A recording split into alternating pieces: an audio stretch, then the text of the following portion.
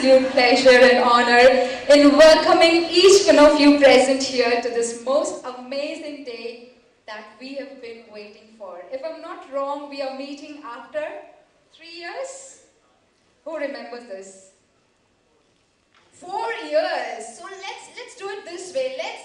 Do you know, the few seconds of yours, the precious time, which when I wasn't invited on stage till the few seconds that you saw me here, the only thing which we were waiting for was the energy, the power and the energy. So why not we have an energy over here by you all, and as we are meeting after 4 years, why not we making it 4 times, right? All that I mean is, can we join our hands together and begin this, everybody?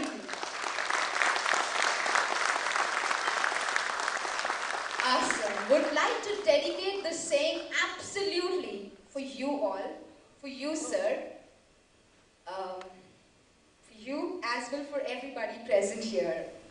They say that the company of good people is like a shop of perfume.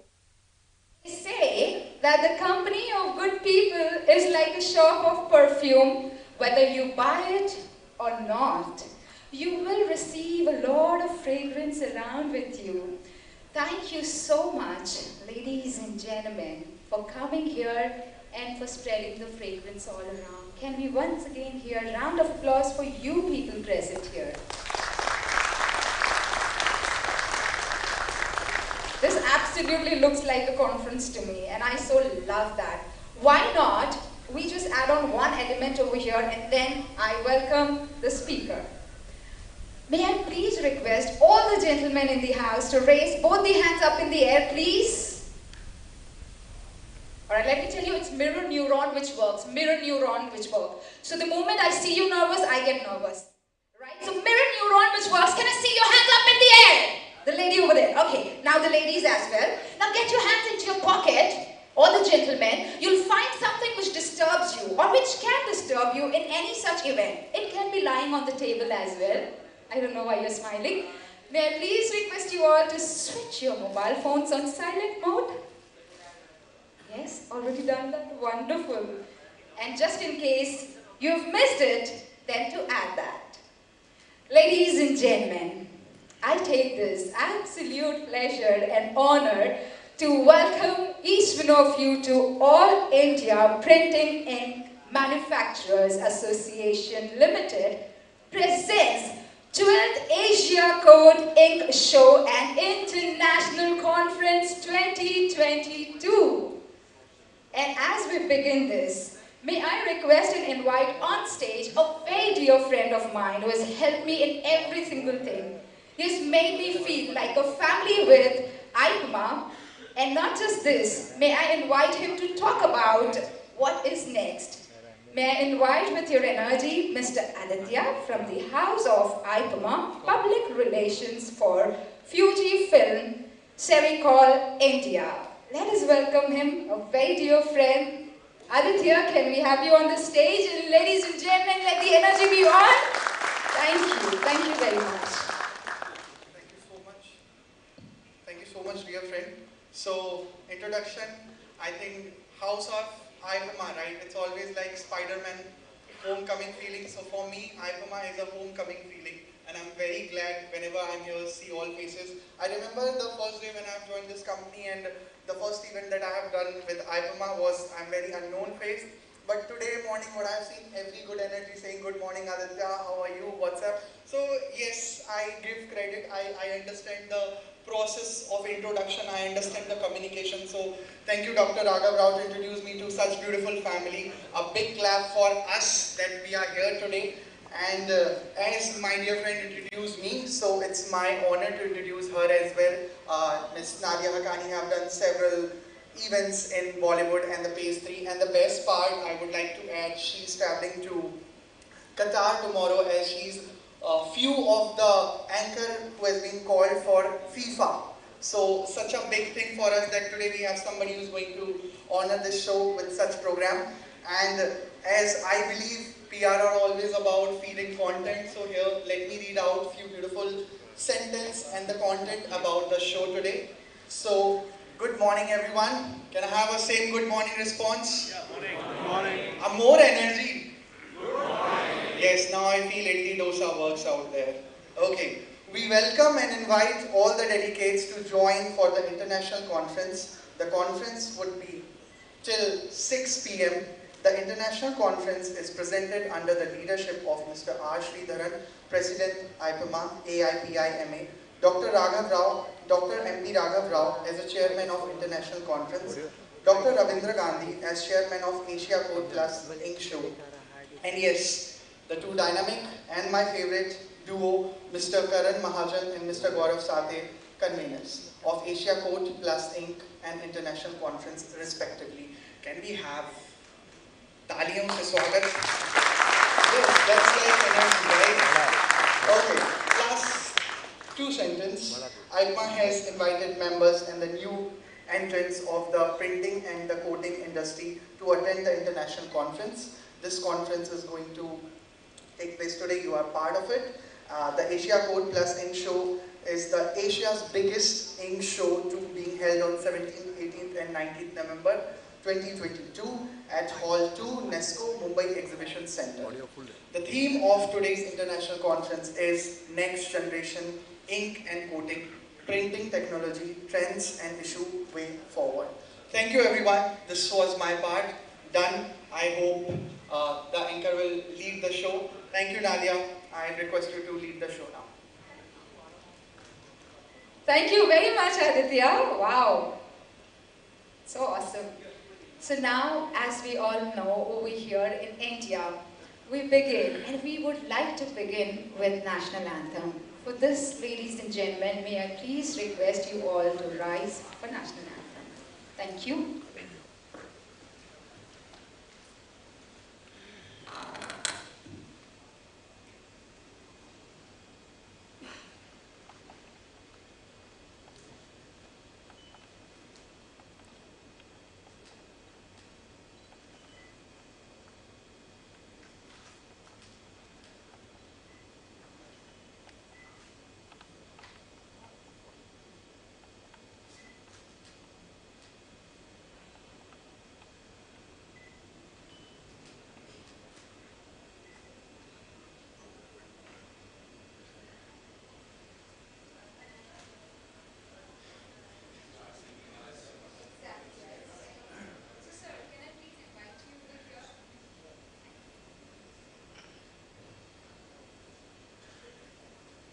So as many of us already know, National Anthem is to recall the school in the school days. I don't remember saying it in college.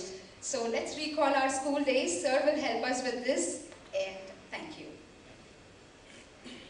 Let's start. Jana Gana Mana Adhinayaka Jaya He Bharat Bhagya Vidhata Punjab Sindh Gujarat Maratha Dravida Utkala Banga Vindhya Himachala Yamuna Ganga Uchala Jaladhitaranga Tava Shubha Name Jage Tava Shubha Ashish Mage Gaye Tava Jaya Gata Janagana Mangala Dayaka Jaya He Bharat Bhagya Vidhata Jaya He Jaya He Jaya He Jaya Jaya Jaya Jaya He Bharat Mata ki Jai. Thank you very much. This is so special, right?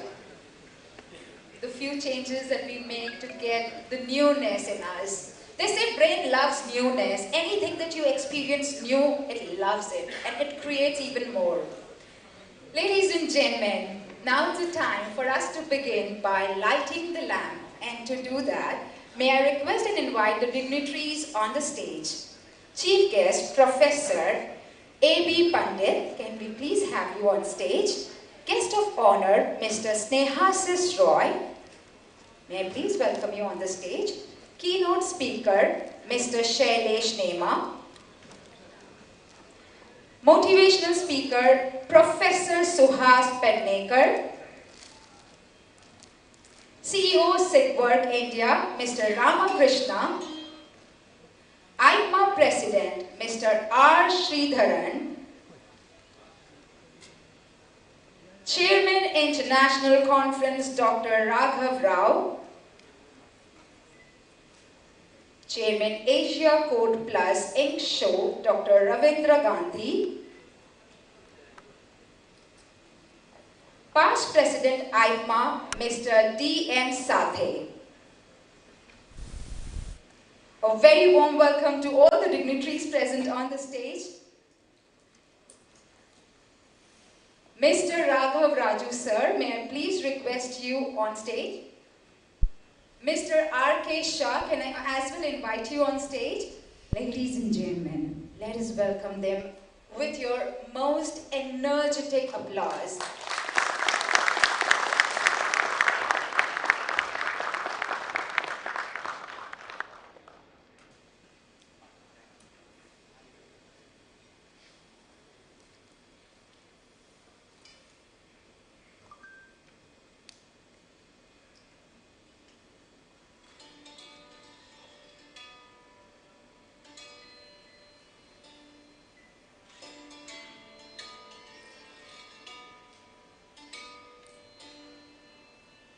They say, lamp gives light, and light, when illuminates, it brings a ray of hope, success, happiness, prosperity.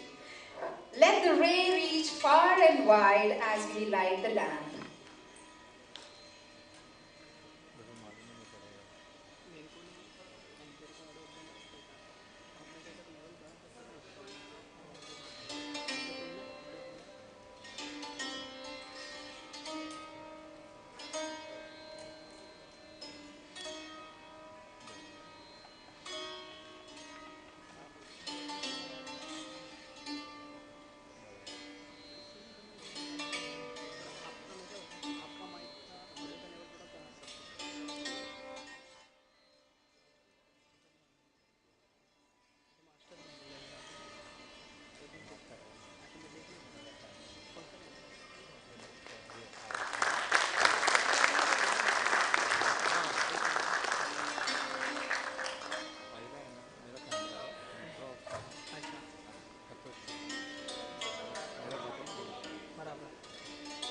That's a good idea. Who said that?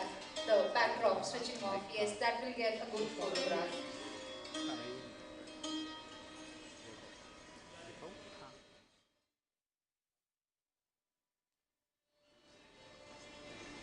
How about having one with your smile? Okay, it's me smiling. Thank you for joining me.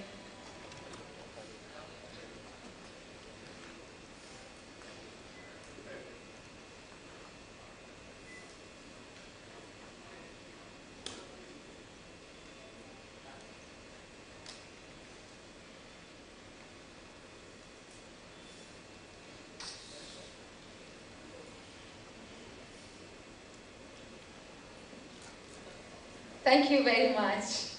Now we are ready to begin. Ladies and gentlemen, to invite the first speaker on the stage, may I invite Mr. Aditya to please help me by reading out the introduction of the very first speaker coming on the stage. Ladies and gentlemen, may I please request you all to join me in welcoming every single speaker as we call on the stage, and all that you can help me with is your applause. Can I please request you all to clap a little louder and welcome him? Thank you.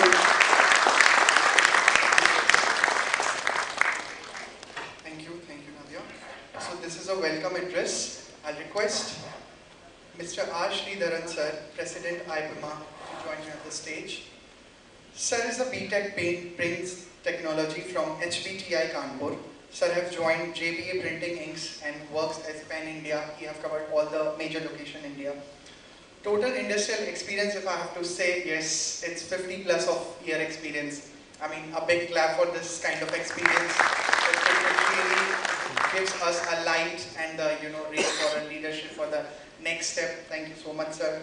And yes, the vision, what I call it, that what I have discussed with sir, have a vision to make India as a hub for the ink and the printing, so that people can come and do the great and successful business. So thanks for this lovely vision and mission, sir. I'll request Mr. R. Sridharan to join the stage.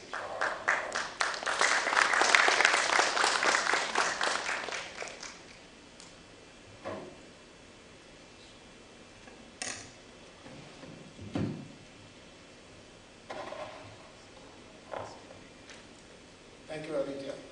Good morning to all. Chief guest, Professor A.B. Pandit, Vice Chancellor, Institute of Chemical Technology. Guest of honor, Mr. Snehasis Roy, Technical Director, Times Group. Keynote speaker, Mrs. Shailesh Nema, Managing Director, Michaelman India Limited.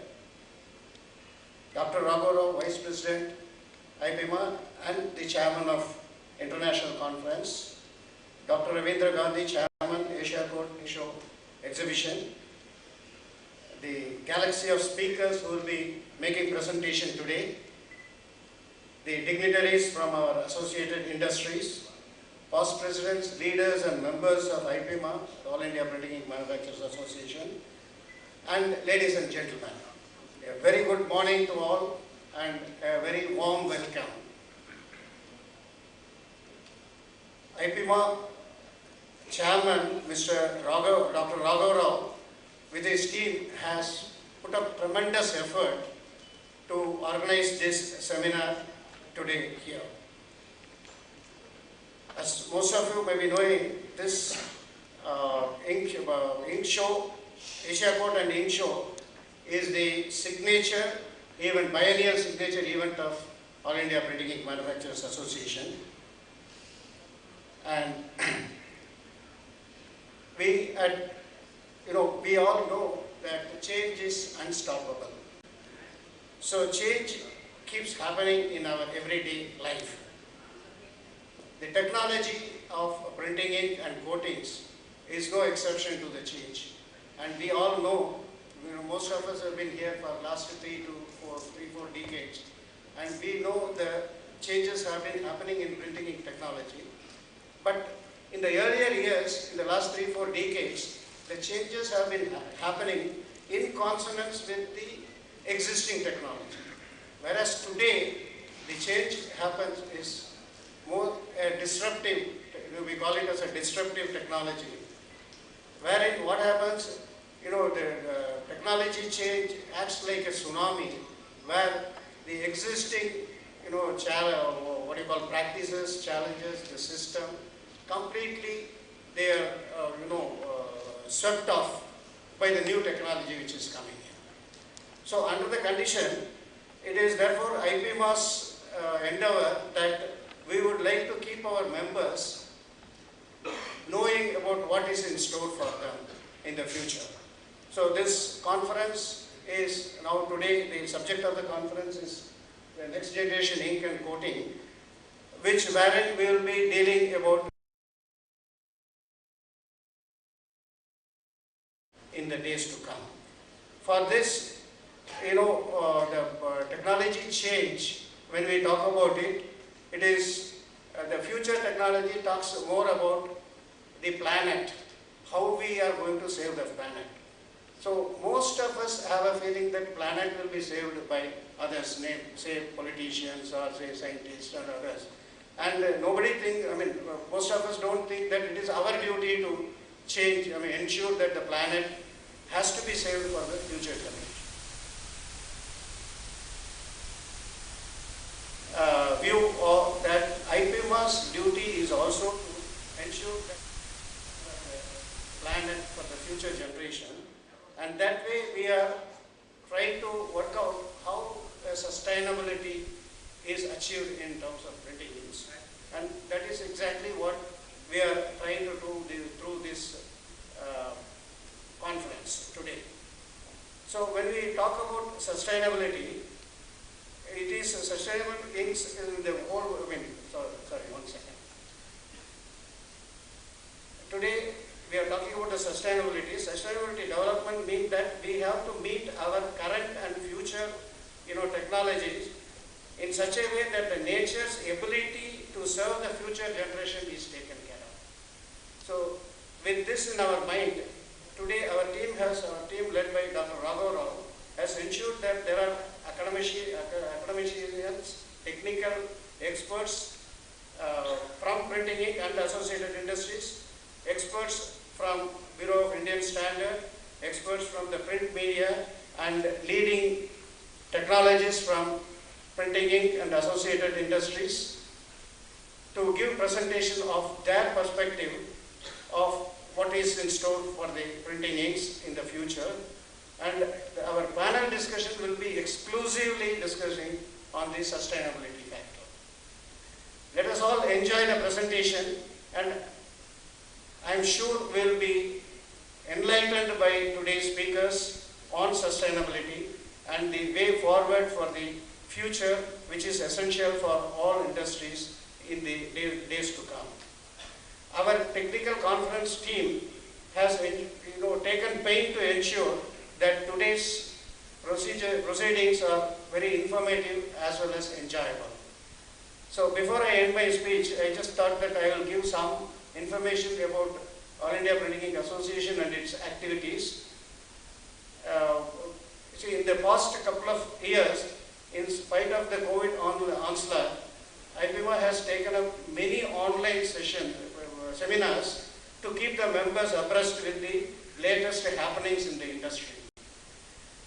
Seminars were conducted on varied subjects such as IS 15495, which is a toluene ban on the printing food packaging ink, color chemistry, health, safety and environment, sustainability, insurance, finance, government initiative to MSMEs. So like that, various subjects we have covered during this period of COVID through online seminars.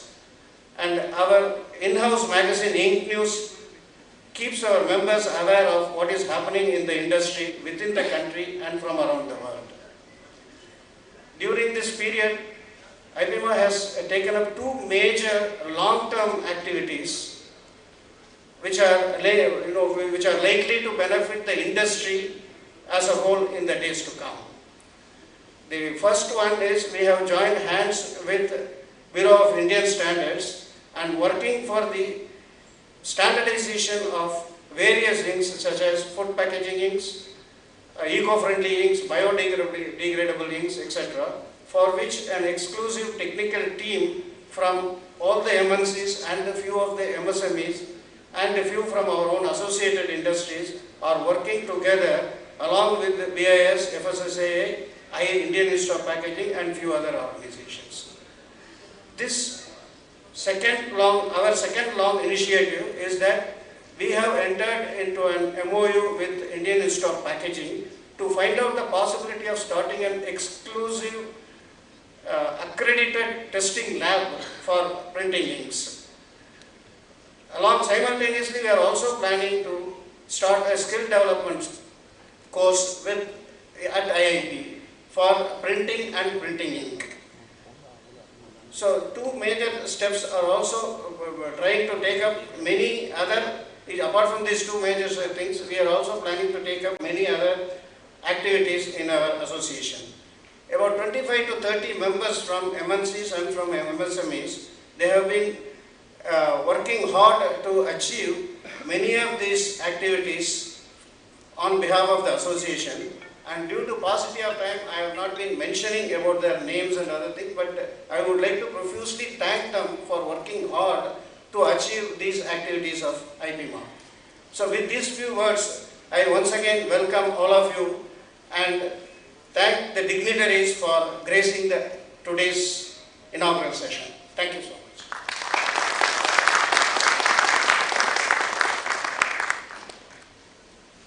Thank you, sir. Thank you so much. So yes, as we are also part of this digital era 2022, our show is very much live on YouTube. We are streaming now. The next is, the introduction about the conference is by Dr. MP Raghav Rao, sir. I'll request sir to please join the stage. Dr. M.P. Raghav Rao have more than 20 plus patents registered, 10 plus international and national research paper, and yes, leading the global mission and vision as Managing Director for FUJIFILM Sericol India Private Limited, and FUJIFILM Sericol India Private Limited has recently completed the 25 plus year of glorious success under the vision mission of Dr. Raghav Rao, making it uniformal from the FUJIFILM Ink Solution Group. So I request sir to please join the stage. Thank you, sir.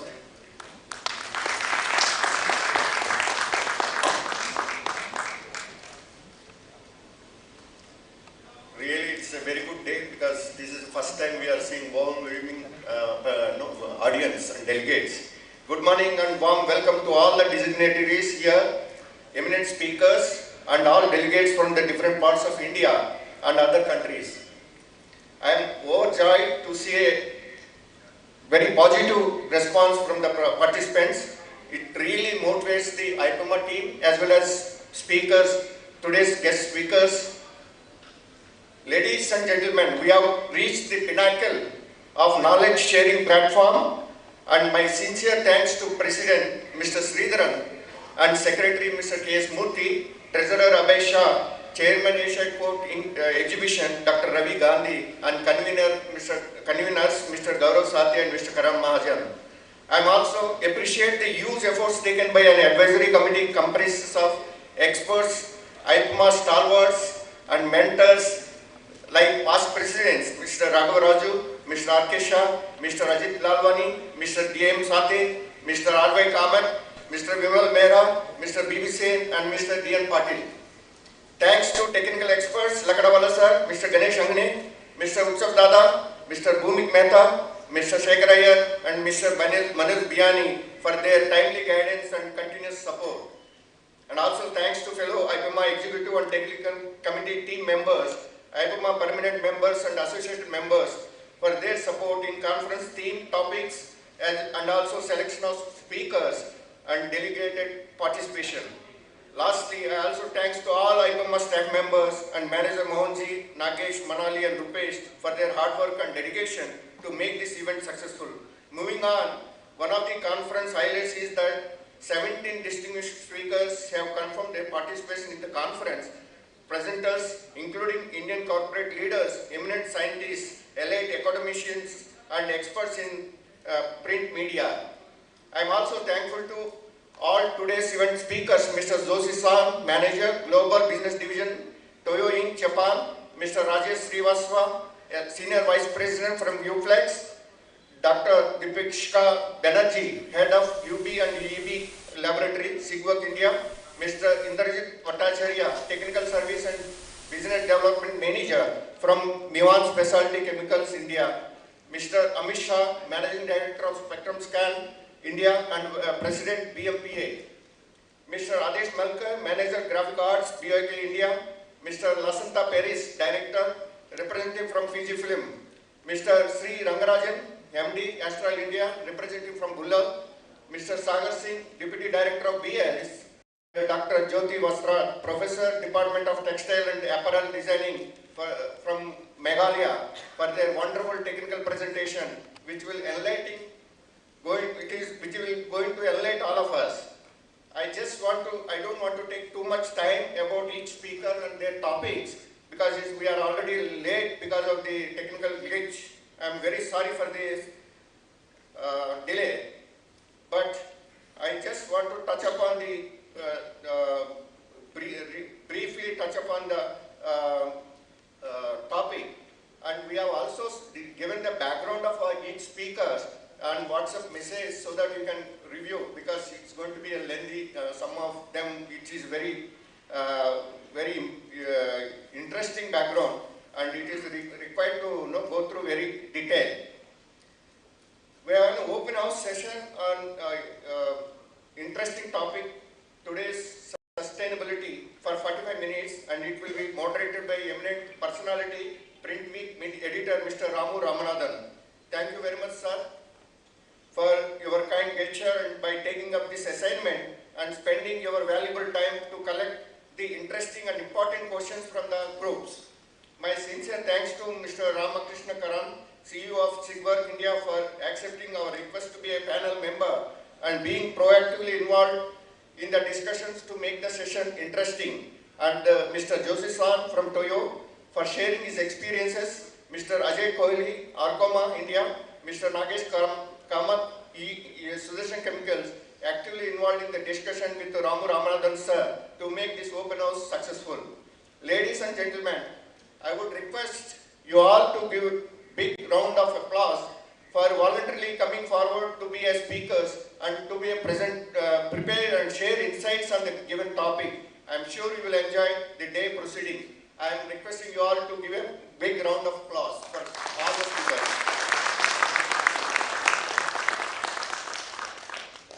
Lastly, I am thankful to DM Satya sir for accepting to give a vote of thanks, which is always going to be a witty and releases the pressure of spending today's whole day up to 6 o'clock.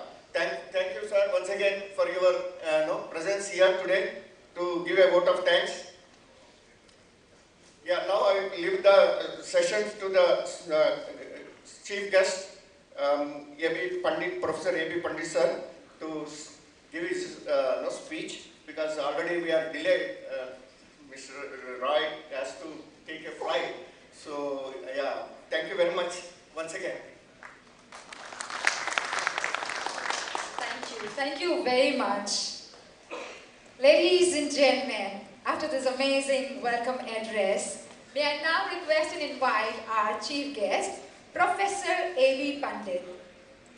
To tell you about him, he is PhD, fellowships, selection in the area of engineering and technology for UGC and member PAC, major research projects UGC, editor board journal of Mustard Research Promotion Council. And thank you so much for helping me as well in the beginning. May I please request and invite Professor A.B. Pandit, Vice Chancellor, Institute of Chemical Technology. As well, before you begin, sir, we would like to felicitate you. May I please request our President IPAMA, Mr. R. Sridharan, to please felicitate our chief guest with a floral bouquet.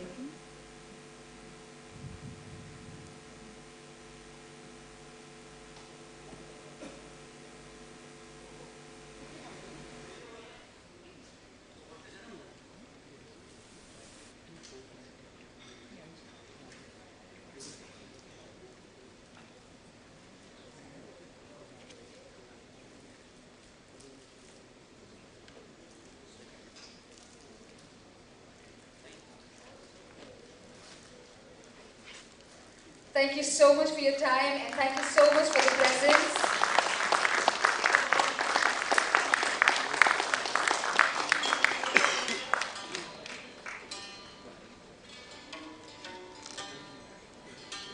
We also would like to present the memento. Sir, request your presence on the stage.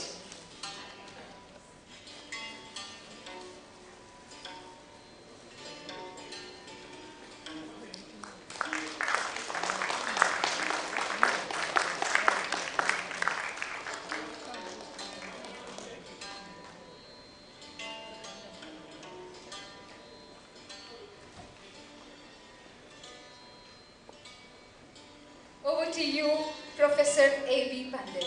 Thank you.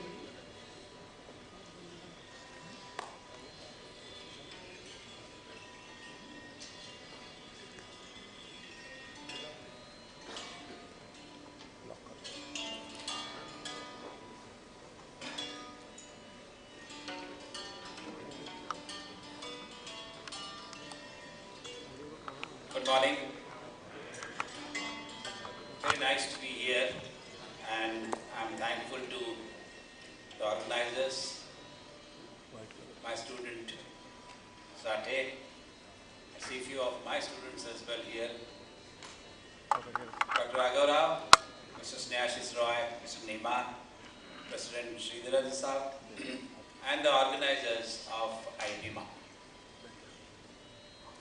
Printing started and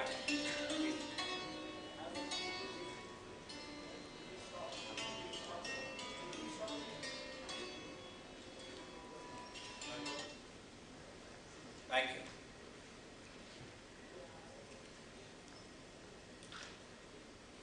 Printing has been traditionally a black and white job. The objective was to develop inks which could run on a substrate which was parchment.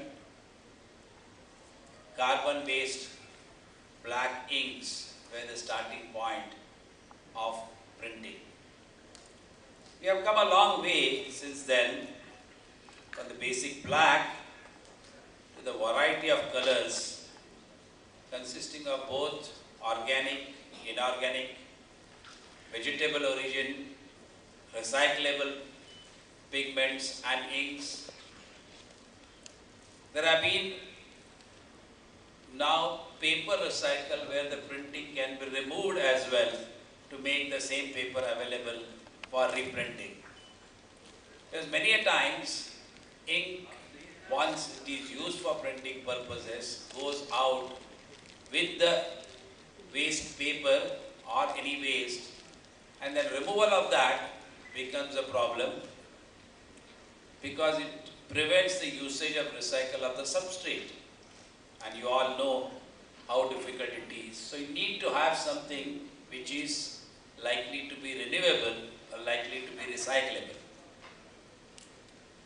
The ease and flexibility of printing and the availability of colors at an affordable cost can easily be judged if one just picks out your wallet and looks at the kind of colors which have been used for our own denominations.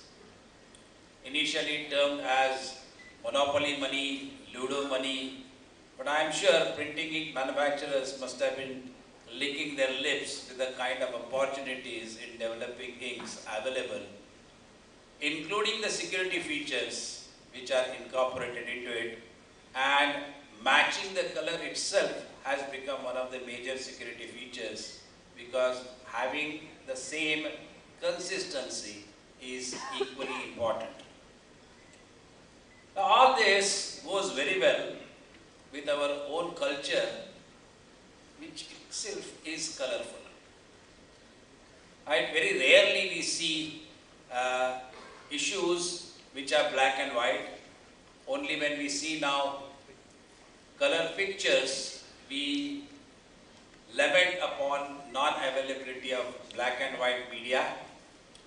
But even in black and white media, to say the least, there are 256 gray levels which can be exploited to bring out an effect which in some cases more spectacular than the color prints. Printing technology essentially has 4 basic components as I understand it and as I learn it. First, of course, are the dyes and pigments. As I said, organic, inorganic, a variety of origins.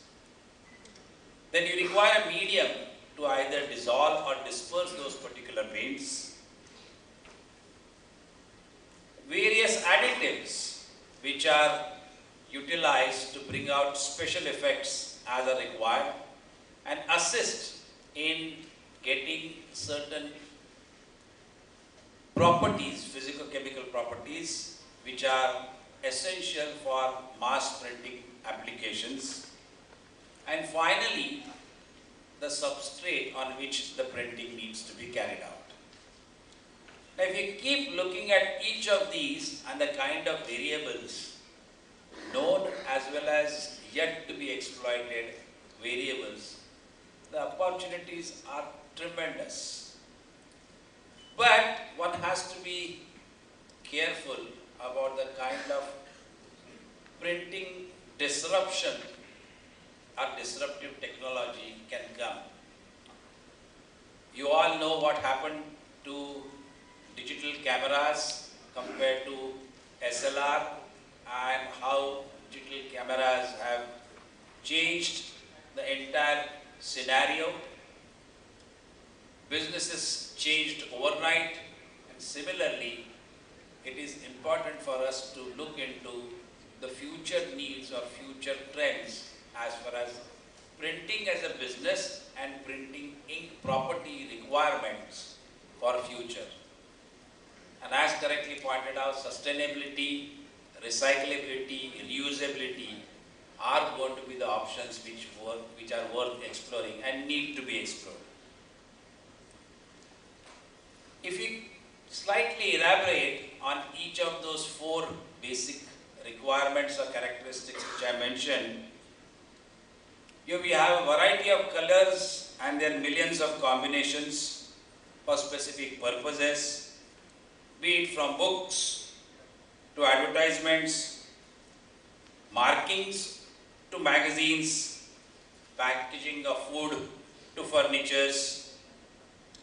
Mediums include organic, aqueous, ephemeral, temporary, including vanishing, UV visible curable, UV curable or visible, light curable, infrared, heat activated. All these are essentially brought out by the requirements of printing industry, and printing in manufacturers do play with the properties. Coupled with that, you have various dispersion mechanisms or dispersing machines, be it bead mill or high-speed homogenizers, without destroying the required rheological properties to be used or to be exploited in the printing machinery. The areas of additives has no bounds, from simple viscosity modifiers to rheological controllers, thixotropy to shear thinning, glossy to matte finish, brilliant to dull finish, you name it, and it is available and is continuously being developed and is an ever-evolving science and technology. Finally, the substrates. Now, how long these substrates are going to last? Now, the substrates will include paper, polymer, plastic, cardboard, cement, plaster, clothes, you name it, and you see there is a printing it available with the required properties, appropriate and suitable for that particular substrate. One more important aspect which needs to be looked at is how the color brings about a change in the perspective. Psychology also indicates that color is a mood generator, and it has been scientifically proved that it is so. You don't wear black and grey shades while visiting a Goa beach. You would like to be colorful. The colored towels which are given, the kind of cartoon characters which are printed on children towel, indicate that indeed it attracts them, and this color scheme is equally important and essentially is a mood enhancer or elevator. So what is the next innovation in the printing technology? Color therapy, for sure. While reading the information, if the appearance of that particular color is also soothing on your eye, initially you may feel uncomfortable, but the techniques are going to come about, and these techniques will essentially make you read and also feel comfortable while reading it. This is making people returning to books, because digital media is so encompassing that it is really not allowing the reading habits to develop, and you got to make special efforts to bring children to read books, and the only way you can do that is making it printed in a very attractive manner like comic books. We need to recognize many items with their color and also the shape. You don't paint apple in a different color. Shape may be same, but color also is a method to recognize it.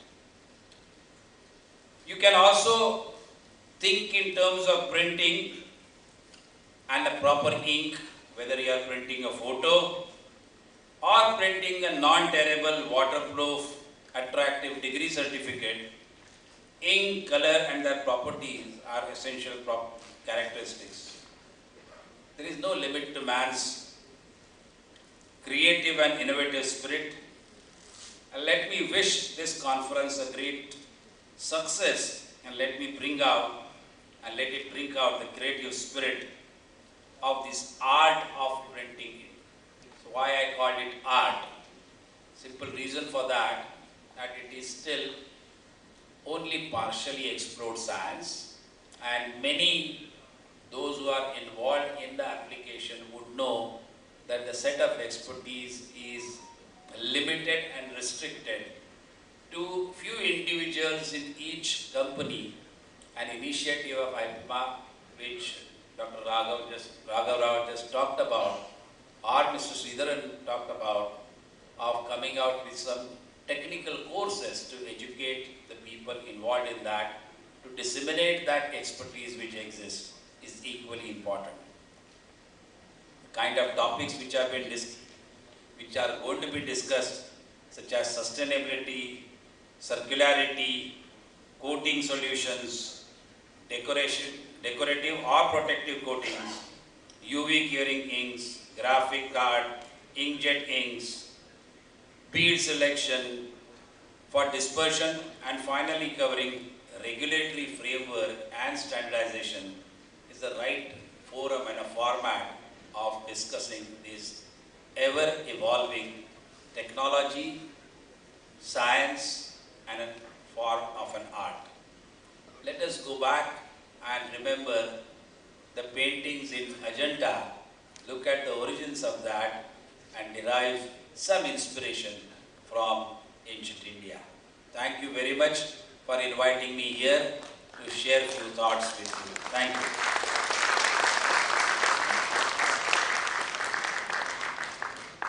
you. Thank you very much, Professor A.B. Pandit, for such an opening, amazing speech. Thank you. Ladies and gentlemen, somebody who's been waiting for, let me call, guest of honor over here on stage for the next speech, Mr. Snehashish Roy, Technical Director, Times of India Group. Mr. Snehashish Roy is an MBA from Narsi Monji Institute of Management and BS with Honors, Printing Management and Science from Roster Institute of Technology, USA. He has over 28 years of leadership experience spread over organizations like Times Warner Incorporation, Dainik Bhaskar, ABP Private Limited, and Times of India Group. Let us welcome him with your applause, please. Thank you. Thank you. Hello. Am I audible? Good morning. Good morning, the fraternity of ink manufacturers, my friends, and huge helpers all the time, all the problems and all the demands you always fulfill. So I represent one of those groups of people who always demand from you, always have higher and higher demand from you, and today is no exception. We talk about a bit about ultra high speed inks, which is something that we deal with, but at the same time, the product that we make, I represent the newspapers, right? The newspapers are actually sold at a pennies, like very, very small price. And its shelf life, unfortunately, is few hours. So, on one hand, we have to produce a product which has to perish very fast. It has to be biodegradable as well as recyclable, or de-inking should be easy. At the same time, I need to have all the vibrancy of the rainbow. I want to print at a can you go back? Don't change the slide if I don't tell you to change. Okay, you have seen everything, so I'll just go to the cover slide. Please go to the cover slide. There's a reason I made this cover slide. I don't think this goes back.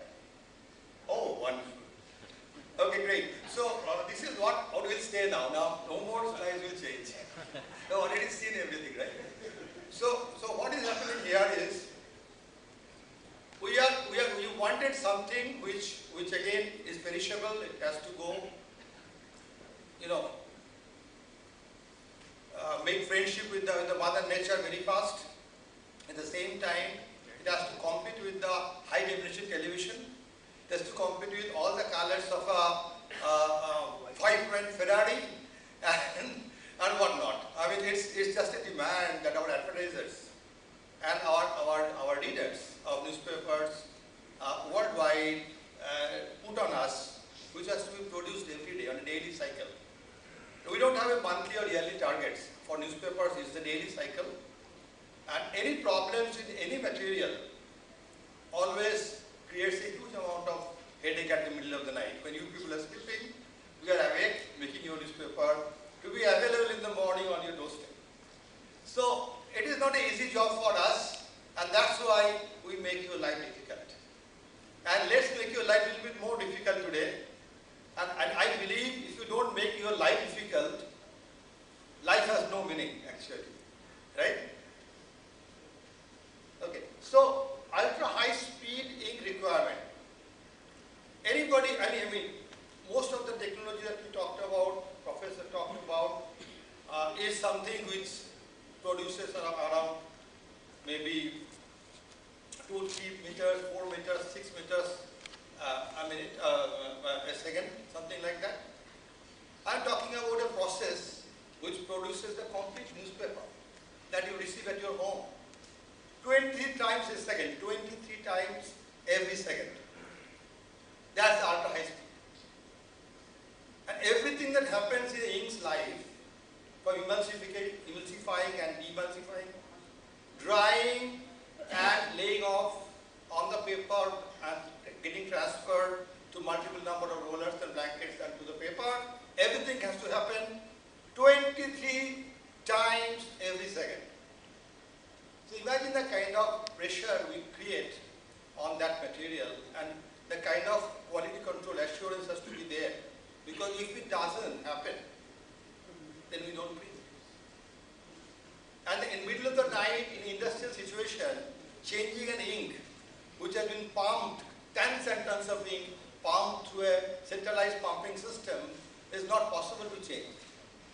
So the ink, if it doesn't perform at the middle of the night, we have nowhere to go. So ultra high speed is something, and we need to be more and more ultra high speed. Why am I telling over and over again the speed requirement is because the time of our printing is shrinking. Earlier days we used to get, television is the only media to which people will get to know about the current news. And in the morning, they read about the analysis of that, whatever happened in the cricket field or in the political scenario. In the morning, they read in the newspaper. Today, the digital media is continuously updating itself. Until the time you sleep, you are bombarded with newer information, and lots of it may or may not be also true. But we, during that time when you go to sleep, and by the time you wake up, in that few hours of time, we have to prepare complete content of a newspaper, give you a little bit of value addition by doing a content kind of curation, ensure that content is authentic, because newspaper what is printed on is always truth. You cannot print something like in a digital media, you cannot tweet something which you can print. So basically you are talking about something, it needs a lot of care to create that content, and it takes time. So our start becomes only after you sleep, and then our editors do the curation, and the content is finally put on the paper, and then it starts printing. And then again, our distribution has to be in the sunrise, because when you wake up, if you don't have a newspaper available close to your doorstep, then you don't have any interest to print because you got to go to work, right? So the window that we have for you to read newspaper is very small. So that makes our life that much more difficult, and ultra high speed that is the requirement of this kind of a operation. Another thing which has become a year on year more and more challenging and more demanding on us as an industry is sustainability. All the measures, even G20 summit, people talk about environment, and Glasgow conference, starting from Rio, everywhere they only talked about how to make everything that you do more green, more sustainable. So there, you have to make an ink which need to produce at 23 copies per second. At the same time, you need to make it sustainable.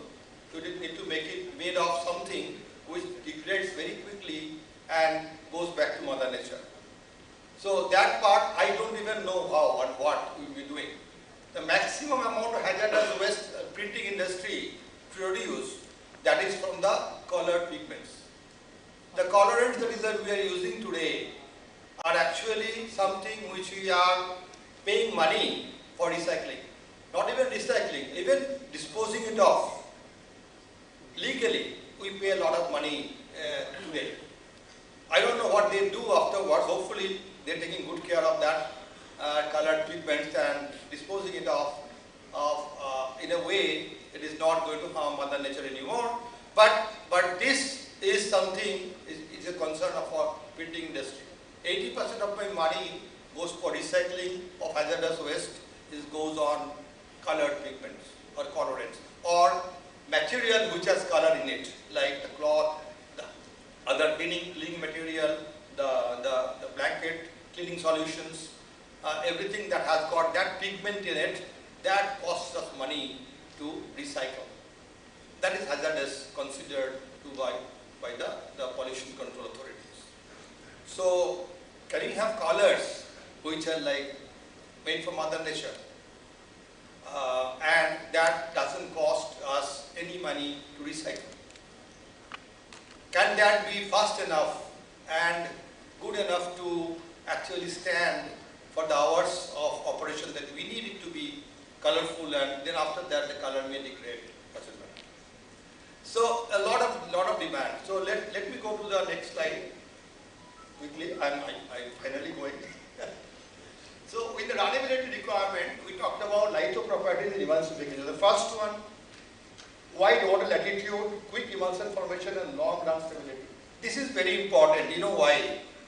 Because you are talking about an inking system which varies from almost like a overshot or undershot, where you have to have a ink which has to not have too much of a flow in the ink duct, but has to flow like a very thin, good film at the point when it's getting printed or getting transferred to the printing plate.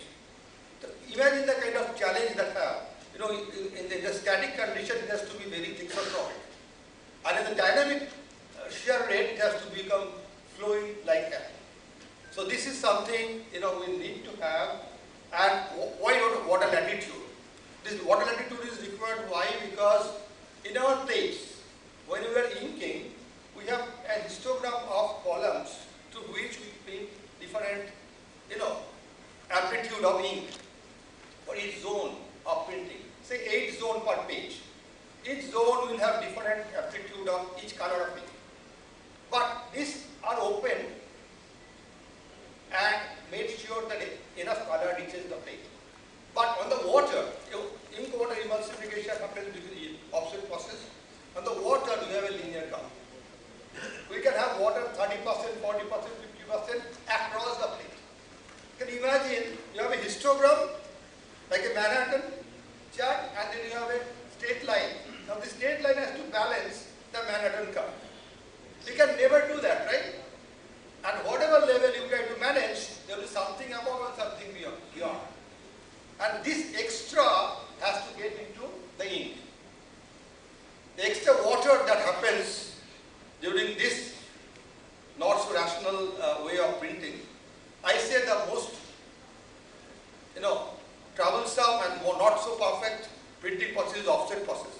But that is the cheapest and the best for newspaper. For 500 years, we are living with a process which is not so perfect. It has to get continuously balanced between ink and water, and then you have to print.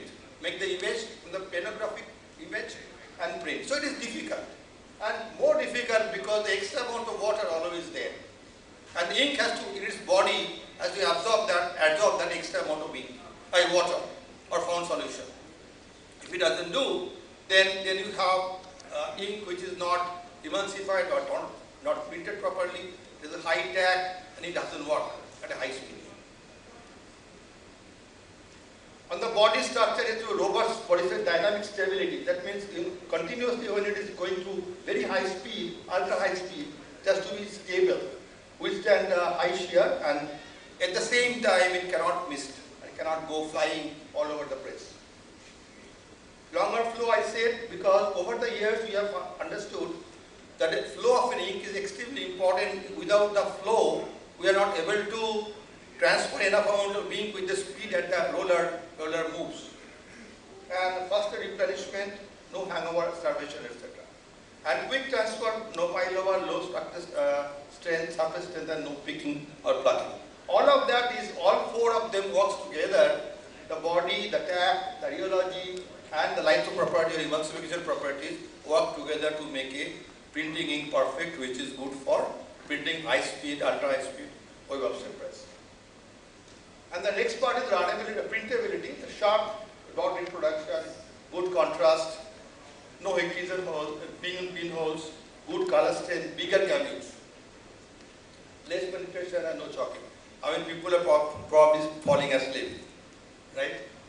Too many demand. So I stop there, and thank you very much, and I wish all of you have a wonderful next 3 days of exhibition. After 4 years, the event is happening, and all my best wishes to all of you. Thank you. All right, I request your presence on stage. That was absolutely an engaging speech. May I now request and invite Dr. Raghav Rao to please felicitate Mr. Roy with floral bouquet and the memento. Thank you so much, sir, for your time.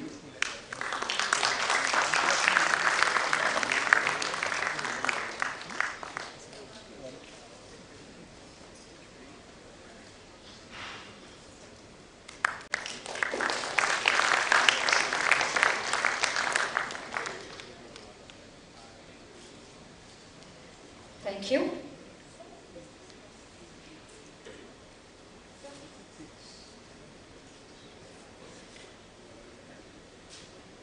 Thank you. With this, ladies and gentlemen, may I now request and invite our keynote speaker, Mr. Shailesh Nema. At Michaelman India, Shailesh Nema helms as the Managing Director, Consumer Leader and Business Veteran for more than 25 years. He is instrumental in developing sustainable packaging solutions for flexible packaging industry. There is something really common between us, sir. You enjoy yoga, Indian classical music, running and traveling, which is what I love to. Thank you so much. Let's welcome. Thank you. Thank you for the nice introduction. And I'm very happy to be here and be part of this association. I have been part of many such summits, and what I find which is unique about this is that it is such a cohesive group. And this cohesive group has a real potential to make a significant impact to what we want to achieve here. As a keynote speaker, I have a responsibility to set the tone of the conference, what we are here, and what the future speakers are going to speak about. I have one picture which, can I?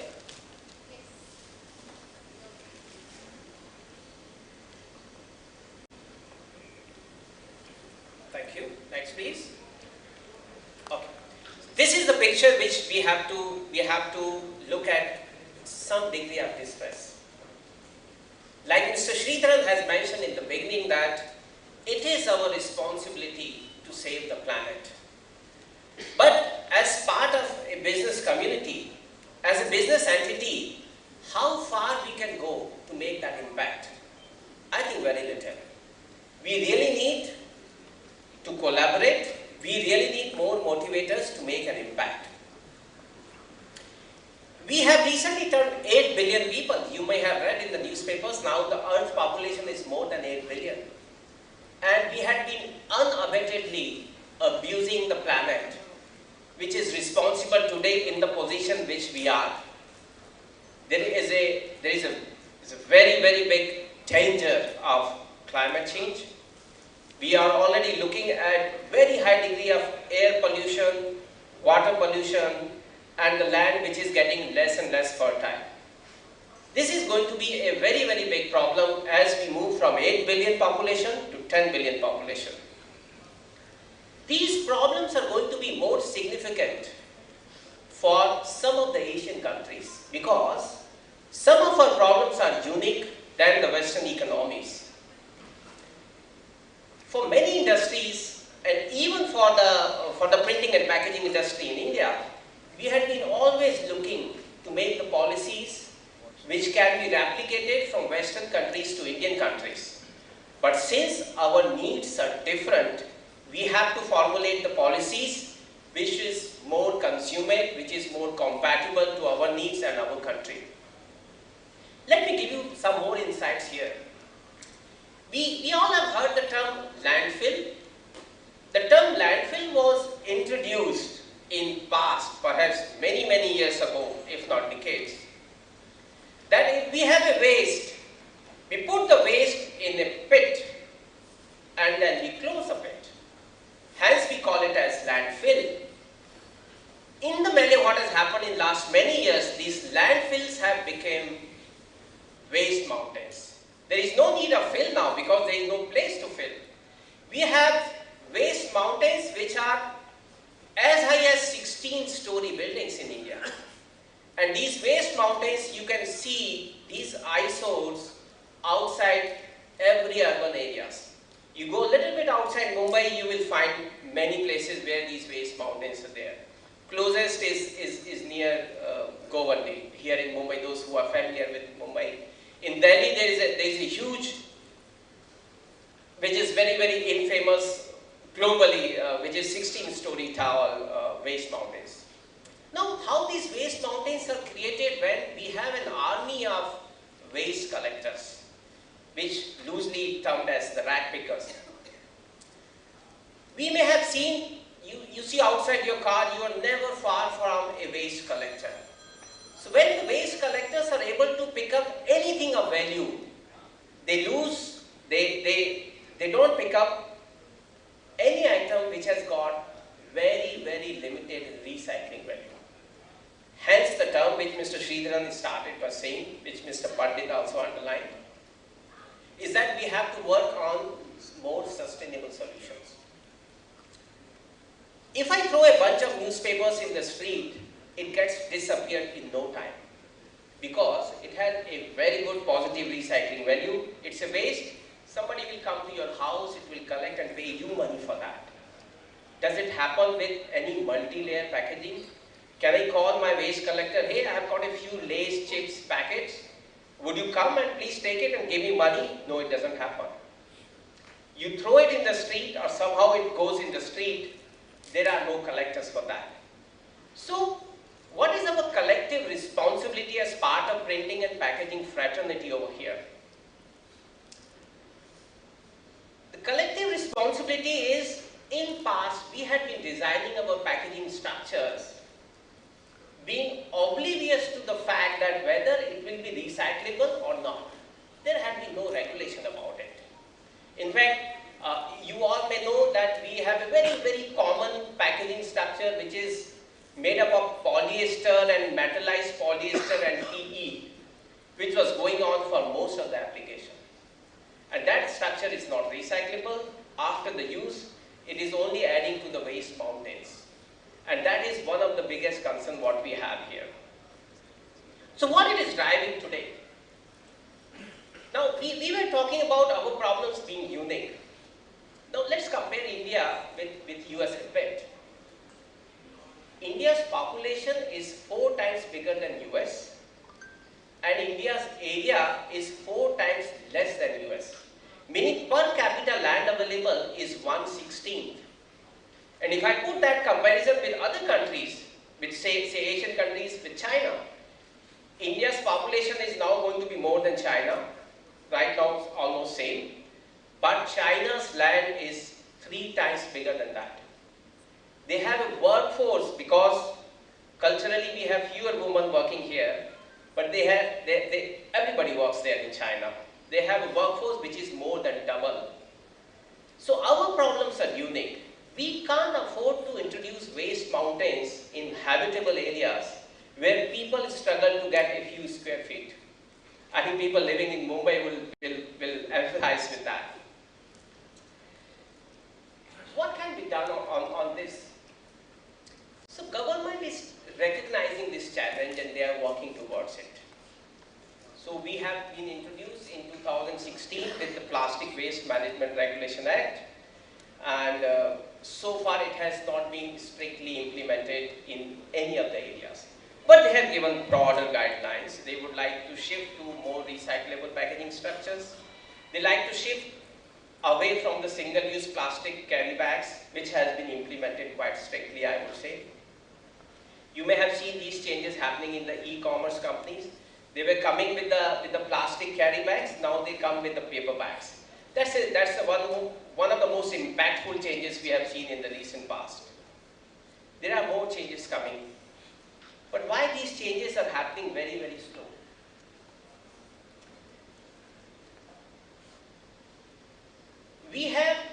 I have mentioned 3 companies here, and I can add perhaps a dozen more which have taken a pledge that, hey, we are using non-recyclable packaging structures, but by 2025, some by 2027, we would like to shift to all 100% recyclable packaging structures. Now it is going on very, very slowly because all these companies together, they are sitting on millions of SKUs, which are today in non-recyclable packaging structure, and within 3 years, as per the pledge which has been taken by them, they have to shift from non-recyclable packaging structures to 100% recyclable packaging structures. That means they should be working at 100 times more speed than what they are working today. So what is happening here and how they are going about it? Since you're a nice audience, I'll give you an insight here. Many of these companies, they are generating solutions and parking the solutions in the shelf right now and waiting for the most opportune time when they have to launch these products. And when the time will come, when the regulation becomes very, very strict and they say, hey, from tomorrow you cannot use this structure, and then they will take out the solution which they have already developed by working with people like us and then introduce in the market. Now what are the challenges? First challenge is that there is a lack of clarity from the regulation. So bodies like ours are saying that we really like to be part of this association. So when there is a lack of clarity, when there is a gross ambiguity about the policies or the regulation, the investment slows down.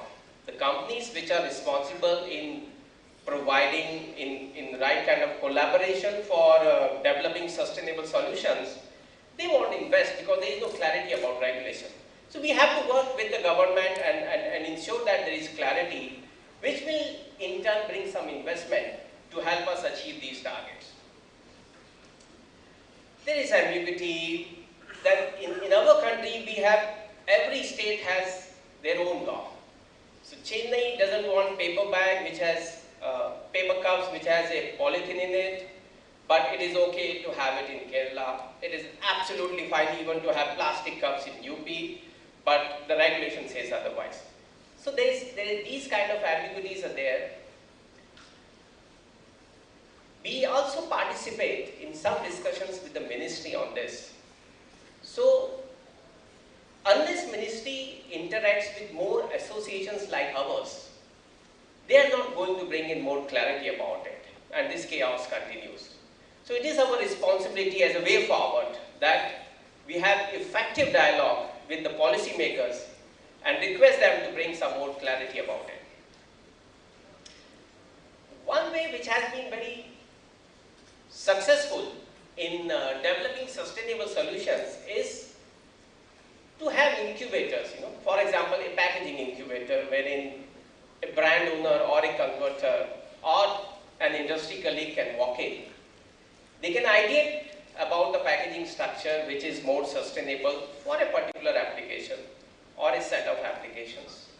They make the structure, and then that structure can be standardized for a set of applications, and that being 100% recyclable structure helps with the sustainable goal. One of the things which is important to understand is that we speak about collaboration, and yet we also have different business entities. We have to take care of our balance sheets independently, but there is a very significant room for us to collaborate here, and that collaboration is lobbying for a technology which is acceptable broadly to the industry and which achieves the sustainable goal. And that is something which we can always look at. So dear ladies and gentlemen, the problem is severe, the problem is apparent. There are plenty of solutions available with us. And we Indians are very creative at developing solutions. And sustainable solutions is the only goal, is the only way forward. There are many examples which ink industry has also developed. They came out of, say toluene, they came out of some very disturbing solvents. And now we are also talking about bio-based things. There are coatings coming from company like ours as well, which are multifunctional in nature. So can one coating avoid a layer of plastic so that the structure becomes monomaterial? Can a coating avoid couple of layers so that the same coating can also give you different barrier properties? You need moisture barrier, you need oxygen barrier. So there are these solutions which are being developed. There is a need for more effective collaboration between the industry colleagues to make sure the policy makers bring in more transparency, and it helps the industry in terms of the way forward and do the things which we want to do. Thank you so much, and pleasure being here.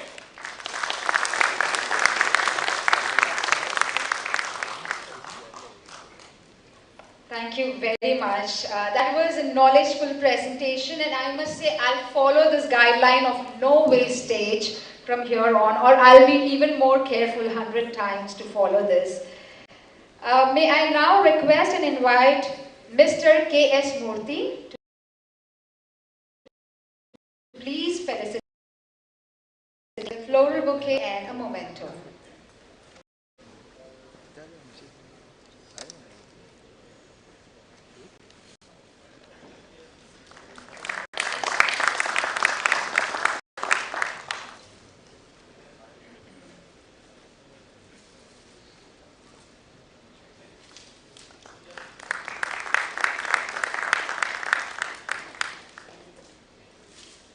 Thank you very much.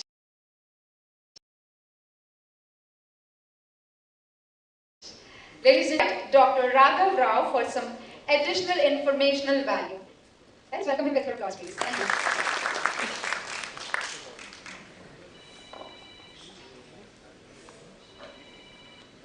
I think this is the first time we have seen almost more than 250 delegates participating in this event.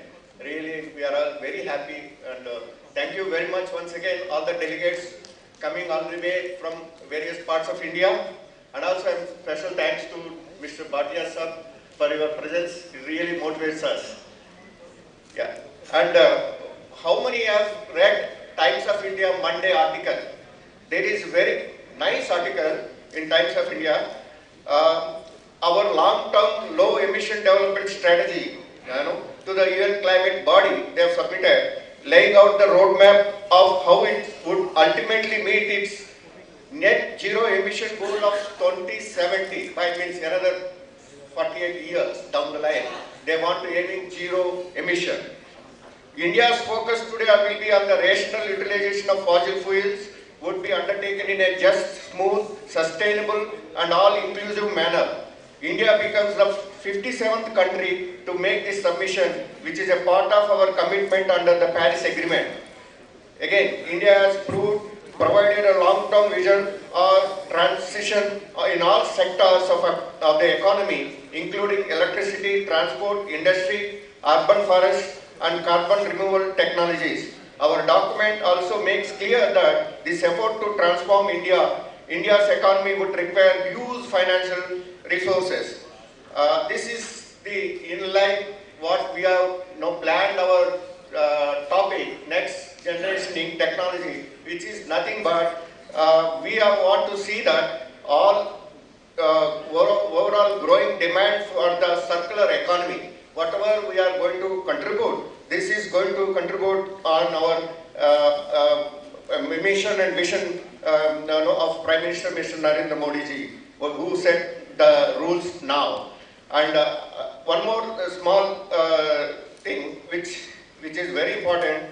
IPAMA is really thankful to the sponsors companies, TOYOINK, UFLEX, SIEGWERK, MIWON, BYK and FUJIFILM Ink Solution Group, without which we couldn't make this event possible. Thank you once again for you all for supporting us for this event.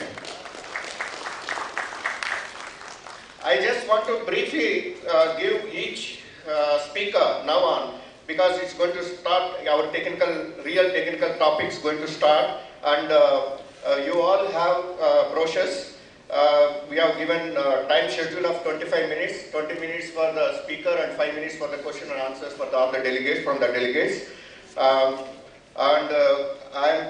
really, Srinasis Rai has given wonderful presentation, followed by Silas Niman covering on sustainability aspects, and now next speaker, Joshi San, is going to talk 5 eco-design packaging. He will cover ocean plastic pollution, low carbon society transformation, and strategies to tackle plastic waste, and finally waste management. Similarly, Mr. Rajesh Srivastava, UFLEX, will touch upon sustainable and energy efficient inks for safe food packaging. The key highlights are going to be global legislation and legal requirements, and also UFLEX initiatives. Dr. Dipakshika Banerjee, SIEGWERK, reconfiguring ink and de-coating solutions for a circular future. It is very interesting topic, and she will share on circular economy is the solution. Reduce, design for less, reuse, design for less, recycle, design for less. Recycling is the only option and future for the Mother Earth, for saving the Mother Earth.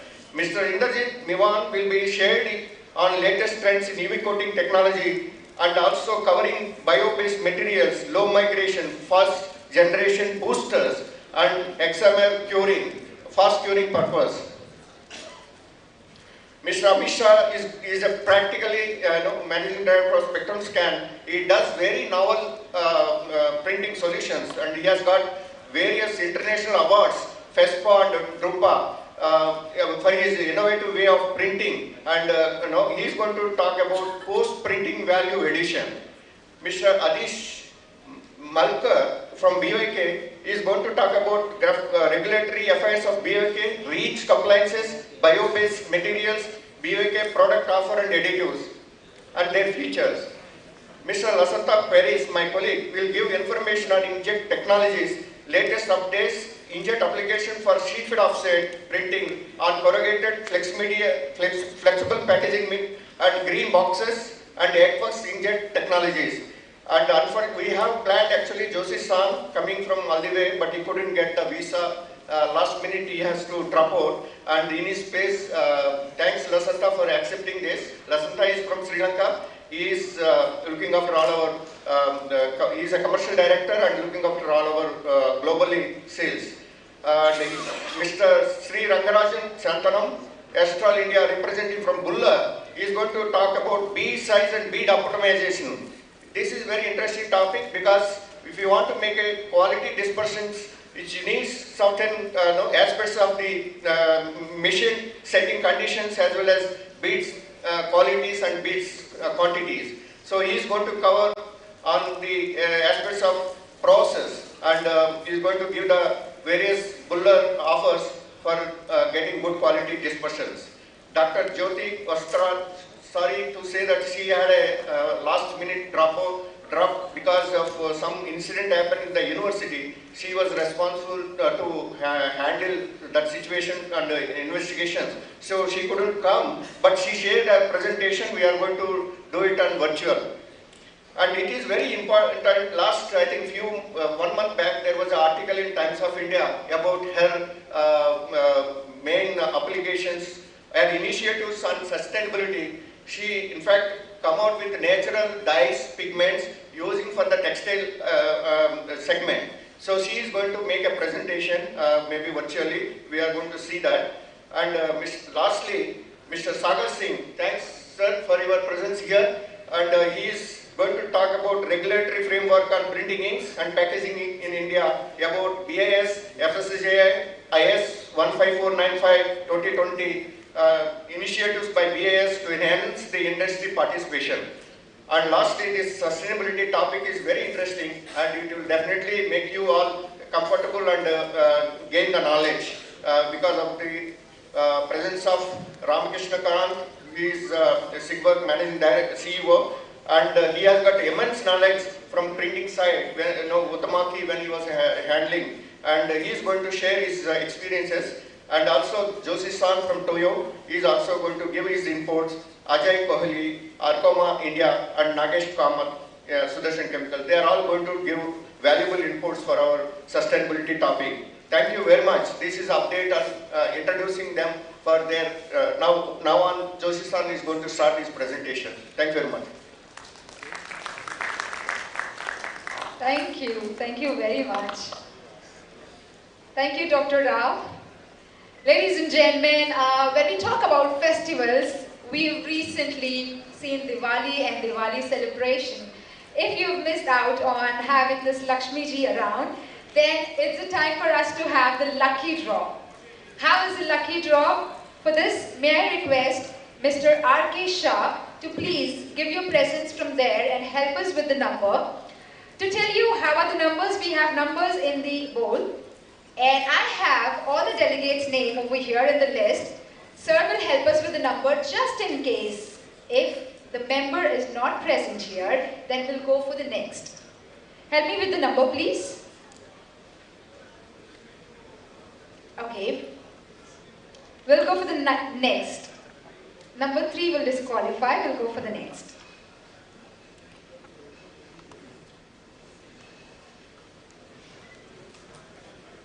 Let's see. Okay, so what do the person get? It's the gold coin. And that's how I say Lakshmi ji is coming. 161 is the number.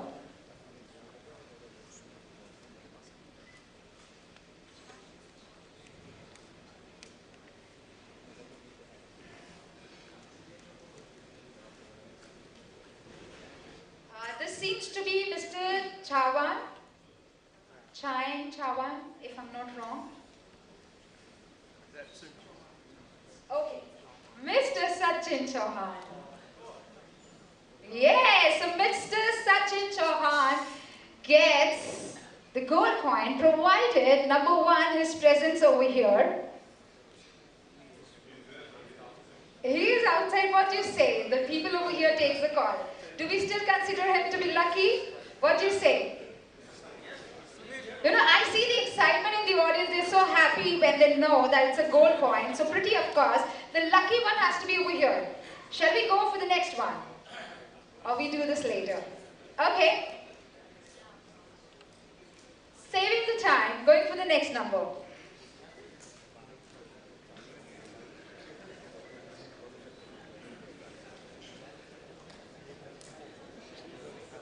Number 26.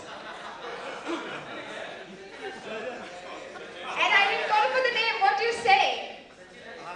I didn't call for the name. So next person will not be disappointed because he doesn't know he was at 26. But what about, look at his heart, huh? He's holding it. Do you even know that you're getting gold coin? Yes? You don't have a gold coin, you give it to me, you'll get now. That's simple. Ladies and gentlemen, he is lucky by a second, I must say, and if I would have gone to the next name, I would have by myself said no to it. Yes, yes. So we'll do the felicitation of the gold coin over there. As we all know what's happening, let's join our hands and congratulate.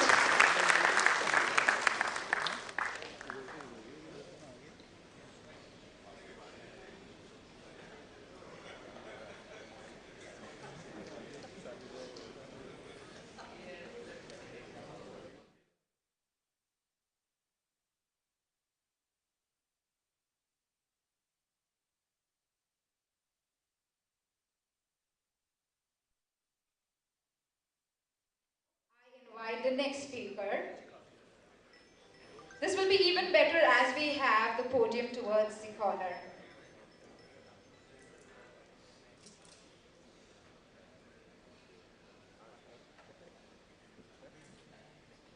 Alright, why not until I have the next speaker, I set some energy over here.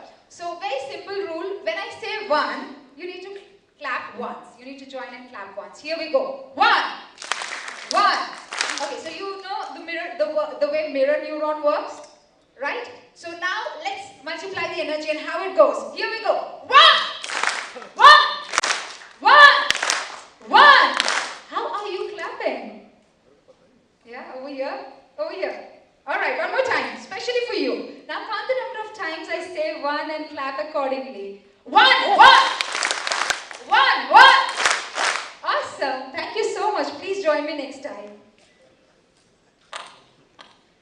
Well, with that energy, ladies and gentlemen, may I invite the next speaker, Mr. Jose Noah, Manager Global Business Division, TOYOINK, Japan.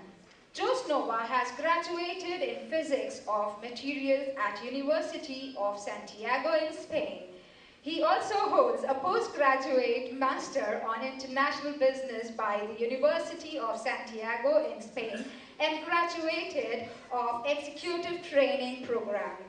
He has working in packaging related industry for past 15 years with a large exposure to international market in Europe and Asia. Currently, Sir works as a key account manager at TOYOINK, Tokyo, Japan, handling projects with brand owners and global converters. All over to you, sir. Let us welcome him with a bigger round of applause, everybody. Thank you.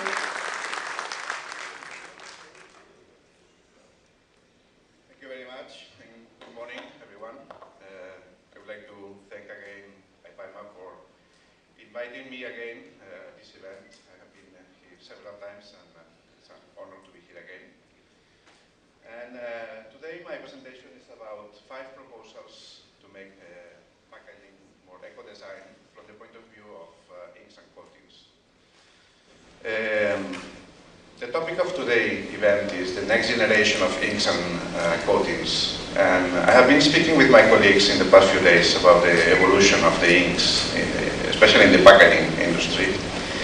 And we know that the inks were used traditionally to make the packaging more beautiful, to put color, to give some impression to the consumer. But nowadays we are watching more and more the shift of the function of the inks, not only from a decorative function, but also more a functional purpose, functional role. So we will see today how we can do, or what we can do with the inks and coatings in order to make these functions, or to convey these functions to the packaging. And this is coming from many drivers. As you know, the packaging industry has been changing initially some decades ago, like one decade, almost 20 years ago, starting from the safety. We need to move from just performance packaging to a packaging that is also safe for health. So all the new regulations came about the food compliance, etc. And now the big change, the big evolution now is environmental and how we can reduce the environmental impact that the packaging is bringing.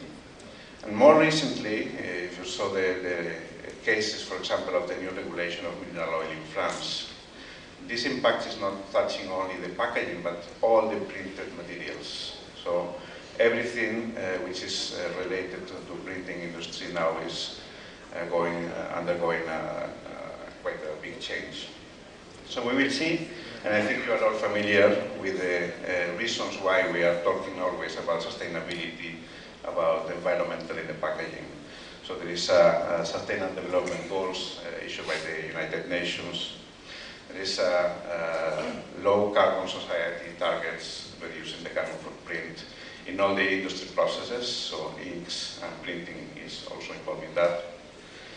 And we saw the big issue of the plastic pollution in the oceans. So there is a lot of changes now on how to tackle this. There are many strategies from different companies, brand owners, organizations, even countries that are putting targets to handle this situation. And recently, which is also impacting more and more the packaging, is the EPR systems. So EPR systems that were all put in place in countries like in Japan or in Europe, now they are becoming more and more realistic in other countries in Asia, Southeast Asia, like Singapore, Malaysia, Indonesia. They are already starting setting up new regulations, new rules, new laws for the extended producer responsibility. And this is changing also. Until now it was kind of a flat rate for many of the packaging materials, but now in many countries, especially in Europe, is changing what we call the eco-modulation. It means that the easier the packaging is recyclable, the lower the EPR fee will be. And even in cases, for example, now in UK or in Spain, they are issuing a new tax for plastic, which is separated from this EPR. But this will charge even more the action of putting plastic packaging into the market. And luckily, in these plastic taxes, etc., there is still some room for reducing this tax if we use material which is recycled. So if we input recycled material in the new packaging, this tax for plastic also will be reduced. So all these things, all these strategies, all these activities, and also these regulations or these taxes will push the brand owners to move more and more into more eco-design or more easily recyclable materials. And this will impact, of course, inks and packaging. Why the inks? Because the inks has to be adapted for the new changes also. So we may have material which is recyclable without ink, but when we put the ink, the recyclability gets disrupted. Or we have a material which is biodegradable, and then when we put normal inks or coatings or other adhesive also, we have a negative impact on the biodegradability. So for that also, the printing industry has to change accordingly. So today we will see 5 examples of how we can improve the packaging design by using coatings, inks, etc. So the first of them is how we can improve the recyclability of the fiberboard packaging. Usually, when you have big boxes of electronic devices, and we can have televisions, we can have computers, even laptops or mobile phones. All this packaging is usually covered with lamination outside. It's a plastic lamination, which is used for giving matte effect or gloss effect, depending. It's used for protecting the packaging itself against the cracks or against scratches. And in some brands, some brand owners also, they require some kind of luxury effect, not only on the visual aspect, but also on the tactile, how we can touch the box and how we open, when we open the box, how many seconds it takes to open the box, or how it slides the lids on the box. And this has been achieved with special plastics. So nowadays, the problem is that this combination of fiber-based packaging, which is cardboard or paper, combined with the lamination, is not recyclable, neither in the plastic stream or in the paper stream. So the brand owners and big brand owners like electronic companies, they are moving towards eliminating all the plastic from the packaging. So this is one of the solutions we are proposing today. And it's external coatings to eliminate all this plastic which is laminating all the paper. So the first case we got is what we call the soft fill coating, which is used in several brands right now already. And we are trying to simulate this soft fill of the plastic. And it has a very high scratch resistance and also resistance in the folding lines, in the creasing lines to making the boxes. And already this year, this was the first year we introduced in a large end user. And one single product and one single brand, we already substitute 30 million square meters of plastic by coating. So if you take this figure, it's a little bit difficult to understand, but imagine if you have a strip of plastic which is 1 kilometer wide, this will be 30 kilometers long, the amount of plastic that we reduce, that we eliminate from the packaging industry. And this was the first stage of this plan. For the same customer, next year we're planning to make this 5 times. So if this continues like this, all this packaging, which until now was not recyclable in the paper industry, it can be recycled. Also, need to be considered there that these coatings, they have been already tested for the inkability, and also the paper which is treated with this coating is repulpable, so it's 100% environmentally friendly. So this is not only the soft fill coating, but also other solutions like the high scratch, high resistance of scratch, that you can see that in the number 2 image, or fake emboss, playing with different kind of coatings to create visual effects like an emboss, or even anti-fingerprint. I think you cannot see very well there in the image, but normally when you touch, especially high gloss packaging and dark colors with the fingers, a lot of fingerprints are staying there. So we have developed also special coatings to avoid this fingerprint, especially when people touch the packaging in the shops. So there are solutions to substitute these external films in the fiber-based packaging. The second one is what happened with the internal coating. Some other packaging, and you can see these kind of examples, until now also was made of polylaminated papers. It means that a very thin film is laminated inside the paper. And this, the function was to avoid the oil or the water that contains normally the food to penetrate into the paper and destroy the packaging. So the problem with that is that it's again a combination of paper and film, which is not recyclable neither in the film or in the paper streams. So we were asked to develop some kind of coating, some kind of varnish, to put inside the packaging to avoid this oil and water penetration into the paper. So the thing we did here was, sorry, the laser is not working here, substituting the lower layer of PP or polyethylene by a grease or water barrier coating. And this also, the additional function also that is heat sealable, so the same coating in one single product can act as a barrier for the water and grease, and also can act as a heat sealing coating. And additionally also, we can add, if required, moisture barrier coating. In this case, is designed inside, in the upper side of the structure, but this can be also designed for to be in the inner side. So in this kind of situations, we have several coatings also to substitute the film in the internal layer of the packaging.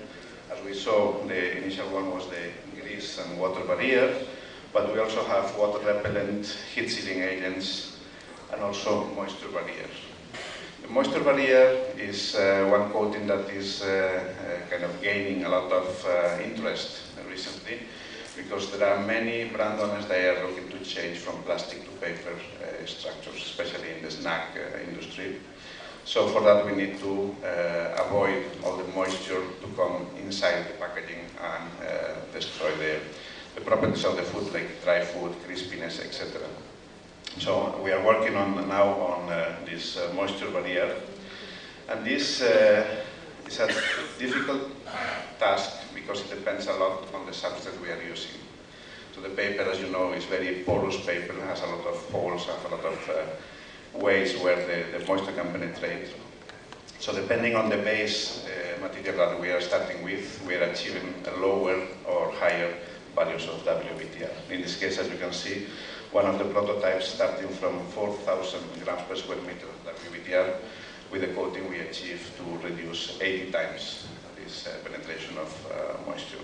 But if we start with a higher barrier paper, we can go even lower than that.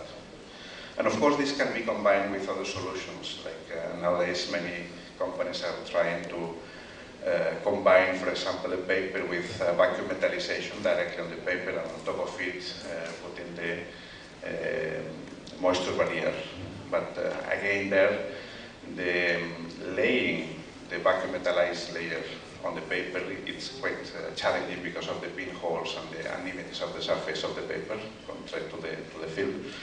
So the combination of paper with a primer, then vacuum metallization, and then the moisture barrier seems to be a good combination. So what I want to say here is that the primer or the barrier is not the only solution. Normally, a combination of different solutions is required in order to achieve these targets. So until now, we saw some kind of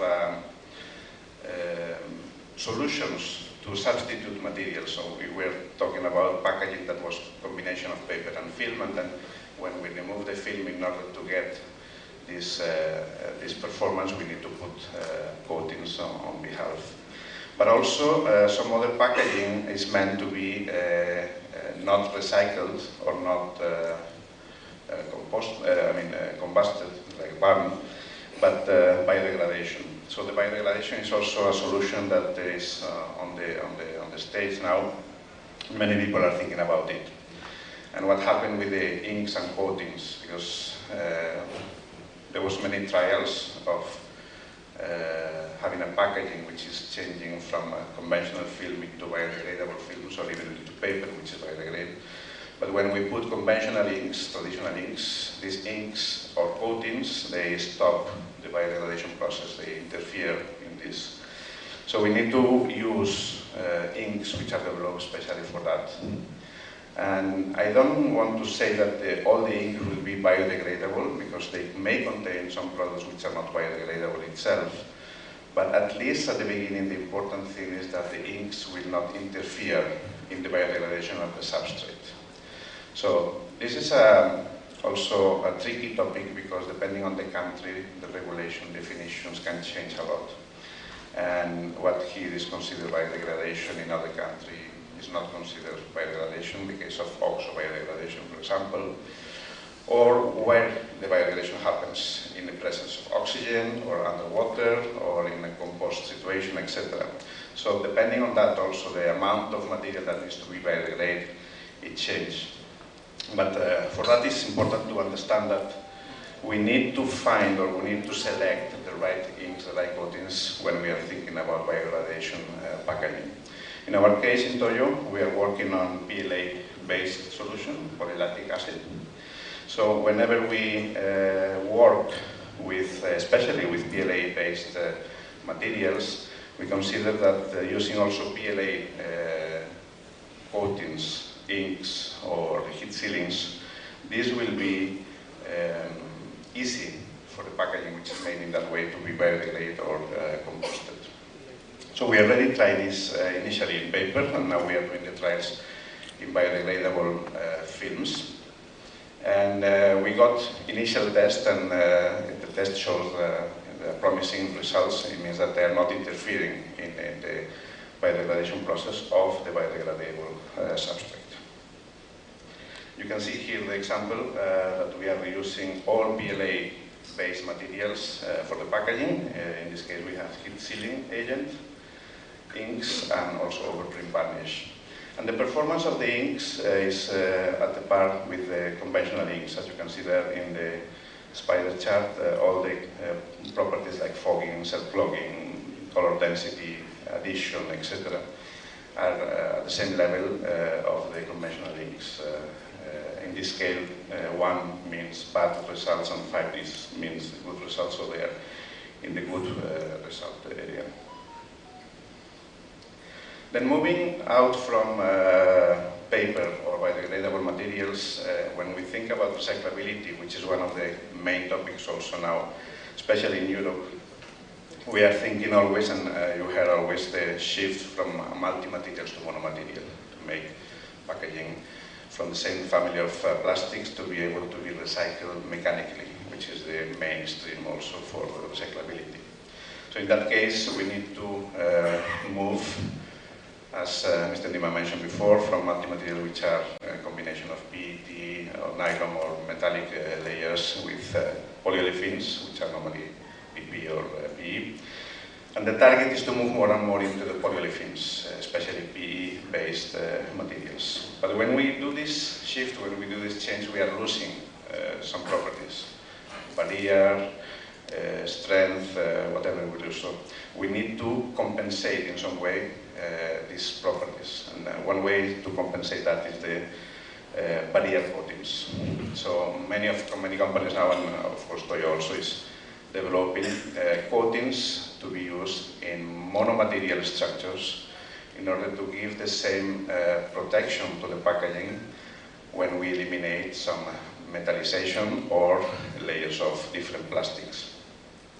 So in this case, for example, the example shows one monomaterial made of OPP, CPP with barrier coating. And we could put barrier adhesive there as additional, but for this data, we haven't put it.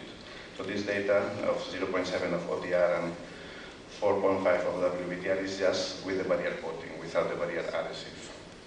But then we did a lot of different tests, combinations of only surface printing, one single layer of OPP, combination of lamination OPP with CPP with barrier coating.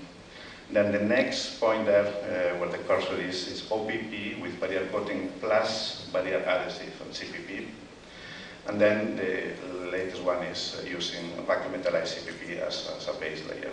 So you can see, depending on the combination and depending on how you use the coatings with adhesive, etc., you can get different levels of transmission for the, in this case, for the oxygen. We are doing now the exercise for the moisture also. But the work is there. And the same for the, in the case of the polyethylene. You can see in the table below, the MDOP combined with LDPE also, either with barrier coating, which is the Z307, and the barrier coating adhesive, which is the TM2130. So you can see different levels of OTR there. So the idea behind that is that we can move from multi-materials to monomaterials in order to achieve the targets of the recyclability, but we need to use this kind of coatings to compensate the loss we are experiencing. And another solution also, when we move to monomaterials, or we want to reduce the amount of plastic we use in the packaging, is the usage of, for example, high-gloss overprint varnish. In this case, normally, two-layer combination of plastic to make a packaging, for example, would be CPP and PET, for example, on the top. The upper layer of PET usually is used to print and to give gloss to the packaging. So we thought we can eliminate this layer. We want to print down on the bottom layer as a surface printing and put a ultra high gloss overprint varnish, which gives a similar gloss to the plastic. So we can get the same gloss, same protection, but only one single layer of plastic, so using less amount of plastic. And even going further, if we substitute the sealant layer on the bottom for a normal film with a heat-sealing coating also, we can even reduce the amount of plastic. So this is a reduction of the amount of plastic, which is also required in many EPR systems in different countries. The EPR systems sometimes they charge an amount for the amount of plastic, but also they have targets to reduce the amount of plastic used in the packaging. And the last solution that I want to introduce today is the UV block cutting. So normally when we have sensitive products like, for example, the clothes detergent softener or the hair, not the shampoo and usually the conditioner, they are quite sensitive to ultraviolet radiation. So normally the packaging which is used for this kind of applications is opaque. Either they have a layer of metallization or some very opaque material. And this makes the packaging multi-material. So we want to make this mono-material. We need to remove this layer of metallization or different material. And we need to put something to compensate this protection of UV. In this case, we are putting this UV block coating, and we can block around 97% of the radiation, while allowing the transmission of visible light, 80%. So this gives an additional function, which is that we can see the contents. This is something that is requested by many consumers. They go to the supermarket and they want to see how it looks inside the packaging, especially for food. When we are eating already ready-made food, etc., the people are looking at what it looks like inside. So this is a way to protect the contents while giving also the additional functionality of visibility. So this is just an explanation that with this coating, which is transparent, we are blocking all the radiation which is under 400 nanometers, but allowing the transmission of the light which is above 400 nanometers. So for this kind of application, as I mentioned before, the softener or conditioner, but also for raw meat or raw fruits, which are quite sensitive to this kind of damage. And just, I think, one extra information that I want to mention is that even we are moving, and many people are talking about moving to mono-material in order to have an easy mechanical recycling of the packaging. In the future, there will be more solutions, in the case also of working still with multi-material packaging. So one of the solutions we are working now in Toyo is the de-inking, but also the layer separation. So I'm sorry, this image was supposed to be moving, but in PDF it's not moving, but I will explain it. What we do is, in a normal structure, that we have outer film and inner film. In the outer film is where we put the printing, so between the printing, between the inks and the film, we put primers. And also the adhesive we use for lamination is a special lamination adhesive designed.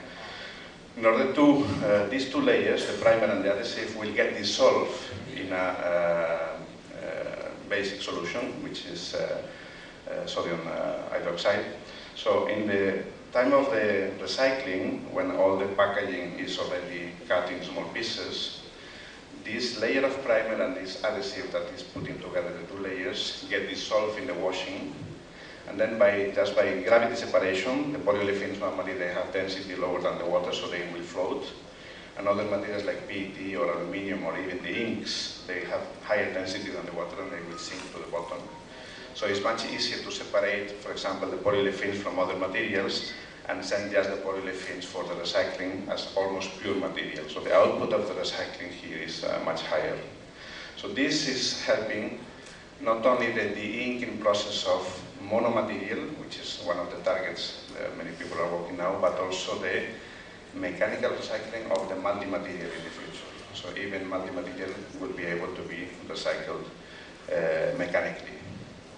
And I think this is all for today. So I hope this would be of interest for you. And my last message is just again letting you know that the inks are not anymore decorative. The inks and coatings, they have a function and they will evolve more and more to have an active function in the packaging, and not only in the packaging, also in all the print materials. So thank you very much for your attention.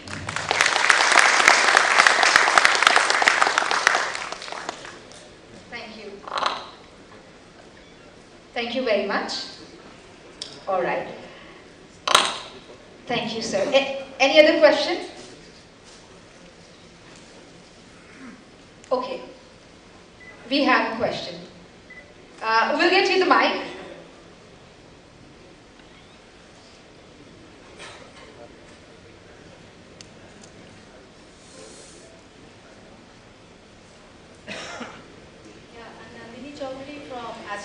Private Limited.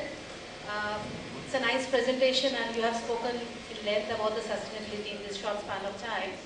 I just want to ask you something, like when you're talking about the barrier coating and you're talking about the MBTR property, so can I know that in what relative humidity condition that has been tested, whether it is 60% or you have tested in above 60%, around 80% relative humidity? The numbers that you saw there for OTR were 20 degrees and 60% relative humidity. And there were some numbers in brackets. They were 27 degrees, I think, and 90% relative humidity. So, of course, as you know, depending on the relative humidity, the numbers will change. The higher relative humidity, the lower OTR. So, our coating has been checked. It kind of uniform behavior until around 70% relative humidity, and then after 70% it starts losing this ability. So is there a challenge? Yeah. Okay, thank you so much. And my second question is that when you talked about the soft fill, okay, so I just want to know what's the system. Is it water-based UV or it's UV or... In this case, what we are using is, we have both. We have a water-based solution. But the case we have used for substituting most of the plastic in this customer was UV type. So UV type has polyurethane beads inside in order to create this soft feeling. Yes, the feeling you can get with the UV type is higher than what you can get with the water base. Thank you so much.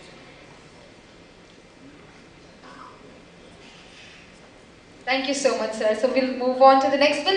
Can we have questions one-to-one? How say? Looking at the time? Yes, we'll move on to them. Thank you very much. Thank you so much, sir. Let us hear a round of applause for Mr. Noel. That was an amazing presentation. And I get to learn so much not being from the field though. Ladies and gentlemen, now I request and invite on stage Mr. Rajesh Srivastava, Senior Vice President, Sales and Marketing, UFLEX Limited, Chemicals Business. Sir has a vision. He drives a vision for chemicals business of UFLEX, one of India's leading ink adhesive and coating manufacturing company, by heading its sales and marketing function as Senior Vice President.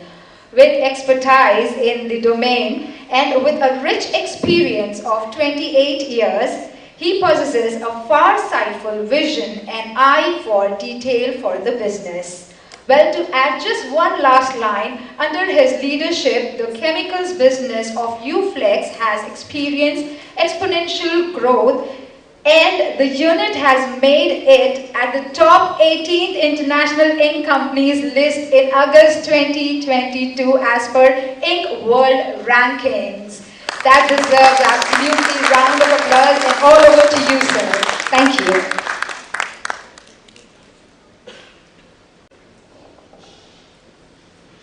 Thank you very much, Honorary President, IPAMA members, and all my industry colleagues and friends.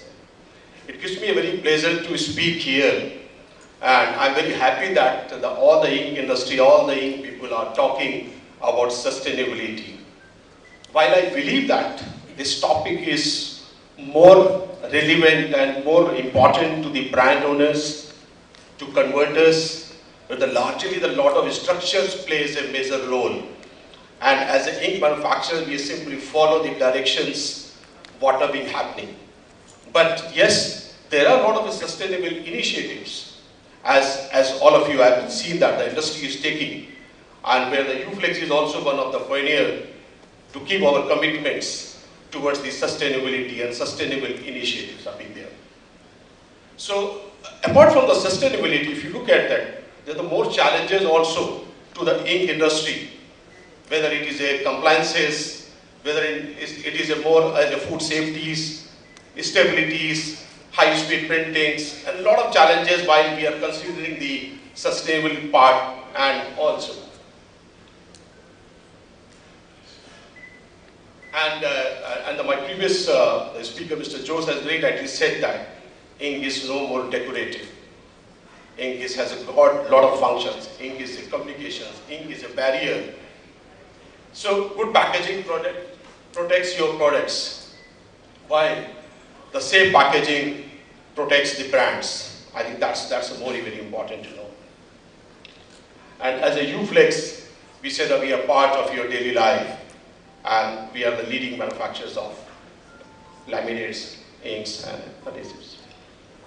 So if I look at the market, while in India we are talking of recyclability, we are talking of the collections, recollections, reusabilities. Even we have not reached the potentials of the market and in the global scales. While the global market, you can see that the people are consuming more than in the US 110 kgs of laminates per capita, while in India it is just merely 11 kgs. You can see the kind of the challenges are being around. One way we are struggling to reach the packaging to the poor people, common people, and other way we have a lot of challenges are being around. While there is a tremendous opportunities are lying, we say that India is a land of opportunities. So much of demand. India is going global. The global companies are coming here.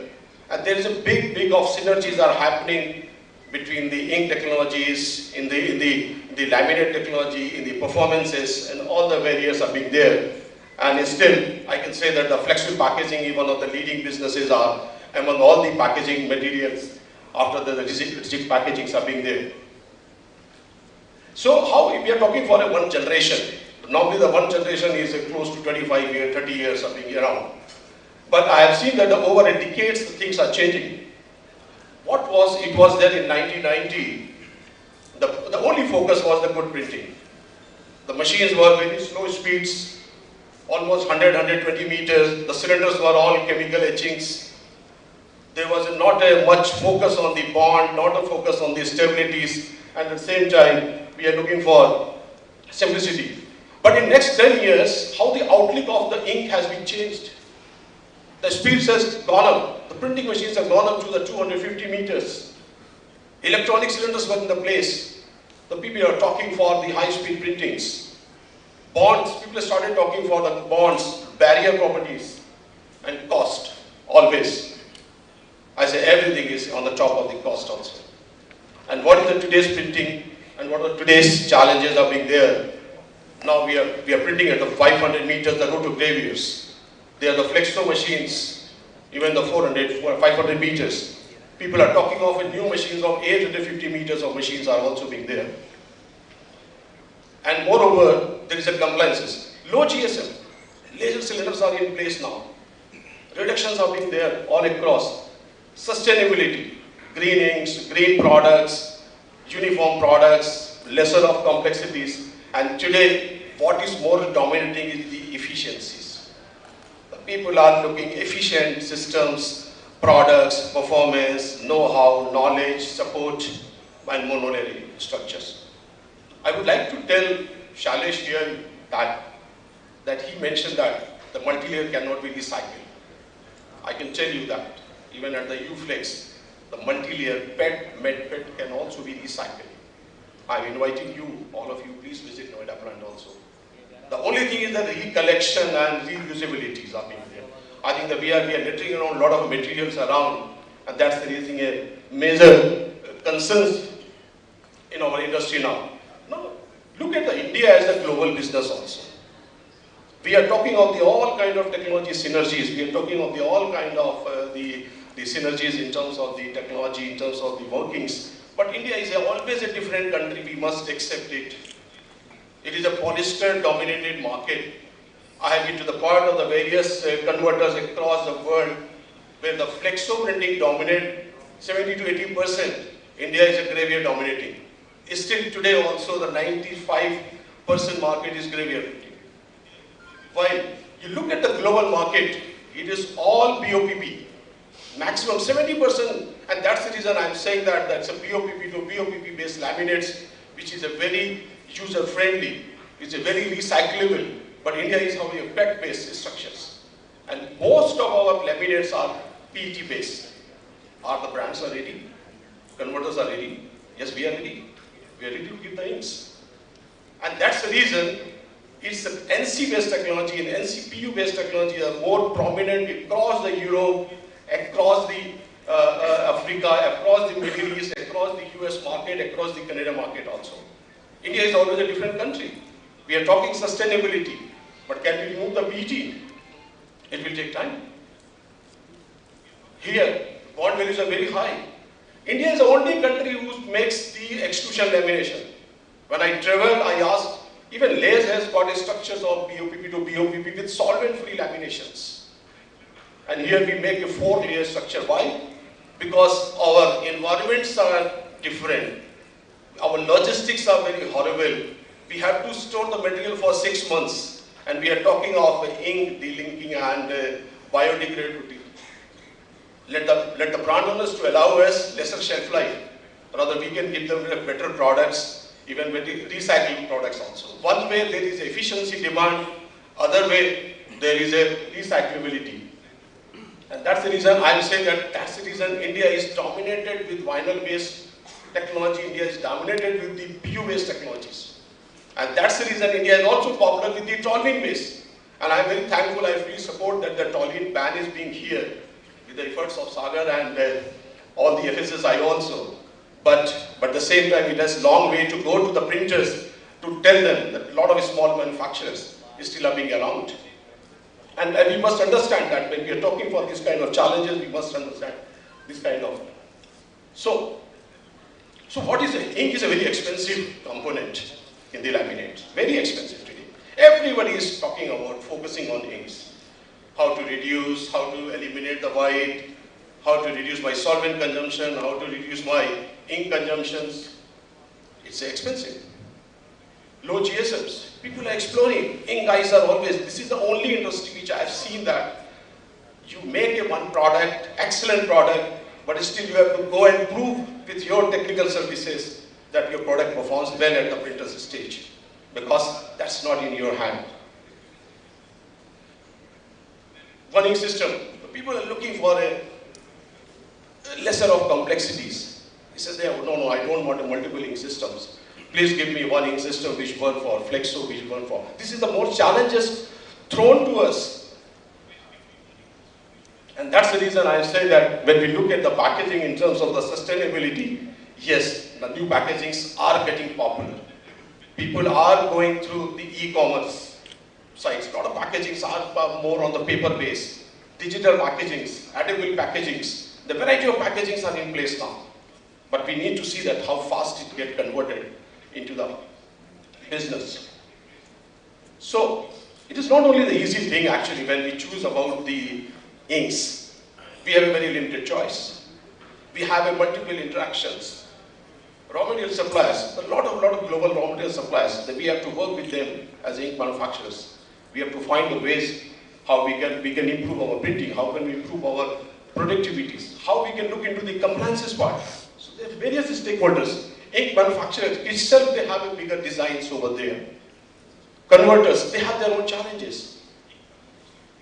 Brand owners, they have a different outlook. They are looking for always something different, in a better way. Barrier properties. Today, Mr. Jose talked about the BOPP to BOPP. Yes, we need a high oxygen barrier. Coatings. We have a challenge in how we are going to apply the coatings. But sometimes the coatings are coming by the film manufacturers.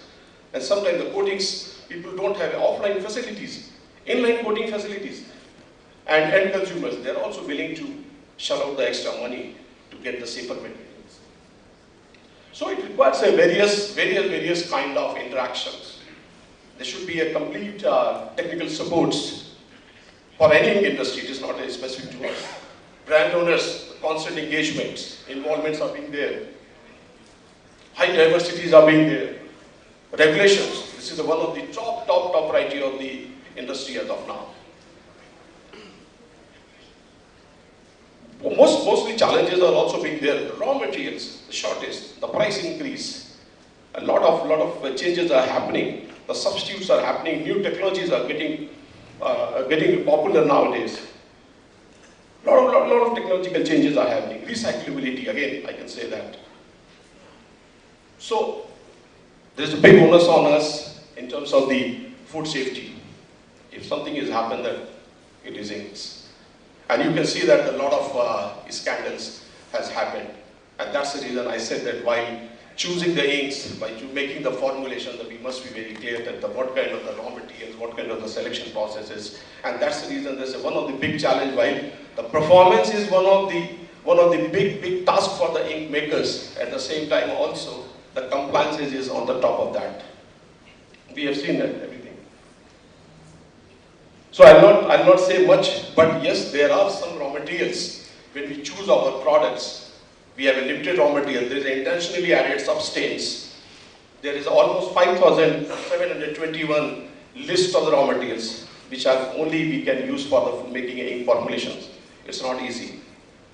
For adhesive, for films, a lot of migrants, a lot of banned lists are also being there. And that's the reason we said that what initiative we take.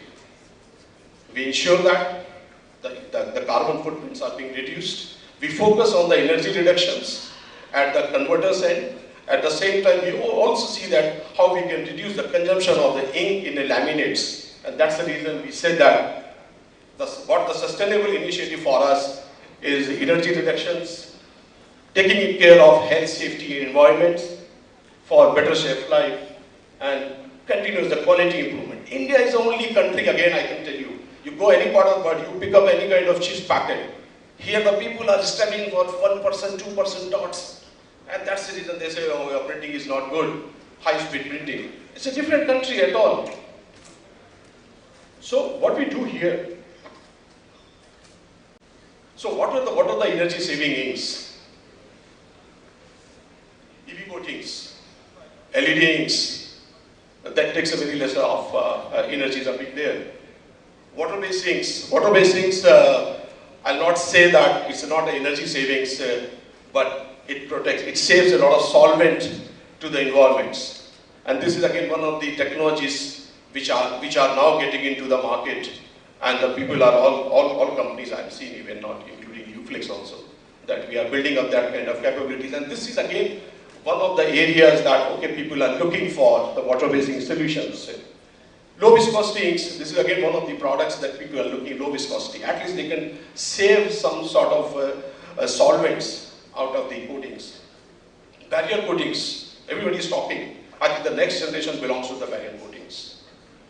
Variety of the packagings, thank God for a single ban on the single use of plastics.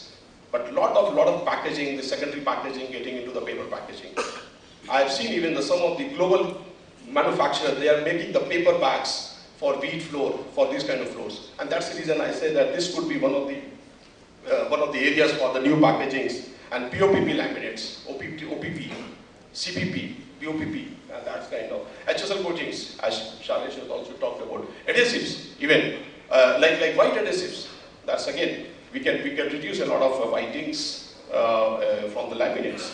So this could be one of the new generation's concepts are being there.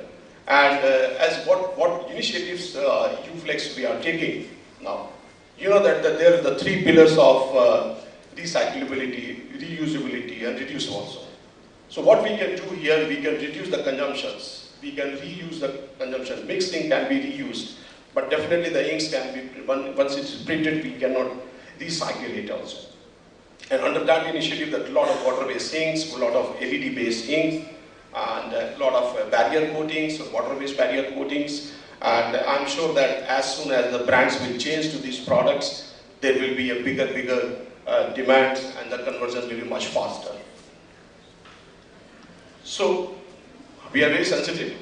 We understand this topic very well, that the sustainability is one of the topmost driver for any packagings for ink industry, as well as by entire community also.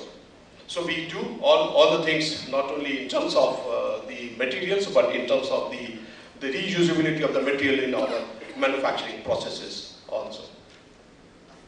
So, so what we did, we have developed some of the products which is largely for energy savings or reducing the ink consumptions, and particularly, as I said, that the white adhesive, it largely replaces the 80% of white ink, particularly for the solid printings. So once you have a lesser ink, then you have a lesser energy, lesser consumptions, and the solvent-free is just a curing mechanism. There is no dryers and no heat and no kind of energies are required. And some sort of low viscosity PU inks is again, because you know that earlier the tendency was there for 1 kg of ink you require another 1.2 kgs of solvents. So what the people are looking for, how they can reduce, because the solvents are growing in the environments, and this is adding only to the cost and damaging the environments. And that's the reason that there is a continuous workings are being around to develop the low viscosity inks, and that thought was completely changed. So, and the water-based inks also, as I said, that a lot of PET-based laminates are being made, and a lot of brands have already started moving now, particularly. Although there is a big challenge, there is a big collaborations, there is a cost factor. It's not like that, not like just switching to the water-based inks. It requires a lot of patience, a lot of working, and a lot of collaborations. But we are working with some of our customers in our same company and outside of company also. And the papers, it is a much easier part. A lot of water-based inks are being there. So that way, at least we are saving our solvents, and a lot of, I can say, the cost savings are also being around.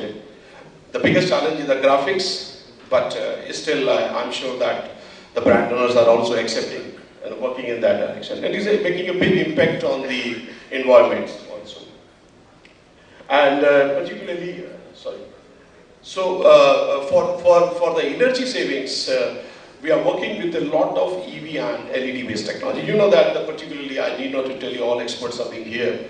The LEDs, the energy savers are being there. We have been experienced of with some of the label manufacturers, those who have got a 6 label printing machines, and after shifting to LED, there was a savings of almost 80% of energy cost are being there.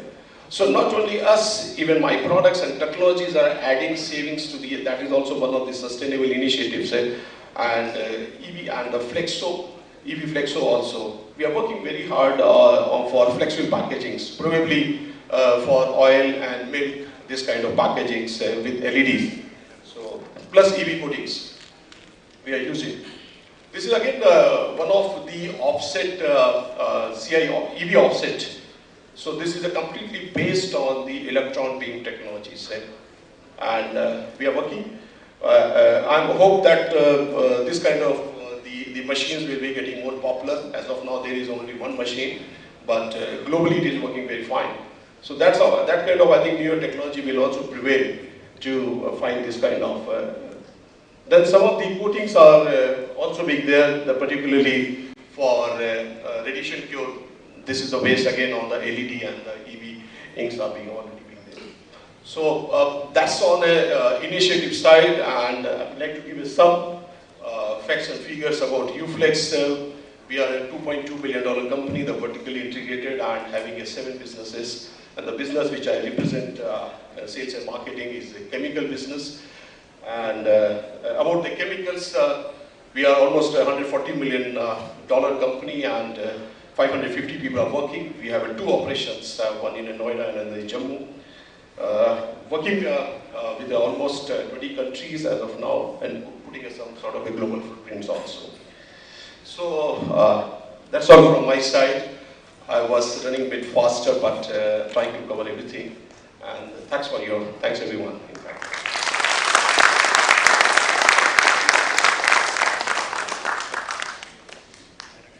If someone has any question, oh sorry. Yeah, you were saying someone has a question? That's the question. Okay. All right. So, any questions, or probably you can even have a one-to-one in the break. How is it? Or while networking? Yes? I think yes. Everybody is in our support. Thank you very much. Yes, of course, for such an amazing, engaging session. Thank you so much, Mr. Srivastav. Ladies and gentlemen, now may I request and invite on stage Dr. Dipchika Banerjee, Head of UV and EB Laboratory, SIEGWERK, India Private Limited. She has started her career in flexible packaging business unit of SIEGWERK Germany in 2016 as an inter-company technology partner in the global unit and lead a team to help consolidate the knowledge base of units in Germany and India. She has also led the team development team for water-based ink for flexible packaging for a while. Dipchika is trained as an organic chemist. She has a PhD from the University of Geneva, Switzerland. Well, even before I invite her on the stage, let's do this, everybody. We do have a surprise for you. And for this surprise, can I please request everybody to stand up? And now, you know, the surprises are usually hidden. The treasures are usually hidden. So just check. One person probably under the chair has something for them. Okay, so everybody check. Probably everybody has it. So just check. All right, wonderful, thank you. All right, now you can stop. So there is a trick. People love the treasure. The treasure is, I want you all to have the physical moment because it is really important, and be care for your health. Be care for your health because I remember meeting a very great Ramdev Baba over here, and he said that Nadia, anytime that you host a conference, ensure that people have slightest moment. It is really good for them. They might not know, but you ensure that you care for them, then you ensure that they give that moment at least after an hour or two. So how was it? Good? You feel good?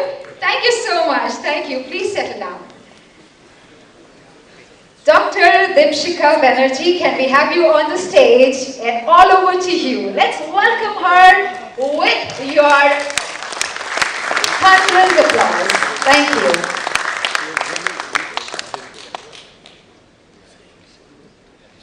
Hi, good afternoon everyone.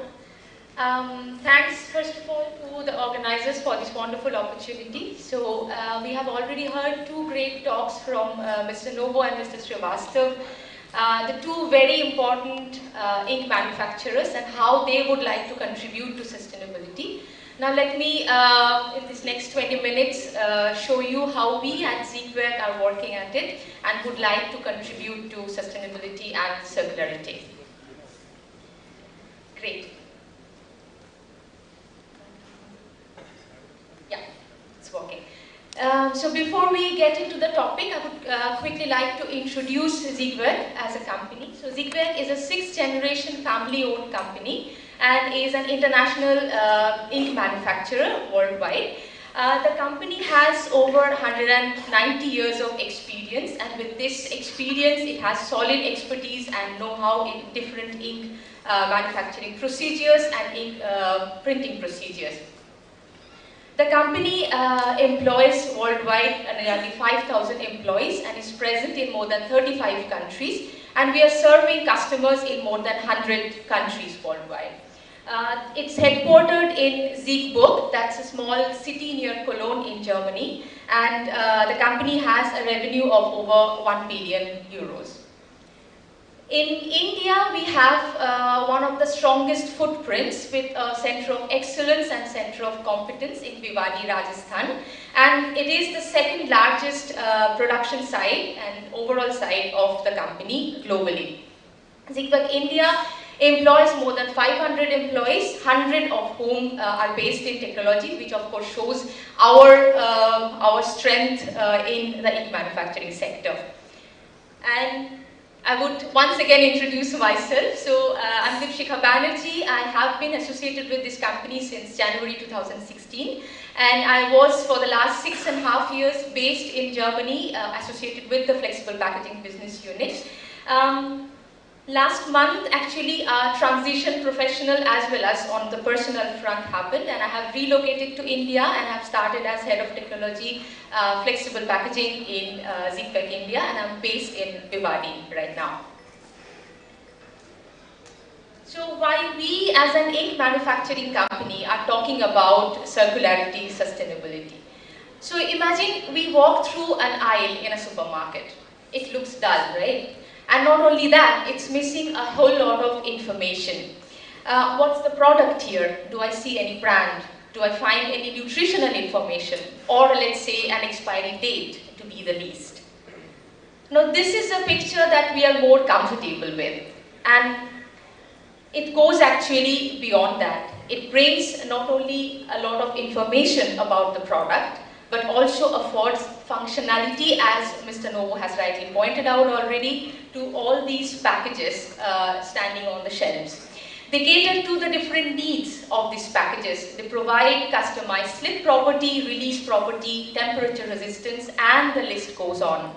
So inks and coatings are integral part of a packaging, so they should and they will play a vital role in converting packaging to circularity or enabling circularity of a packaging.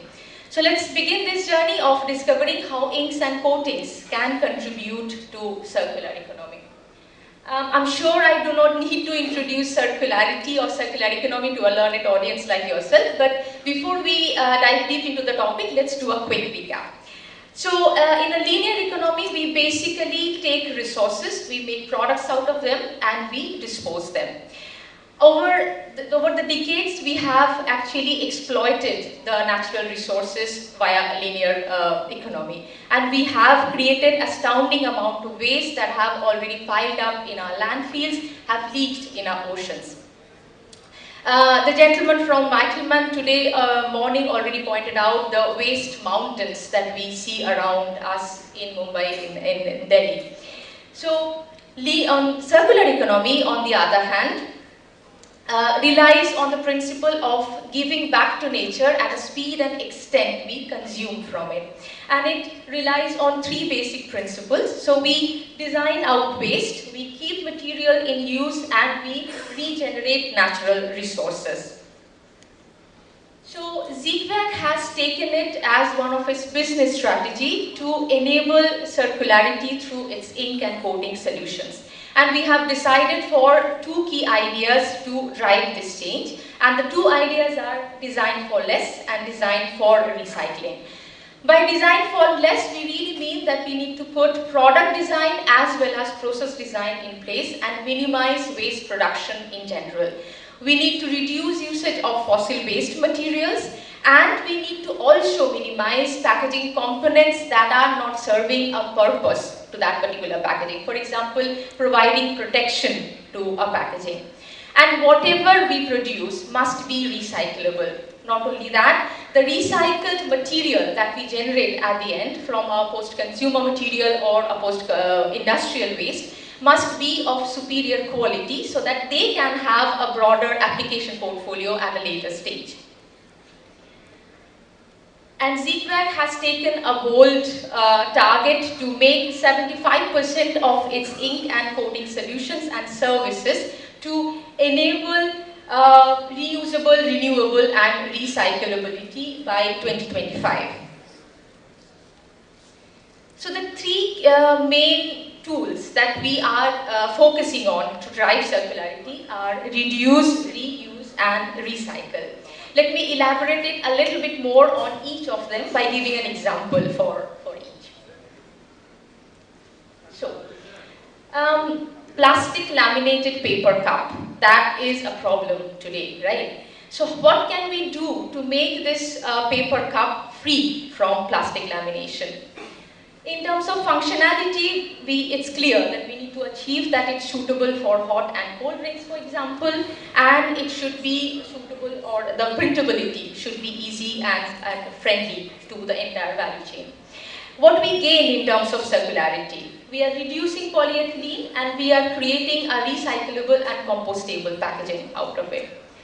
What role ink and coating plays here? So this we can enable by, for example, water-based barrier coatings, and inks that we apply on this should be of superior printing quality and high renewable content. Now the second tool, that is reuse. So here we would like to maximize reusability of a packaging. So we take an example of this beer bottle.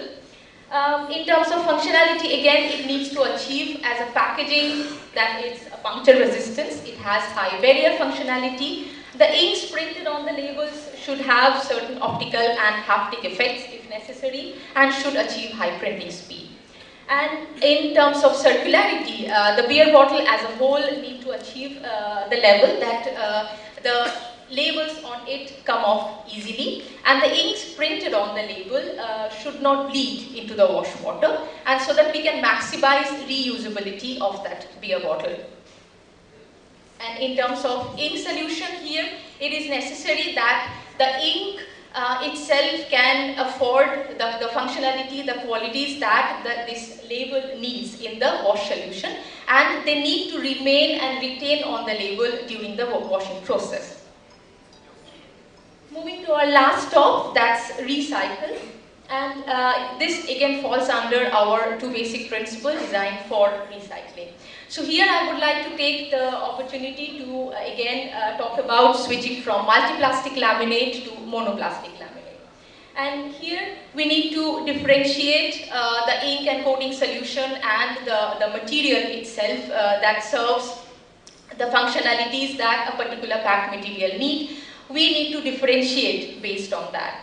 And here we are moving away from multiplastic to monoplastic, driving the recyclability, and we need to ensure that the inks and coatings that we are using should enable it via their functionalities and also easily de-inkable. So in the next couple of slides, I will take this particular example of this cookie white pouch, and let's see how can we make this transformation feasible from a multiplastic to a monoplastic.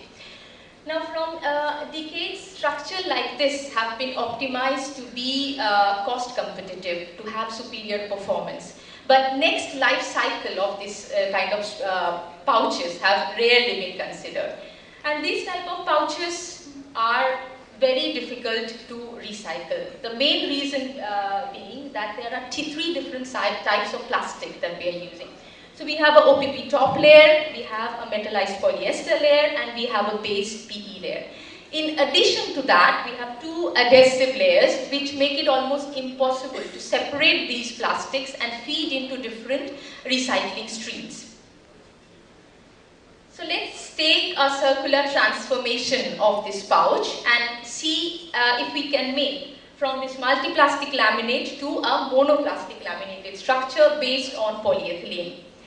Now when I say this, I'm fully aware that this transition brings several challenges that we need to address.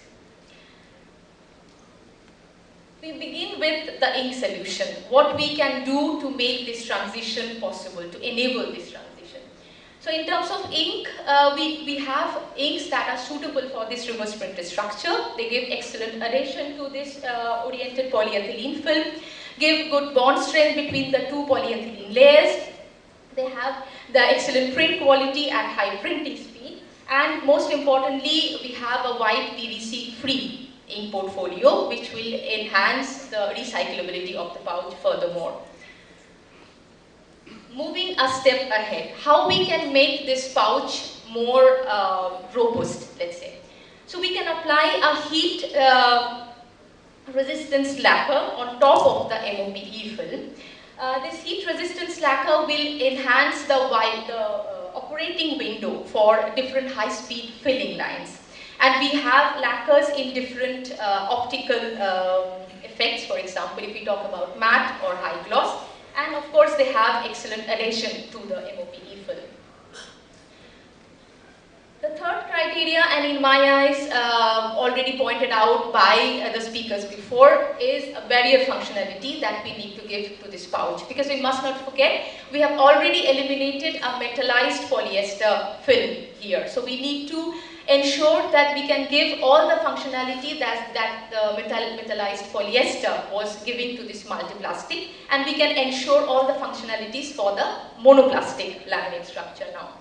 So we have UV barrier coatings which will ensure to protect the fat, natural colorants, vitamins of the food content, while keeping them visible to the consumers. We have oxygen barrier coatings that will prolong the shelf life of different type of packaging. So through this innovation, we could make actually this transition from multiplastic to monoplastic pouch feasible. And with our ink and coating solutions, we can offer the functionalities the monoplastic laminate structure would need so that we can enable this transition happen. And through such innovations, we could make recyclable packaging available and can make our supermarket look a little greener. So let me show you two examples from India. So the first one is a vegetable oil pouch, which is a very common household good in an Indian kitchen. So classically, these type of structures are based on polyester, polyethylene laminate, and PVC-based inks are printed on it.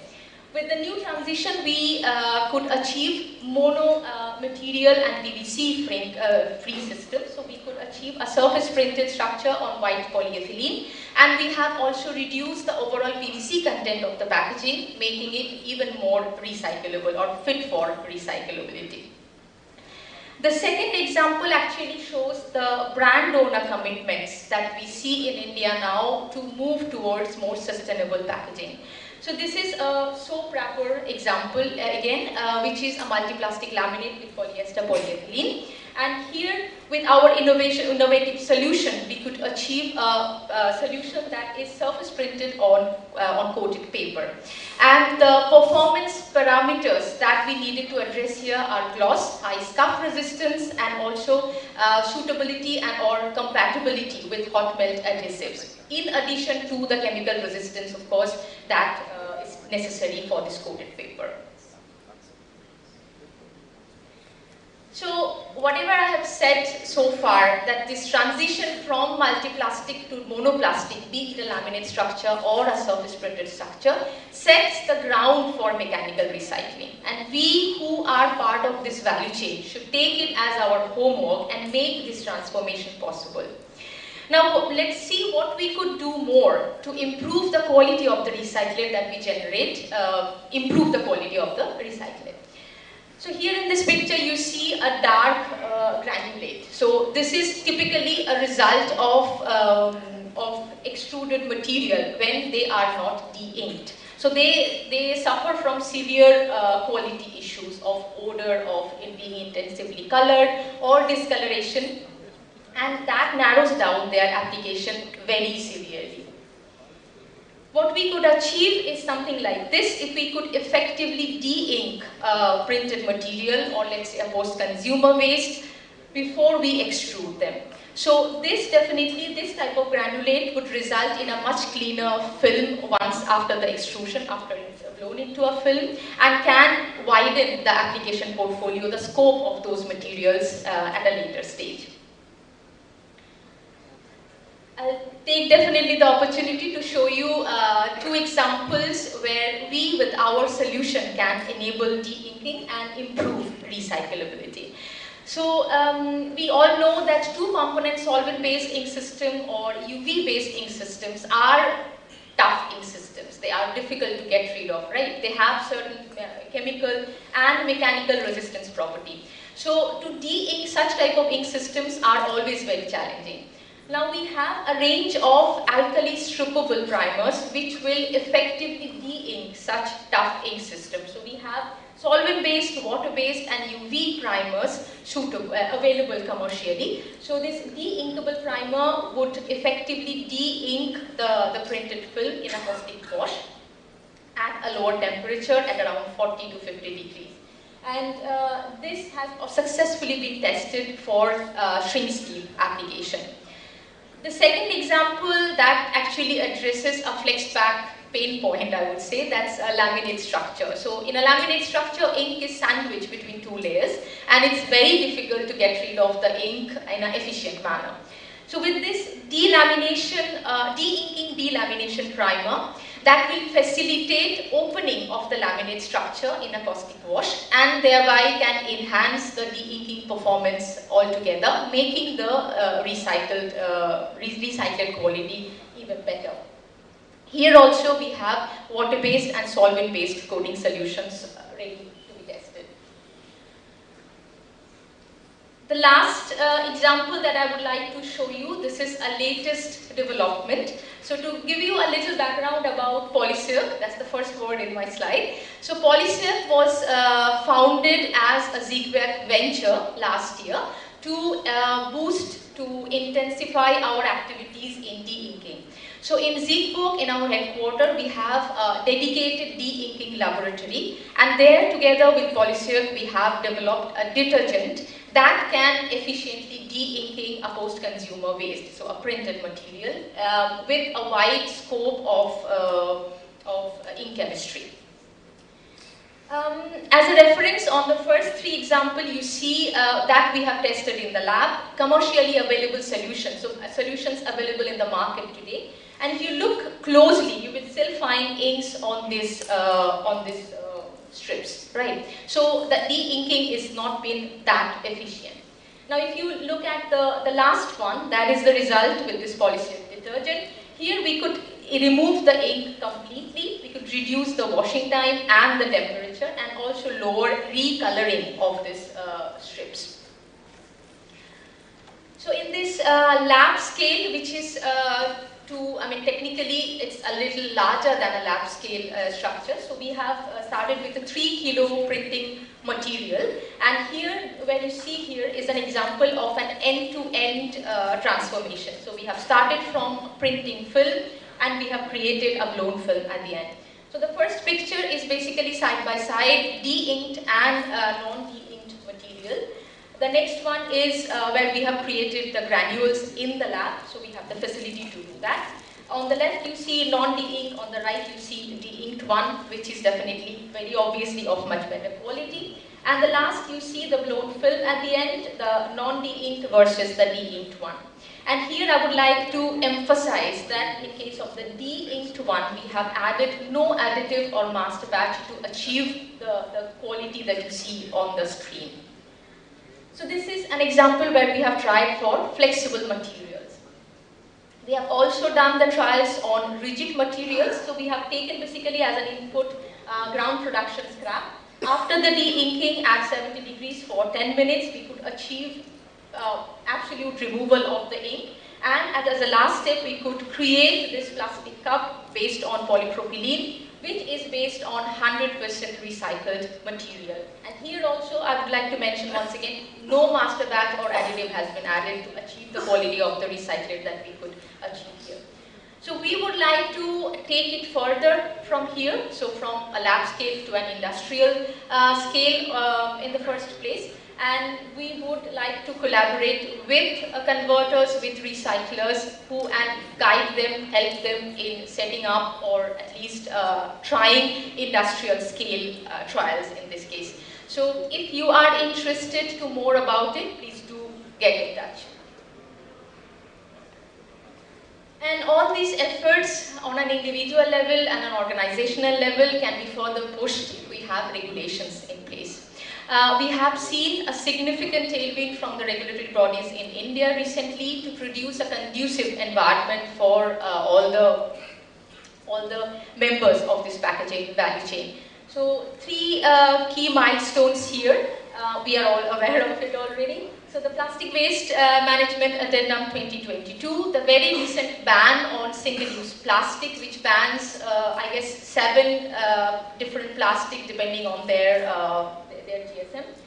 And the last one, of course, is that use of recycled polyester for food packages if they meet certain standards. And we are definitely not alone in the move. We are collaborating with organizations worldwide across the value chain, and that we definitely see as a key to our success. With respect to India, GIZ in green calls for a special mention. We have started working with GIZ since 2021 to create market awareness about circularity and create projects under circular economy. And that basically brings me to the end of my presentation. We as an ink manufacturing company are going to be here to be a part of it, and we would like to invite you all to join hands with us and strive towards circularity together. Thank you for your attention, and I'll be happy to address, I'll try to address if you have any questions. Thank you.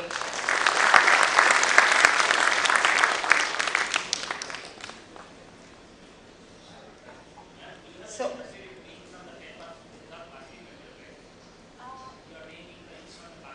yes, that's paper recycling. We do not have de-inking from the paper. We do not. Because we are the currency manufacturers, we are afraid of de-inking the product. De-inking the product. So thanks for pointing that out. I'm a technical person and I represent flexible packaging, so plastics mainly. I can take it and connect with you later and discuss with my paper and board colleagues if we have at all anything. yes, please. That would be, yeah. Thank you. We are also doing some research work for avoiding the de-inking from the currency notes. Okay. thank you. Thank you so much, Dr. Banerjee. Okay, so we can always have, yes, round of applause once again for her. We can always have all the other questions one-to-one, keeping in mind that we have the next session waiting. Now to talk about latest trends in UV curable coating, I'll be inviting next speaker, but even before that there is an important announcement. We have today total 4 lucky draws. 1 we've already done, 3 is still there. Now the next time, wherever, anytime, I'll come and I'll do the lucky draws just in case if the person of that serial number is not present, we will immediately disqualify that number. So please ensure that you continue your presence here to be that lucky one. Ladies and gentlemen, now I would like to introduce our next speaker, Mr. Indrajit N. Bhattacharya. He has been associated with the UV-EB curable coating industry for over 25 years. He has worked pan-India covering diverse roles. Indrajit started his career in industrial sales and technical service with Asian Paints in India. Later moved to Malaysia in early 2002, which is almost 21 years, and was the Technical Service and Development Manager for the UV business in Asia Pacific. Currently, he is the Technical Service and Business Development Manager in MIWON Specialty Chemical for the Asia Pacific region. Ladies and gentlemen, please join me in welcoming Mr. Indrajit N. Bhattacharya. Thank you.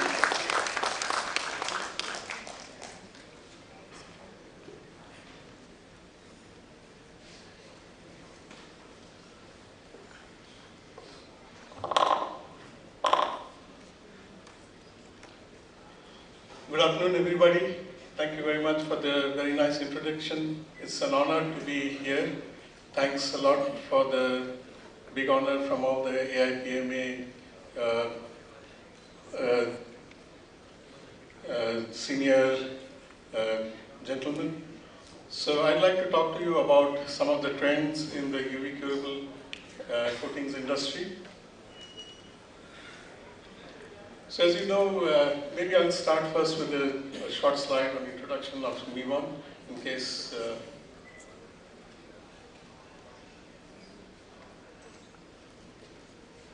so that's basically the topics I'll be covering. A slide on MIWON followed by a couple of slides on what is happening with the bio-based material that we're trying to incorporate. Talk a little bit on low migration because that's quite important. And we also have some initiative on the LED curing, which is becoming more and more popular. And then I'd like to talk about one of the older technologies which is making a comeback in the industry. So with that, I'll start with the introduction of MIWON. So MIWON has been quite an old company which has been associated with the UV curing industry for over 40 years. So we are a company of over 440 million. With about 550 employees globally. We are growing quite fast because we keep investing in our business. And we are Korea based, but we have presence practically in all the continents. We have 2 major factories in Courtyard with a smaller factory in Spain. And this year we inaugurated a factory in US, and we are continuing to build upon that. In India, we have a sales and service office, so we try to cater to the customers in the region, the Indian subcontinent. So with this, I'll go over to a very important topic that's actually pushing us, and we have to be part of this, which is bio-based. Now, when you look at UV or UV curing, it's all based on acrylates and methacrylates. So that's what we are. We produce acrylates, methacrylates, and all this is coming from petroleum, petrochemicals. So we have been completely based on things like benzene-based, or you can say propylene-based materials, which are all petrochemicals. But now we have to basically get into a more cleaner, greener kind of technology, because that's where the industry is heading towards. So we started looking at what we can offer in terms of renewable materials, what are naturally based materials that we can incorporate within our products to make our products more green and more friendly. Because this is today demanded not only by our customers, but it's demanded by the brand owners. If you talk to IKEA, they absolutely want products which are bio-based. Now, when we look at bio-based, we are basically looking at the C14 content. So we try to look at C14 content, which is basically defined by an ASTM standard. So most of the time, we try to make a theoretical calculation and come up with a C14 number. And depending on how high or how low a product can be accepted for a certain application. So we have looked at initially what we can offer as our current basket of products. So out of, say, 400 or 500 products that we have about a dozen products that have certain level of bio component. But what is happening today is that we are constantly asking our suppliers to give us more and more of bio-based raw materials so that we can make acrylates or methacrylates with them, which have significant bio content. So in case you're looking at producing bio-based inks, we do have a certain amount of products, but there are much more that are coming. The second topic that is very important is about low migration. Now, when you talk about UV coatings, there are major components like monomers, there are components like photoinitiators. So these materials are typically very low molecular weight products, and they have the tendency to migrate. So either they can migrate through the substrate into the content of the packaging, or they can set off migrate to the other side of the packaging. In both cases, this is a big problem. So we want to make sure that we make products which are usable. So you cannot make very high molecular weight products which are extremely high viscosity and which could not be applied. So we want to make products which are not very high molecular, medium molecular weight, but at the same time with the usable viscosity, which our customers can formulate and make coatings out of them. But we also want to make sure that the coatings have to be cured. If you cannot cure the coating completely, then you will end up with a lot of uncured and migrating material. So you have to make sure that the product has to be well cured, so which is partly our responsibility, but it's also the responsibility of the converter.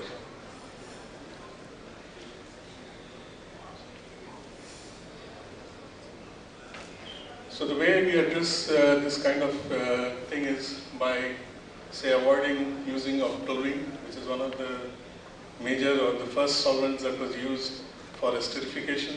So we try to move away from toluene to other aliphatic solvents, which are more acceptable.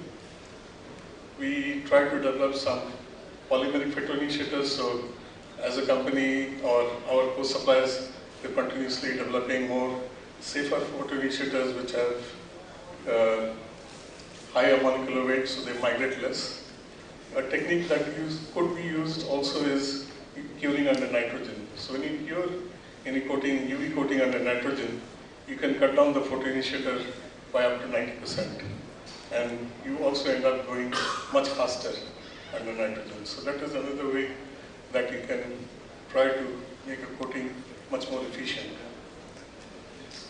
BPA is very famous, so people try to move away from BPA when they come to food packaging coatings. So we have alternatives to BPA. There are chemistries like polyester acrylates or urethane acrylates, which are alternatives to BPA. But the advantage of, say, BPA-based epoxy acrylates is very cheap, and they have high TG, so they cure very fast. So you have to come up with alternatives which are not very expensive, they should be affordable, and they should be able to give the performance. So we have some aromatic urethane acrylates which are not that high priced, but can give you some reasonable performance. A lot of urethane acrylates used to be cooked in tin-based catalysts. So now, again, the big thing is you have to be organotin free. So you have to use alternative catalysts which are heavy metal free. So that's again a trend that is going on. And then we try to follow basically 3 guidelines. One is the Swiss ordinance. The products that we try to recommend to our customers should be listed in the Swiss ordinance. Secondly, they should not be in the exclusion list of the Nestlé. They could be in the minimized list. And third is the European Printing Ink Association list.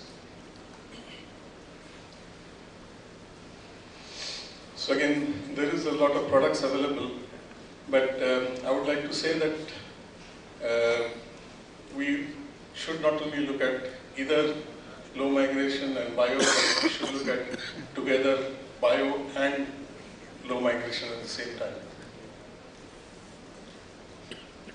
Started off maybe 20 years ago, but I think in the last few years we start seeing it becoming more and more popular. Now, one of the reasons that is becoming more popular curing system to an LED curing system.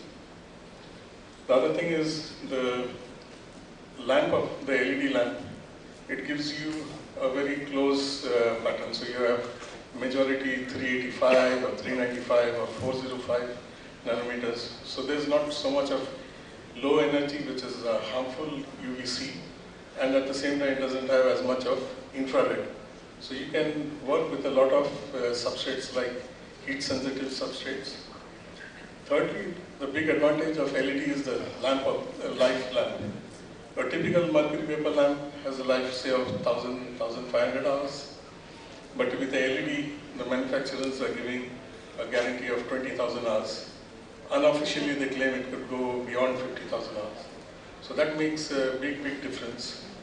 And especially, they are extremely high in viscosity and they are very, very hard. So it's not easy to use these products. Then you have to use a lot of monomers, which are again not that good. So this is not the ideal solution. So what we have to do is, we have to come up with products that are more suitable for LED. So the first generation product that was developed were boosters. So these were mercapto resins, which had excellent surface curing properties. So these mercapto resins gave you excellent curing speed, but there were a few problems at the same time. They had very poor inkjet stability. So the viscosity of the formulation doubled in, say, a month's time. They had yellowing, and there was also a very strong typical odor. So that was the first generation solution, but not the ideal solution. So the next generation solution is to come up with the high functional products that we saw, but they had to have a viscosity that was much more friendly. So they could be used in, say, a flexo line or a gravure line. They had to have very low shrinkage. Now, typically very high functional products have very high shrinkage, 20%, 25%.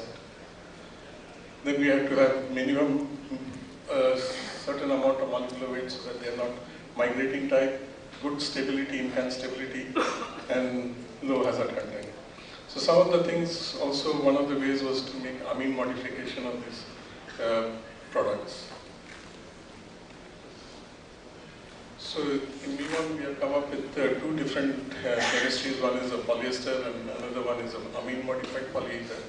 These are relatively high functional products with high molecular weight over 2000, and at the same time they have extremely low volume shrinkage. So viscosity, if you see, is very, very usable. They're not that high, a little bit more than a monomer, for example. The last now,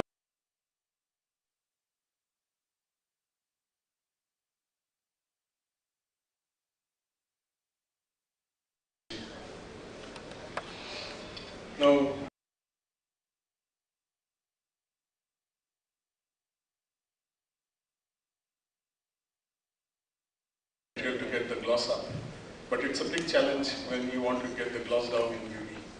And typically you end up adding a huge amount of matting agents, which makes the coating again not very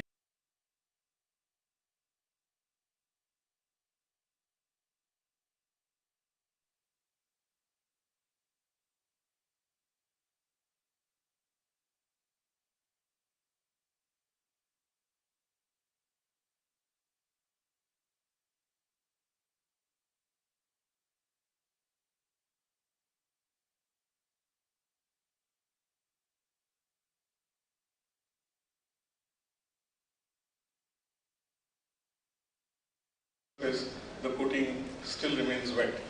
So because of that wet and dry, you get a folded surface which helps to scatter the light.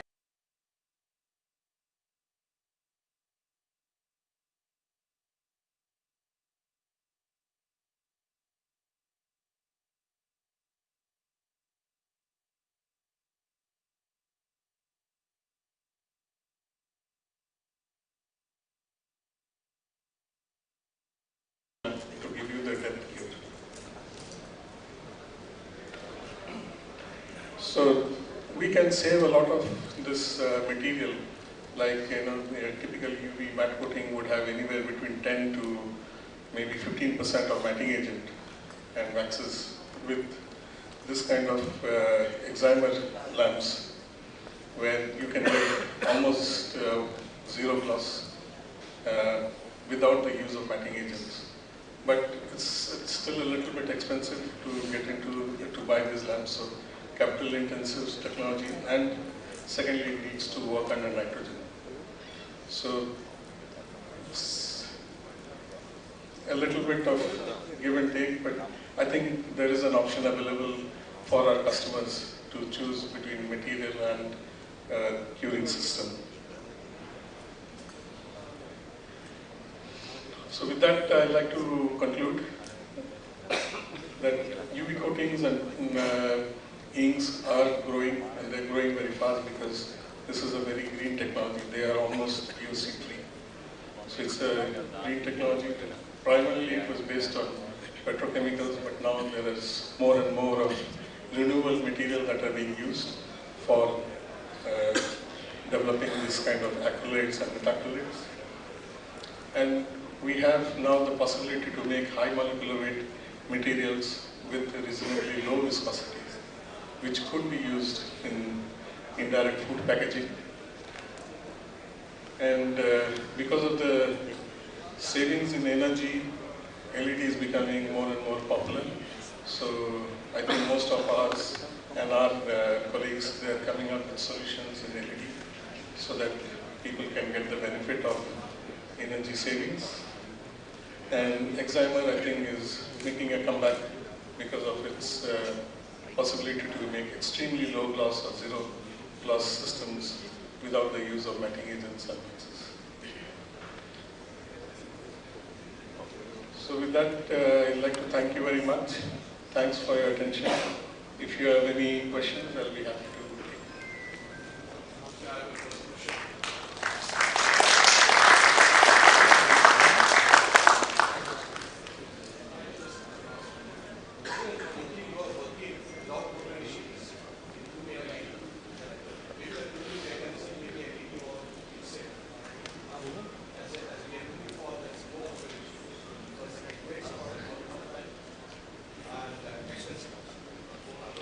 So the technology that exists without photoinitiator is EB curing, but in UV there are certain chemistries like chlorinated polyesters which could act as photoinitiators in the presence of nitrogen. So when you cure it under nitrogen atmosphere, the chlorine ions are acting as photoinitiators from the chlorinated polyester. So you've seen it, but I'm not sure whether it's commercially being done or not. But at lab scale, I think you've seen that is a possibility. Indrajit, Nandini here again. So I just want to ask you, you have shown that excimer technology, right? Yeah. So tell me one thing, excimer lamps, can it be retrofitted into UV intertech?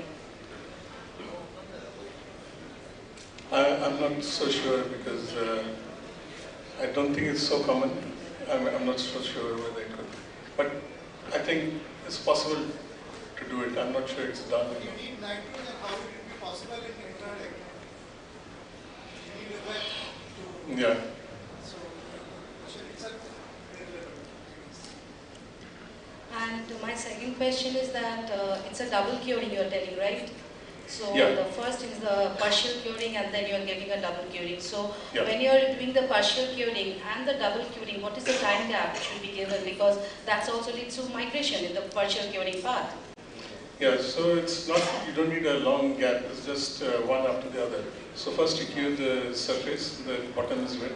That creates a very, very micro pattern on the surface.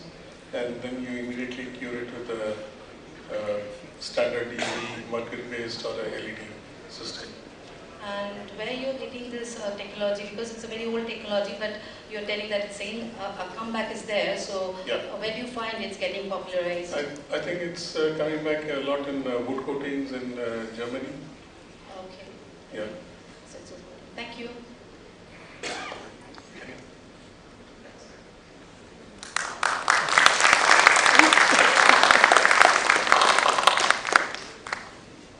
Thank you so much, Mr. Bhattacharya.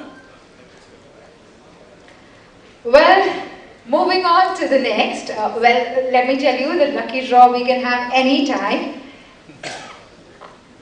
May I now request and invite Mr. Amit Shah, MD of Spectrum Scan India Private Limited. Well, providing basic pre-press services to offset printers in Mumbai. As a young first-generation entrepreneur, his hard work, dedication and commitment to service made him excel in business. His futuristic way of thinking made him go for new technologies, high-end machines and hand-picked talented and efficient manpower. Amit Shah is known as an innovator and a person who always challenges the trend by introducing new and innovative products. Ladies and gentlemen, for the next topic, may I please request and invite Mr. Amit Shah.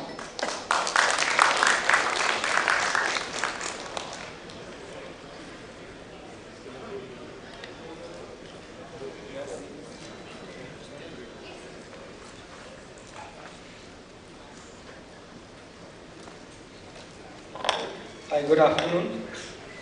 Incidentally, my talk is before lunch or on the stroke of the lunch, so I will not take much time and bore you with a little bit more here. I am going to have a very simple, non-technical presentation. What we and I feel as an entrepreneur, as a businessman, from the ink manufacturer, there is a big August of these manufacturing companies who are manufacturing. So what as a converter, what we feel today, and as a part of printing industry, today I am going to talk about offset digital and screen, not about gravure or flexo or label. This is not my subject. So please excuse me if we are talking about that. This is not my industry. So my big first statement is printing become incidental. It's a very strong statement today because for flexo printing is the most important. For offset and digital and for packaging is part of it. Everybody can do it. Today बस के पीछे sticker भी लगता है वो printed है और leaflet भी आता है printed है. So it's all become very normal. What happens here? When I started my career in 87, 88, that time high skill printing was high skill job. There were a lot of skilled labor, technology, साथ में सब everything was needed. But now advent of technology, your Photoshop color correction is just just based on some software and buttons it happens. The digitization of photography, cameras, everything has really changed the way the color things work here. And this really happened here. And there is no differentiation for a printer like us to provide and to earn money. Ultimately, how do you find differentiation? Because printing has become commodity. Everything has become kitne mein dena hai, kya price hai, whatever is the cost. And unless you don't find any value addition to your printing, you're not going to have differentiation and you're not going to grow with the technology. And printing is no more CMYK ink. This is offset. Normally, printing is normally seen as CMYK inks. So, what is the most important part of post-printing finishing today? Today, like Diwali just happened, we used to buy these Kaju Katri and Mithai and Peda boxes from Haldiram and from Tiwari and stuff. So it used to come in sada, just gatte ka box. But you will not buy it today. You go and see that there are some gold embellishment, something different, you want to see that. And you don't mind paying for that. Simple. Black label whiskey bottle. You see the bottle. Do you think they need to have such a brilliant box required because the brand is so strong? But however, still you see every time there new packaging of black label, they are enhancing that value proposition and look, feel and experience for the end users like consumer. What I feel, customer delight.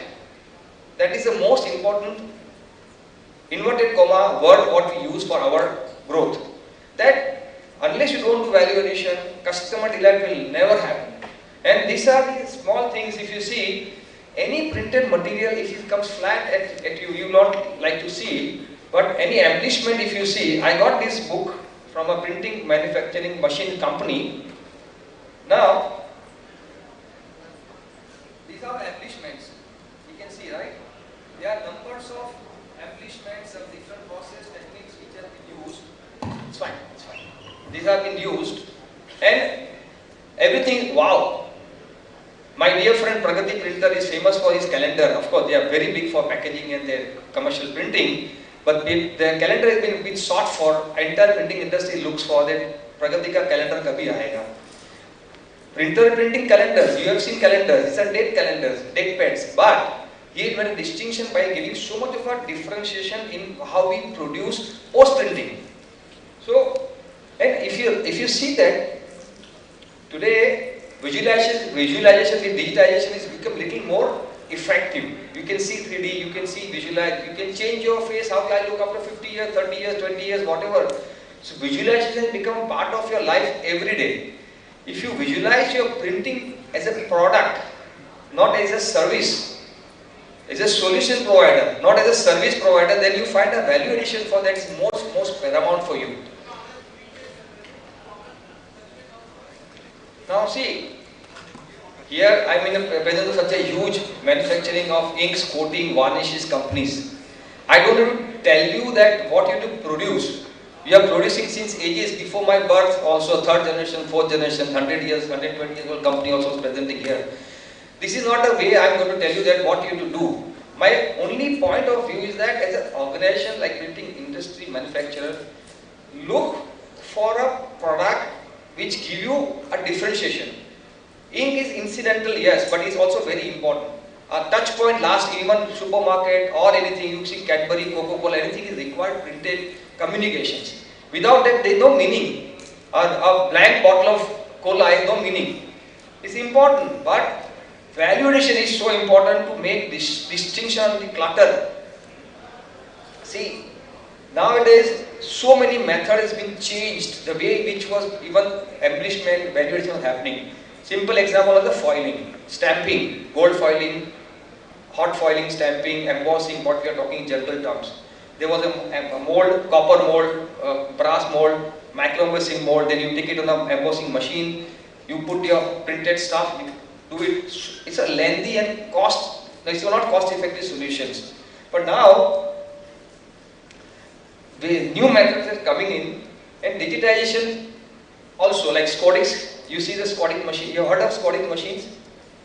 Konica Minolta. आपने album देखा कि आज के दिन में शादी का album देखा है आपका? जो अपने फैमिली, रिलेटिव्स, बच्चे बच्ची का शादी होगा तभी. Now we see the album doctor is available now. What album available today? Complete digitization and also a lot of new technology. There was a layers, there is a gold, silver, there is a drop, there is a coating, everything in one go. And there, the varnish is the most important part in that machine. Though it's digitizing, it's been surfaced, all been done digitization, and then the foil been applied. But varnish is the most important part. This is entirely, this is Konica Minolta brochure, and these are all no mold, no dye has been used.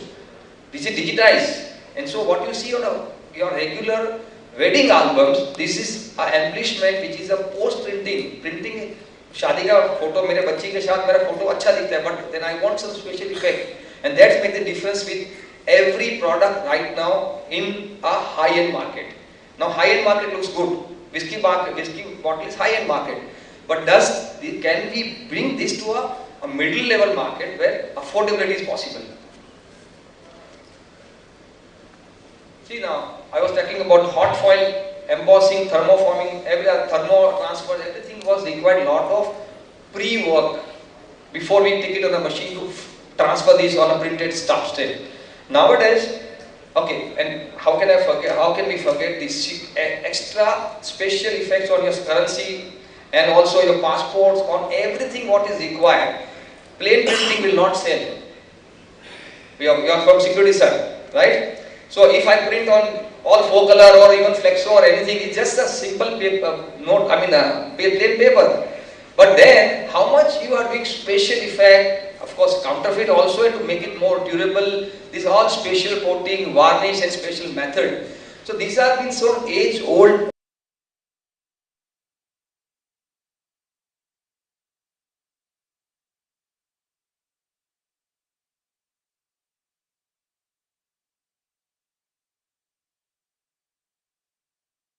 Now, which I just talk about Scottish, Konica, Minolta, Sakura SPA. Sakura is screen printing. Konica, Minolta and Scottish is digital. I would like to show you, but these are the expensive solution. If you ask me, if you can afford this 3, 4, 5 crore solution to just embellishment, I would have my doubt that what kind of ROI will have it.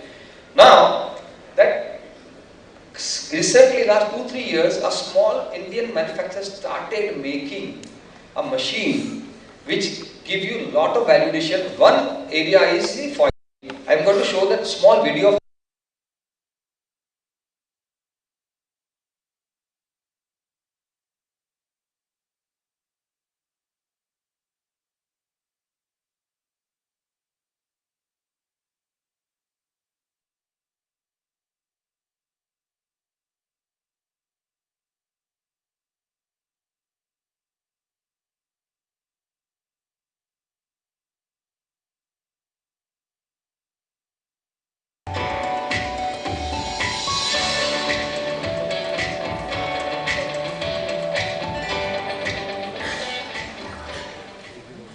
Now this was digitally printed and the varnish also was digitally applied.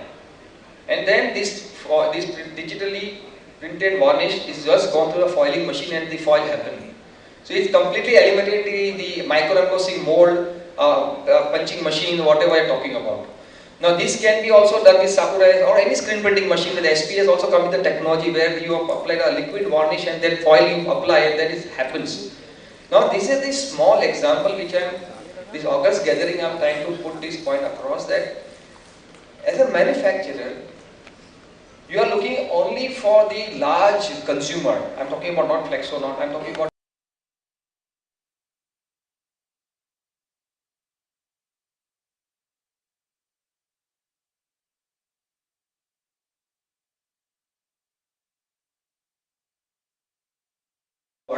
So I put 2 words before way forward. Let me tell you, India is, if you see India in a pyramid, the top pyramid is all Pakistan, TCPL and big companies which are huge companies. The middle is the belly, similarly like Indian population, and the rich middle is 650 million middle class people, aspirational middle class people who want to aspire a little more.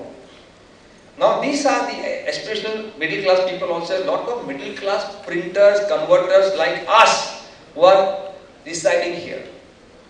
Now, you are talking middle class, I'm not talking about, I'm talking their worth, I'm talking about their position in the market. What market they service, what kind of business they do, and who are the clientele for them. So, next slide will tell us what we call in India MSME, micro, small, medium enterprises printers. Now, they are the largest belly, like middle belly. So, I'm so sorry. They are the largest belly of the printing industry here in India, and they represent the biggest printing business across India. It could be digital, it could be screen, it could be offset, packaging, also commercial. And if a printing industry, ink suppliers and ink manufacturers, coating, special coating, if you do end-to-end solutions, giving entire solution, like I'm not, right now I'm interested to sell only the varnish or inks. Personally I feel that if you, as a manufacturer, if you say, okay, this is the complete solution, these are our inks, these are special coatings, these are special purpose inks, these are machines, and these are the way it is. If you combine these three dots, the future is definitely, which I was talking about, the embellishments or value addition will help the industry to make little more differentiation with the other industries also. And this is not going to be easy also, because you are yourself is more concerned about how many tonnage of ink you sell or how many tonnage of conversion you do. But if you look into here, money is here, export can be done, and also the what you call awareness of the quality outputs is definitely possible with help of you, sir. So, this is my small point. Thank you very much for your time. I think I was very brief. And any questions, we can talk at lunch. I am not going to take any question here. Because, please. On your last point, I mean, you said about the subscription model. Is that essentially you're talking? So, similar to what Xerox tried? So, I am telling you simple. Digital printing company, large format or small format, has made fortune selling the machine at the lowest price. Your tabletop printer is 3,500-4,000 rupees, but FESMA, whatever they call, inks are so expensive. They made billions in that cost. So if your ink manufacturer can think that this is the cost of my machine conversions, exactly what you said, right? And if ink, then there is a permanent tie-up happens. And I don't have to see that ye kaun banayega, ye main kahan jaunga, ye kaun banega. Okay, I go to the Silicon, Fuji, they have the solution A, B, C, tuck, tuck, tuck. Okay, done. So that was what I was talking about. Thank you very much.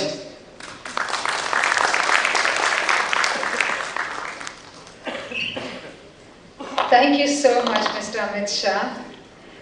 Well, before we move on to the lunch, it's a time to felicitate all our speakers. So may I now request and invite our speaker, Mr. Jose.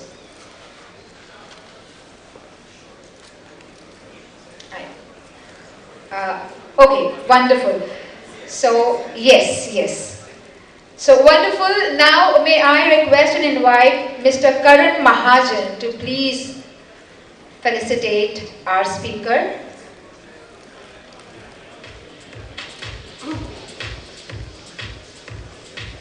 Yes, please. Sir, can I request you on the stage for the felicitation? We are doing felicitation for all the speakers right now. So the next speaker, please be ready.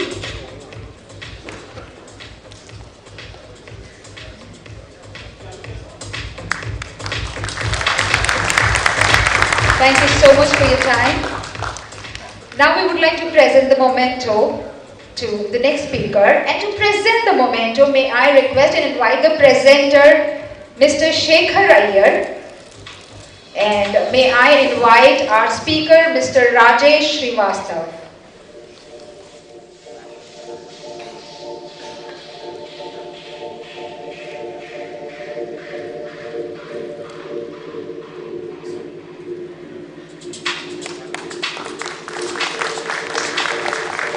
Thank you so much. We admire. May I now invite the presenter, Mr. Gaurav Sathe, to please present the memento to our next speaker, Dr. Dipshika.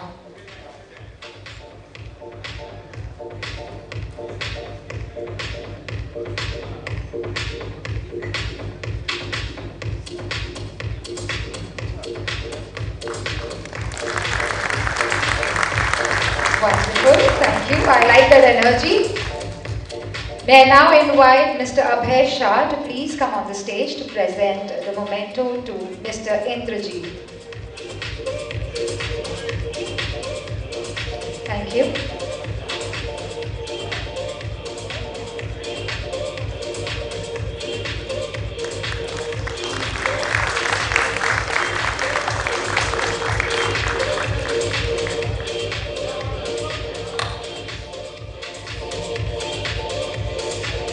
Thank you. May I now invite on stage Mr. Vimal Mehra to please present the memento to Mr. Amit Shah.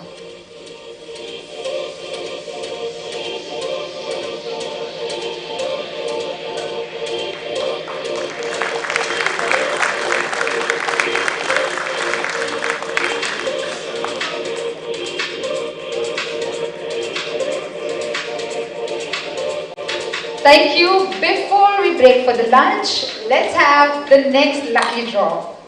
And for this lucky draw, may I invite Aditya on the stage to help me.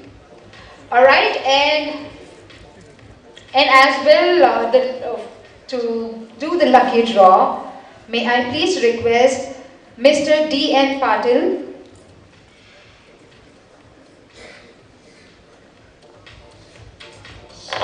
So high time for Dhan Varsha. Okay, so might be I was feeling very poor from inside, and sir have given me this token, so I thought it's for me. But then I got to know this is not for me, this is just for me to take care of it. And I get pretty much sad. I was like, okay, now I'm feeling pretty poor about it. So sir, please make sure my number wala card you pick and I feel the same. 100 and?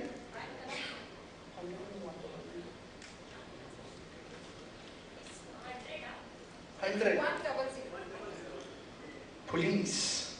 Mr. Akhil, contractor, print dynamic. Wonderful, thank you. So you are here. Great.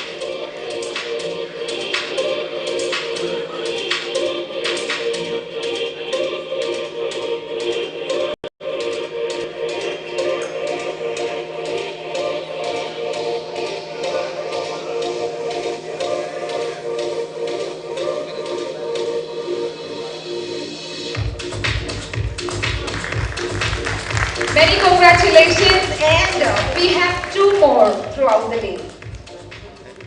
Later, we'll do it later. I also want to feel rich, maybe it's in my luck. So before we proceed for lunch, and I'm pretty much sure everybody's hungry. So, जो bags आपको मिले हैं, inside that bag we have given the food coupon, so please utilize it. And yes, we'll get back to you post lunch. Thank you so much everyone. Thanks for being a patient listener. Thank you.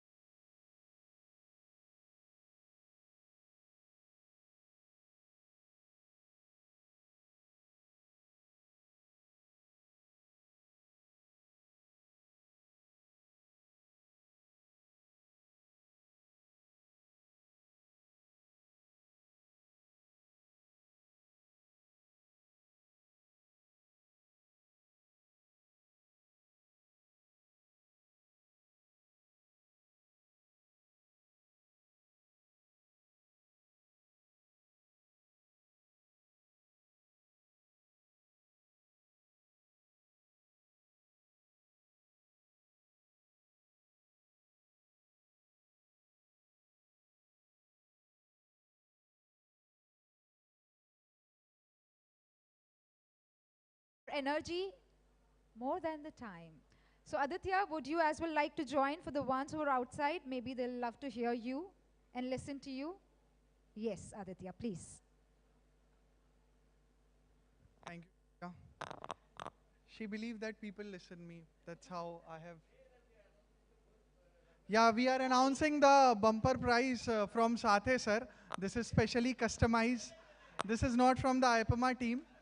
Maybe 100 kg of gold coin is being part, like sir is ready to sponsor. Thank you, Sathe sir. We are looking forward for this gold, gold, everywhere is gold. If you want to be rich, please say hi to Sathe sir, join the audience. So yes, I was just hearing Nadia is talking about energy, right? I mean, I'm glad I'm going to be part of this motivation lecture. And you know, behind this beautiful room, I got to know I'm very popular all of a sudden. Everybody's saying, hi Aditya, how are you? And I'm like, yeah sir, I'm good. Hello ma'am, I'm good. But the sad part, I don't know any of them. So I was reading their card. And then I'm like, yes sir, the last name. Yes sir, yeah, how's everything? And meanwhile, I noticed this. People think that I'm the one who's sponsoring that gold coin. So people are saying, mera number lagwa de, mera chit mein karwa de, आधा sikka kar lenge. See, so I have such kind of friends as well here. So, such a beautiful voice I have, people are coming, right? Nadia, I'm just taking over this. Yeah, it's the gold magic. I mean, clap for me again, maybe you get energy. Thank you so much. Thank you so much, everyone. Maybe we'll start in next 2 minutes. I don't want any of us to miss this beautiful session because motivation is nothing but yes, a motivation, a superpower, a energy to engage yourself, to evolve yourself. So yes, looking forward for this beautiful session.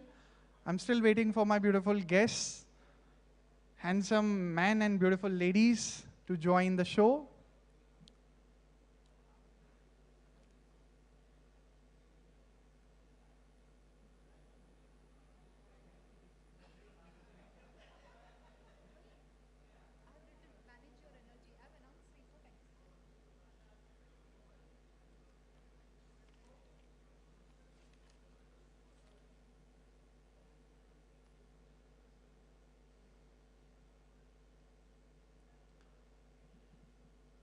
Okay, house is going to be houseful soon. My friends, my media partner friends, recently friends, with permission, Ramu sir, PrintWeek people are my friends now. So guys, do add this in the content part. We are giving content to PrintWeek for this. So yes, let's start the show. Let's start the magic. And Nadia, I don't think I'm doing justice to this, show and beautiful audience. I think people are waiting to hear you. So yes, over to you, Nadia. Thank you. हाँ जी. साथे sir फिर बोल रहे हैं gold coin मैं 2 बार दे सकता हूँ. So साथे सर की तरफ से 2 स्पॉन्सरशिप. So एक स्पेशल हम yeah, maybe. So big clap for Sathe sir for this sponsorship, which is not mentioned in the project, but yes, he's very keen to do it. Thank you. People are waiting to hire him. When are you removing? Okay, jokes apart. But then that will be a good idea, probably to have a look at it later. This time, the remaining lucky draw is just the 2 gold coins, right? Rechecking, right? Okay, that is what we have. Okay. All right, so the topic we are waiting to hear. The excitement is on. This time, before calling the speaker, let me as well do the justice of ensuring that people are attentive here, right? So how do we go about? Professor Suhas Pednekar, former Vice Chancellor, Mumbai University. And even before I introduce him, let's do this. Everybody, now we have already done the first part of raising both the hands, getting the mobile out, and then putting that in silent mode, right? But obvious, as we go out, it might not be the same. So can I request everybody to please switch your mobile phones once again on silent mode. In case any alarm, then please switch them off. And there is something to do with vocals. Let's do something with vocals. So I'll not make you stand up or settle down. Just repeat after me this sound, which is very interesting. Probably none of the conference, I promise you must have done this. The speaking part being there. So this time I give you this newness. The first sound is A-O. And the second one is A-A-O. All right, so the ones here actually had it extra or didn't? I don't know. Waiting for the sound from there. All right, one more time, everybody. The first one is A-O. And the second one is, everybody together, A-A-O. One more time, A-O. Second time, A-A-O. All right, so when I was representing India in Dubai, this was their most favorite act. Yeah, they used to not use mobile. So, what was favorite in it? They used to raise their hands up in the air, both the hands, and then they used to perform. So let's try that. Yeah, I was waiting for you to finish the call. All right, so it's something like this. You need to raise both the hands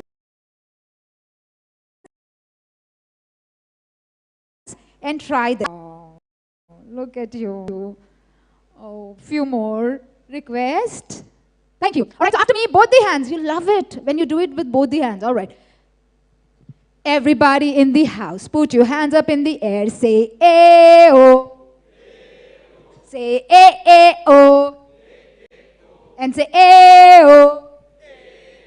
And say A-A-O. Awesome. Thank you. We'll have you live next time that I do this. I loved your expression.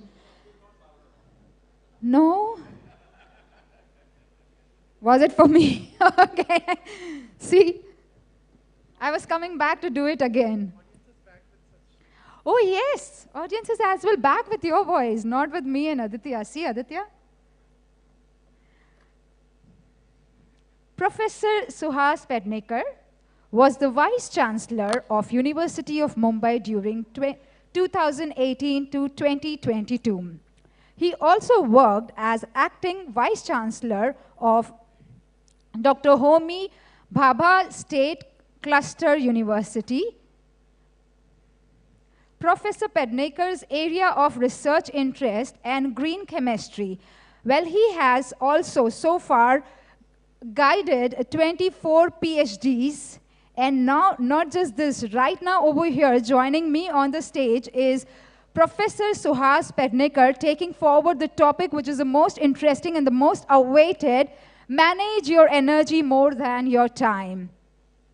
May I please welcome him with your applause, and to add on, Professor Pednekar participated in academic leadership programs at Oxford University in UK and in various other universities. A very warm welcome to you, sir. Thank you.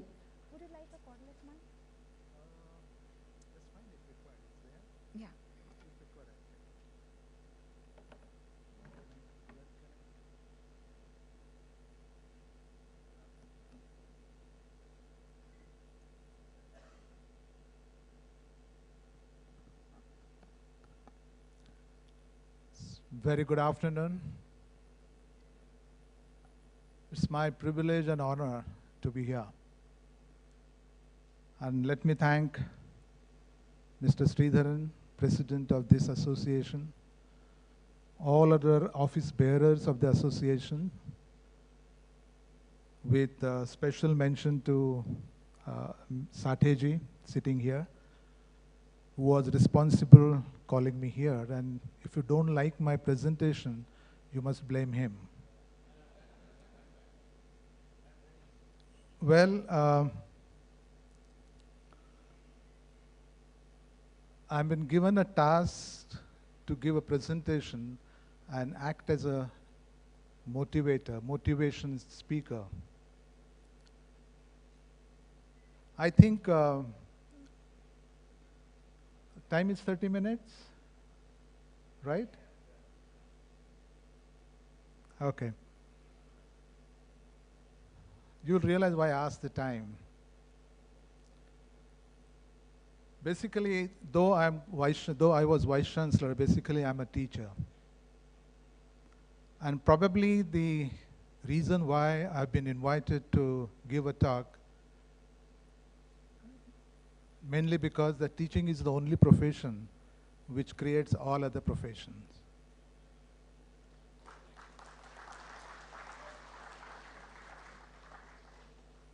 And the reason why I asked for the time, because even the teachers, you know that once they start, they don't stop for at least 1 hour. I wouldn't like to do that.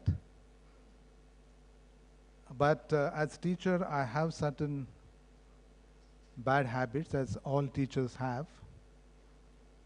So I may ask few questions in between. I think amongst all the speakers in a day, the greatest challenge of any speaker is the one who comes immediately after lunch, right? So as a motivational speaker, I think my first motivational task is to keep you awake. And that is the reason why I decided to, though my presentation is post-lunch, I decided to come and join you for lunch. I wanted to know what you're going to eat, so that I'll get some idea that what is the possibility of you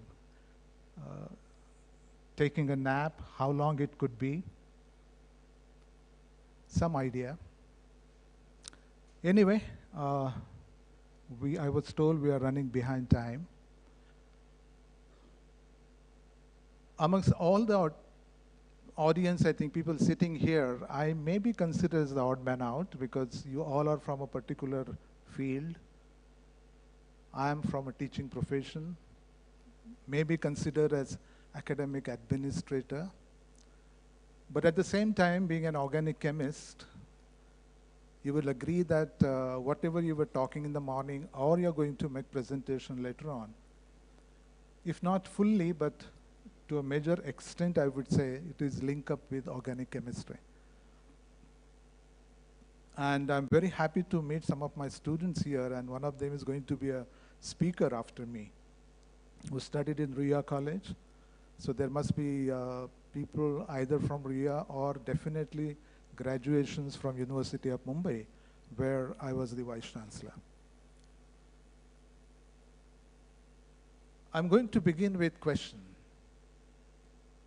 But as a bad teacher, you know, asking questions, I'm not going to ask you question, but I'm going to invite you to ask question to yourself.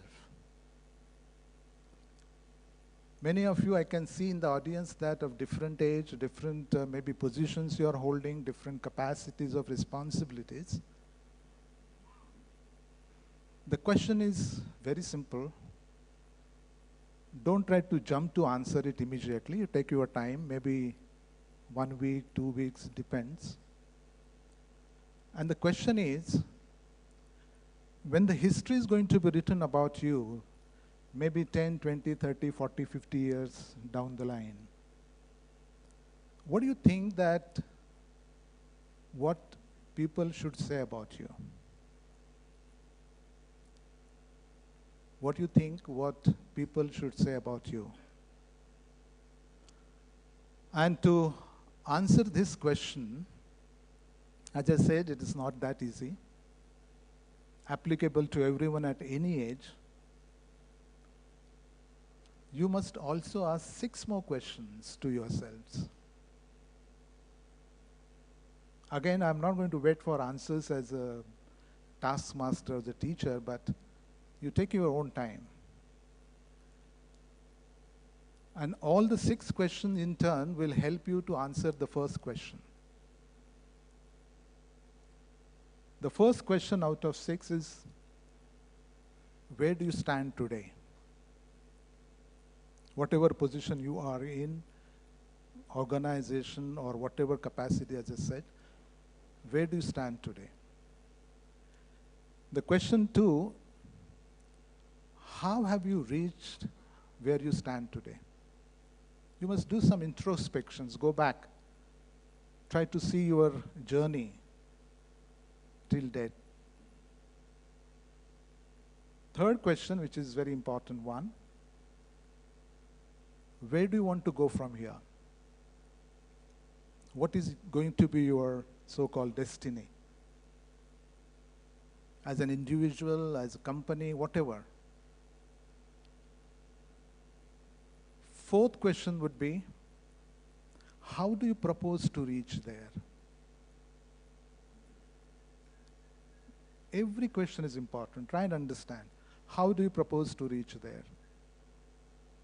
The fifth question will be,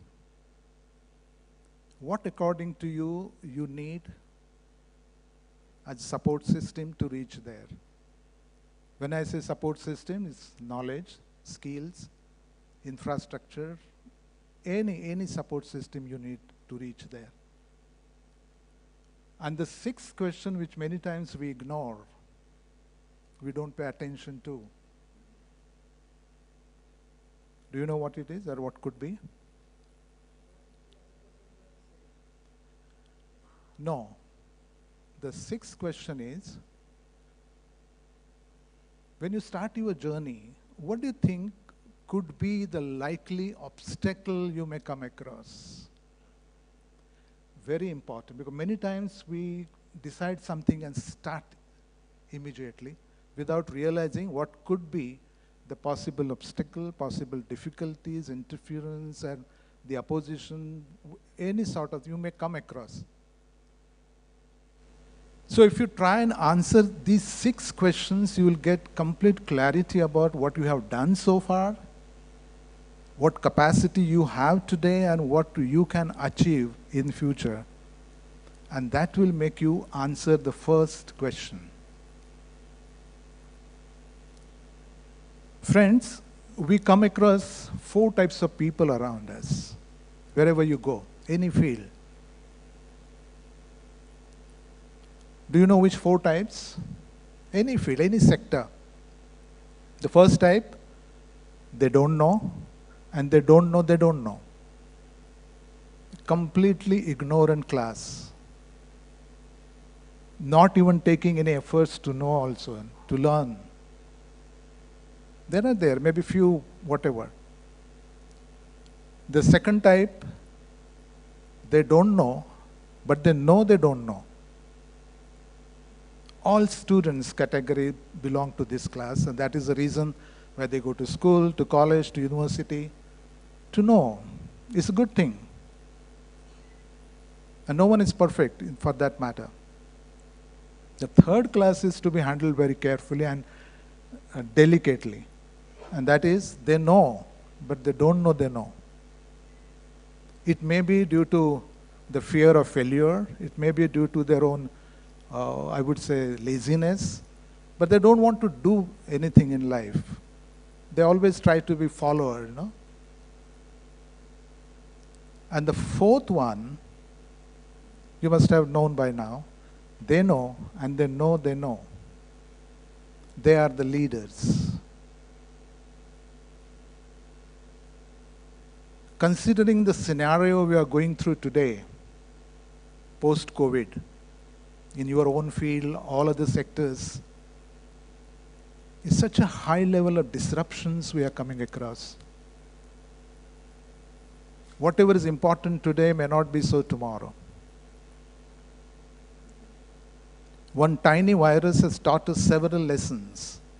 The importance of adaptability, importance of resilience, importance of coexistence, collaboration, several things. So on the background of this disruption, what do you think what is most important around us, or most important in your sector or any field for that matter? So what is required today is good governance. And the good governance comes from dynamic leadership.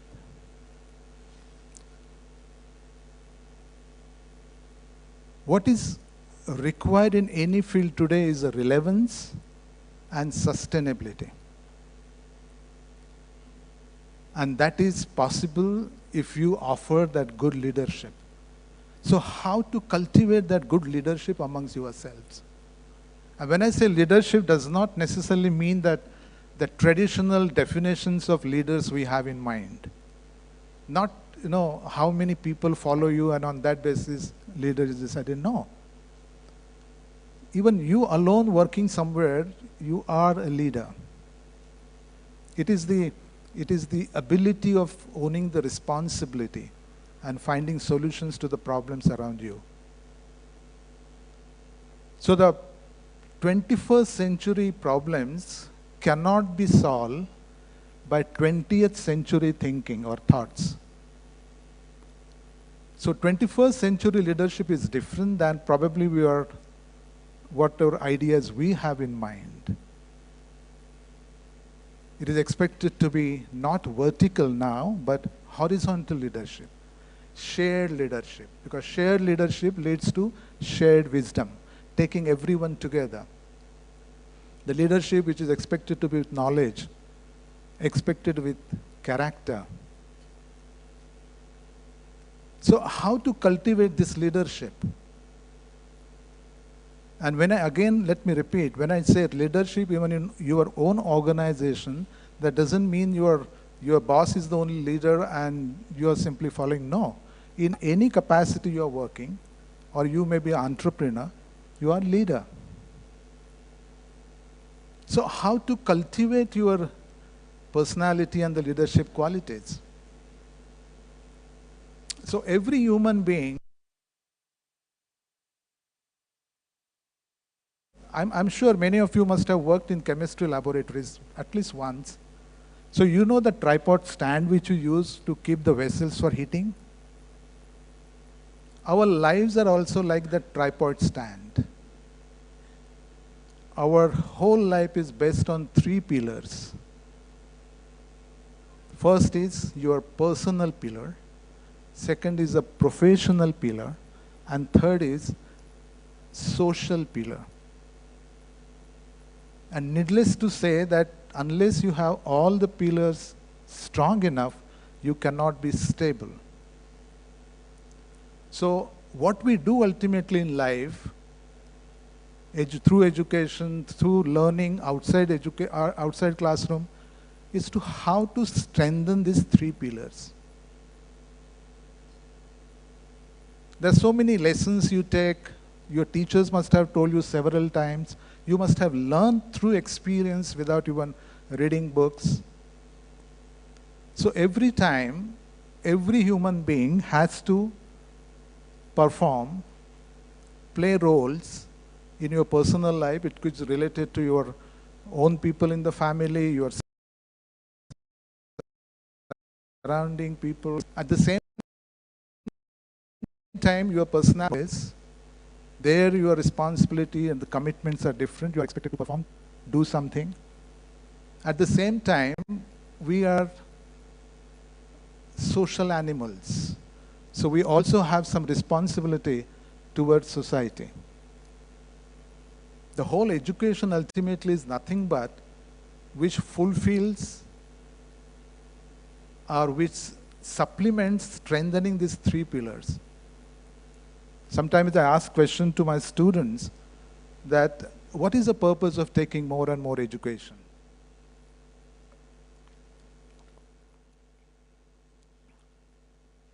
Many times students give that very regular answers which I don't expect. So we all know there are 2 important purposes of education. The first purpose of education is that helps you discover yourself. Knowing others is an intelligence, but knowing yourself is a true wisdom. And more you know, you realize less you know about yourself. And that education helps you. The second important objective and purpose of education is, after acquiring education, whatever position you hold or gain or whatever you do in life, you are expected to give back to society. So the second purpose is that education should help you transform mirror into a window. Mirror, you see yourself, you look at yourself and can take efforts to look better or good. But when you peep through window, you see the people around you. And that gives a sense of belonging. I'm here not just to take care of my own needs, but I must give back to society. You realize all start cultivating that leadership amongst yourself. The country like India, if anyone asks me, what is it that is more important today? Either it's in education or even any organization. My answer is very simple, to promote that leadership of owning the responsibility rather than pointing fingers at others and blaming others. How can we do that? There are many ways of doing. You must have taken even the professional training, leadership training at different places. How to improve your soft skills and all other, that empathy that is required, and the need of working together, because coexistence or no existence is the real mantra of this age. You may not achieve everything in life working in isolation. You must have realized your own field. The time has come to come together, work together as a team. Even the team, says that together each one achieves more. Resilience is another one. Positive attitude is so important, because we all know the 10% of success, what happens to you, and 90% of the success depends on how you respond. So positive attitude is so important. And in the COVID situation, as I talked about, that we have learned several lessons. And one of the most important lessons I feel we have learned is the importance of coexistence. Respecting even the tiny virus or the tiny living organism around us, understanding that even they have right to live. So how we can, and this is the reason why as an educationist, we consider educational institutions as the integral part of society, where we are expected to strike that balance with society with respect to social, economic and environmental perspectives. I attended few sessions in the morning, and I realized even in your own field how important it is to be eco-friendly. Because ultimately everything is related to the human life. And for our own benefit, we cannot destroy somebody else's life. So apart from all this, the topic which in fact I had given today, which I'd like to come and say something about, because many times people say that if you want to cultivate the leadership qualities, understand the time management. Yes, it is important, no doubt. But as my title says, that understand how to manage energy more than time. Now, what does it mean?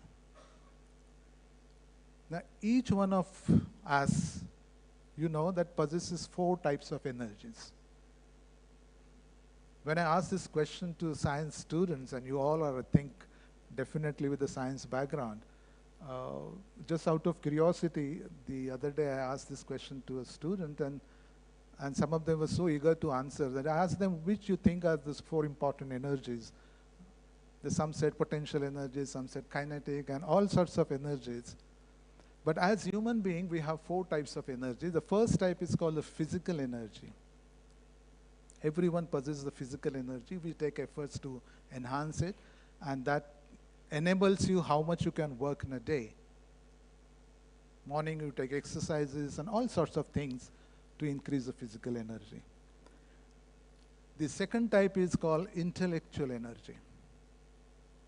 And the purpose of going to school, colleges, universities is to how to enhance intellectual energy, how to get more information about a particular field, and you try to even reach to this super specialization. But according to me, that the third type is the most important one. Can I ask you which you think is the third type of energy?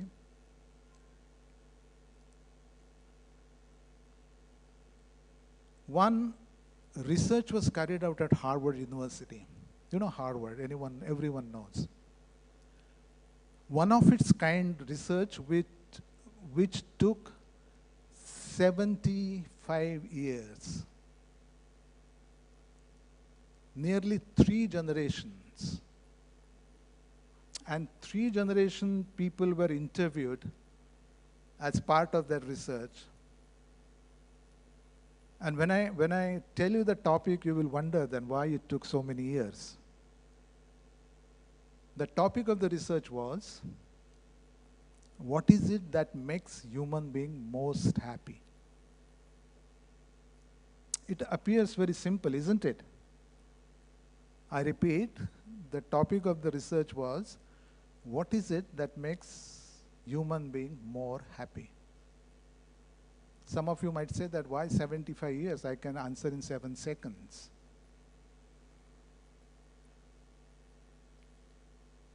Do you know the answer of that particular research? So after 75 years of research, collecting data from people from 3 generations, analyzing that data, and the answer of that topic, research topic was, the something which makes human being more happy is the healthy interpersonal relationship. Healthy interpersonal relationship.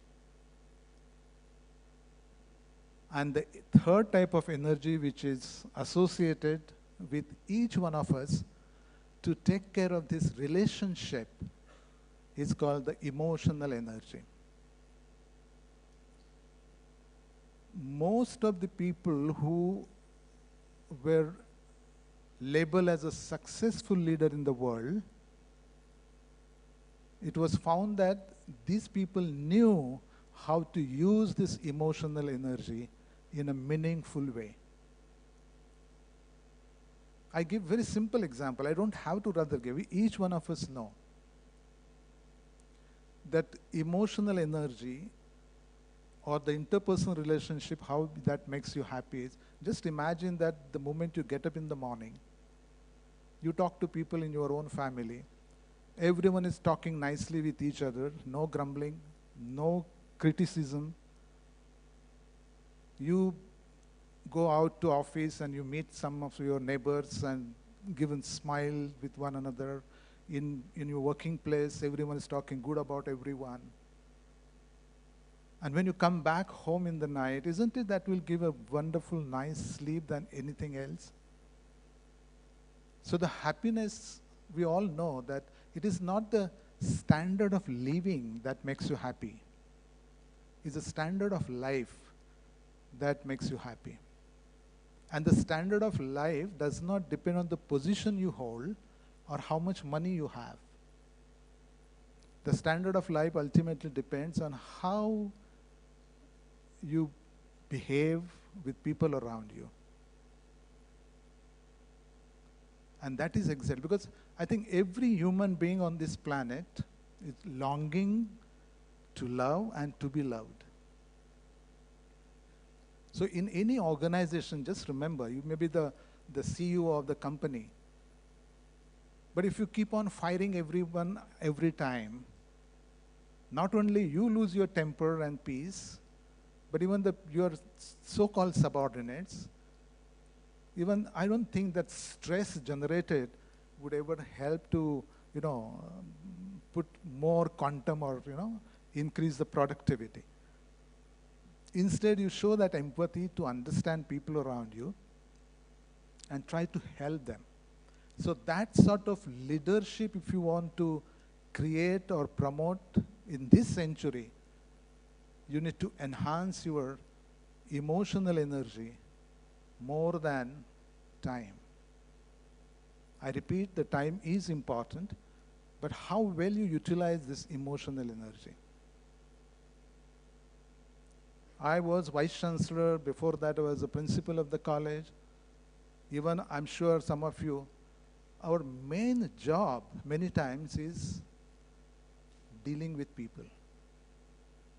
It is not merely, open the rule book and, find out how to carry out day-to-day activities. It's dealing with people, and every human being around you is different.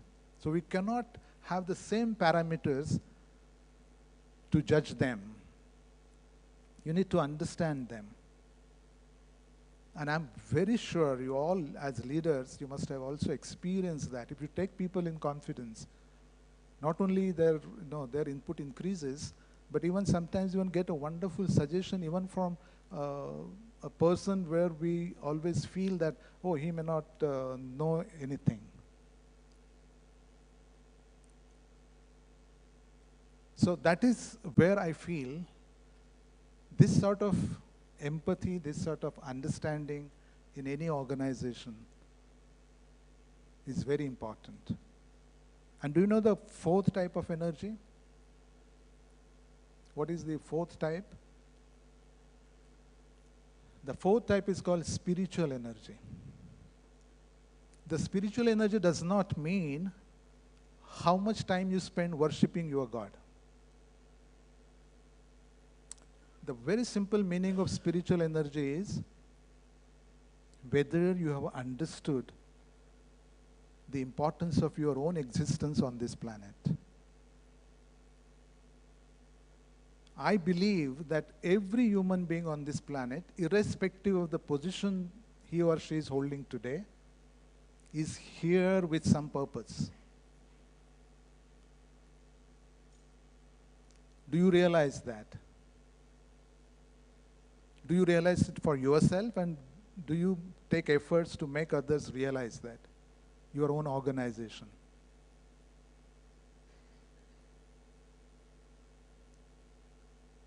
And that is why I always feel that the day you realize the purpose of your existence on this planet, the way you celebrate your birthday, I think you must celebrate even that particular day, every year. I was told in Japan, in corporate world, there is a very good practice. And that practice is every employee in that organization is asked to give 5-minute presentation before everyone every year, talking about his or her contribution and what could be the innovation for the organization. Believe me that every person, right from the security at the gate, prepares for the whole year that what special or innovative I'd be able to say, and that too within 5 minutes, before everyone, including CEO, and it's a wonderful practice. See, many times what I feel that what we people do,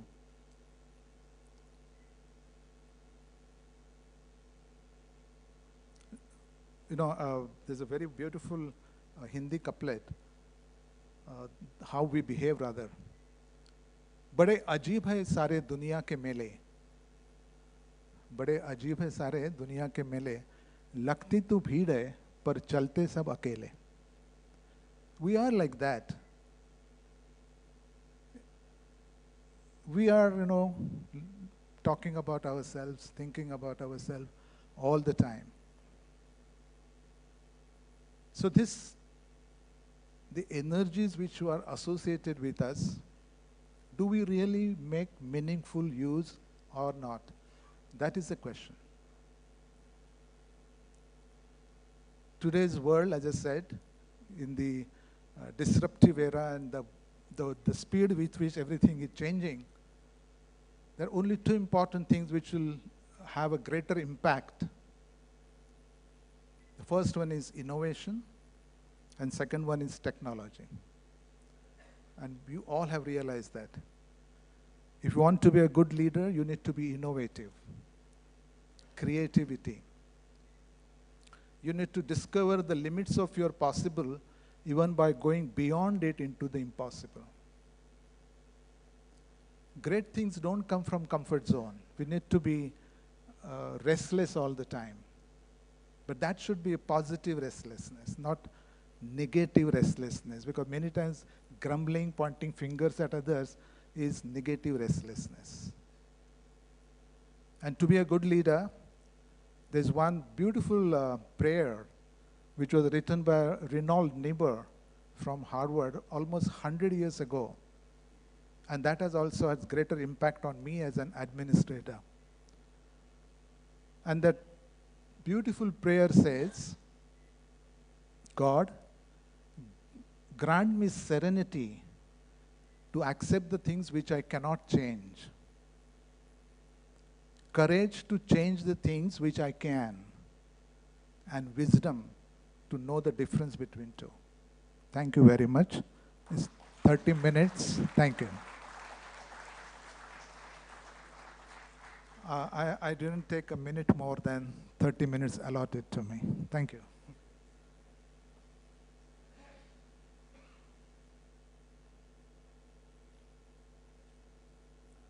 Thank you very much. I'm sure we all have a lot of takeaways along with us. In fact, I did one. 90% of success is how you respond.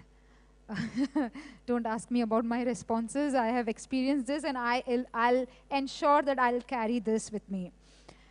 So ladies and gentlemen, every single time that, we have a longer session, Aditya says that, Nadia, can we probably have one energizer or something for the audience? And I'm like, okay, if they are, as long as my young people are okay with it, we can.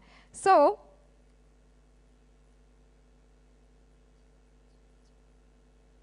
check. So what we'll do is, all right, so we will right now continue with the felicitation. Sir, can I please request your presence once again on stage? Professor, yes.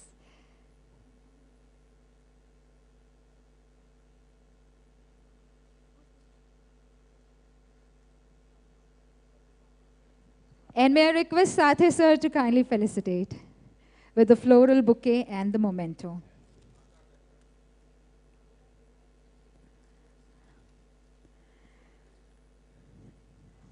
Yes.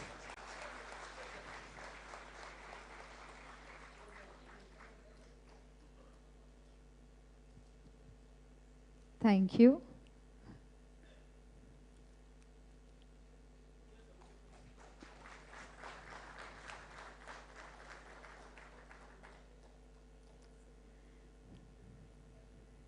Thank you.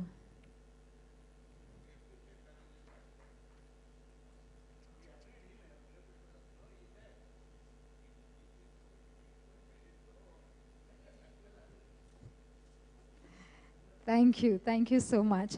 So they say, smile is a gift that you can give to anyone and everyone, and it costs nothing.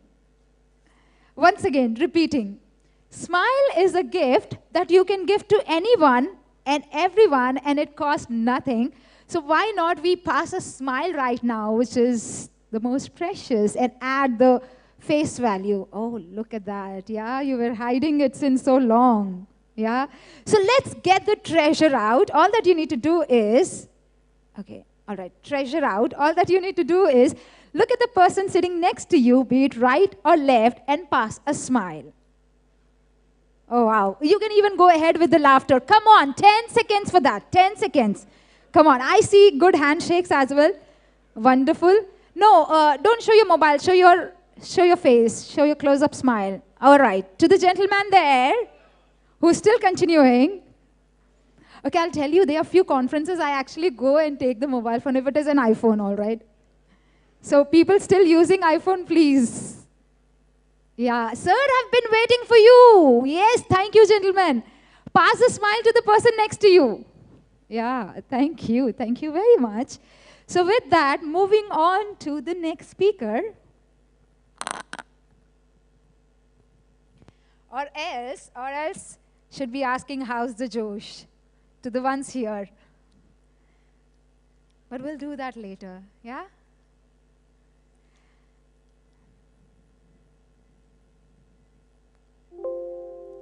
Ladies and gentlemen, may I now request and invite Mr. Adesh Malkar, Manager Graphic Arts, BYK India Private Limited.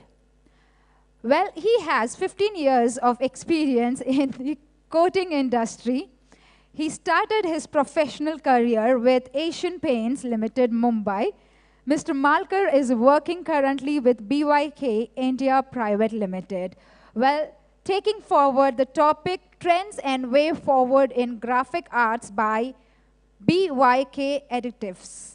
A very warm welcome. I love the way, in hardly 5 seconds he was here. I could see it from there over here. Good. Over to you, sir. Thank you.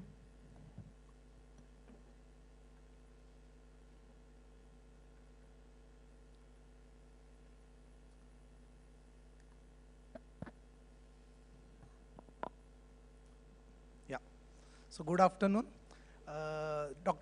Professor Suhas Pendekar mentioned about the students. So I was one of the students from Ruya and was great enough to have learnings from him, and it's now a tough job after his presentation and the motivation speech to present something, but it's good that the guru spoke first and then the chela, so it's good.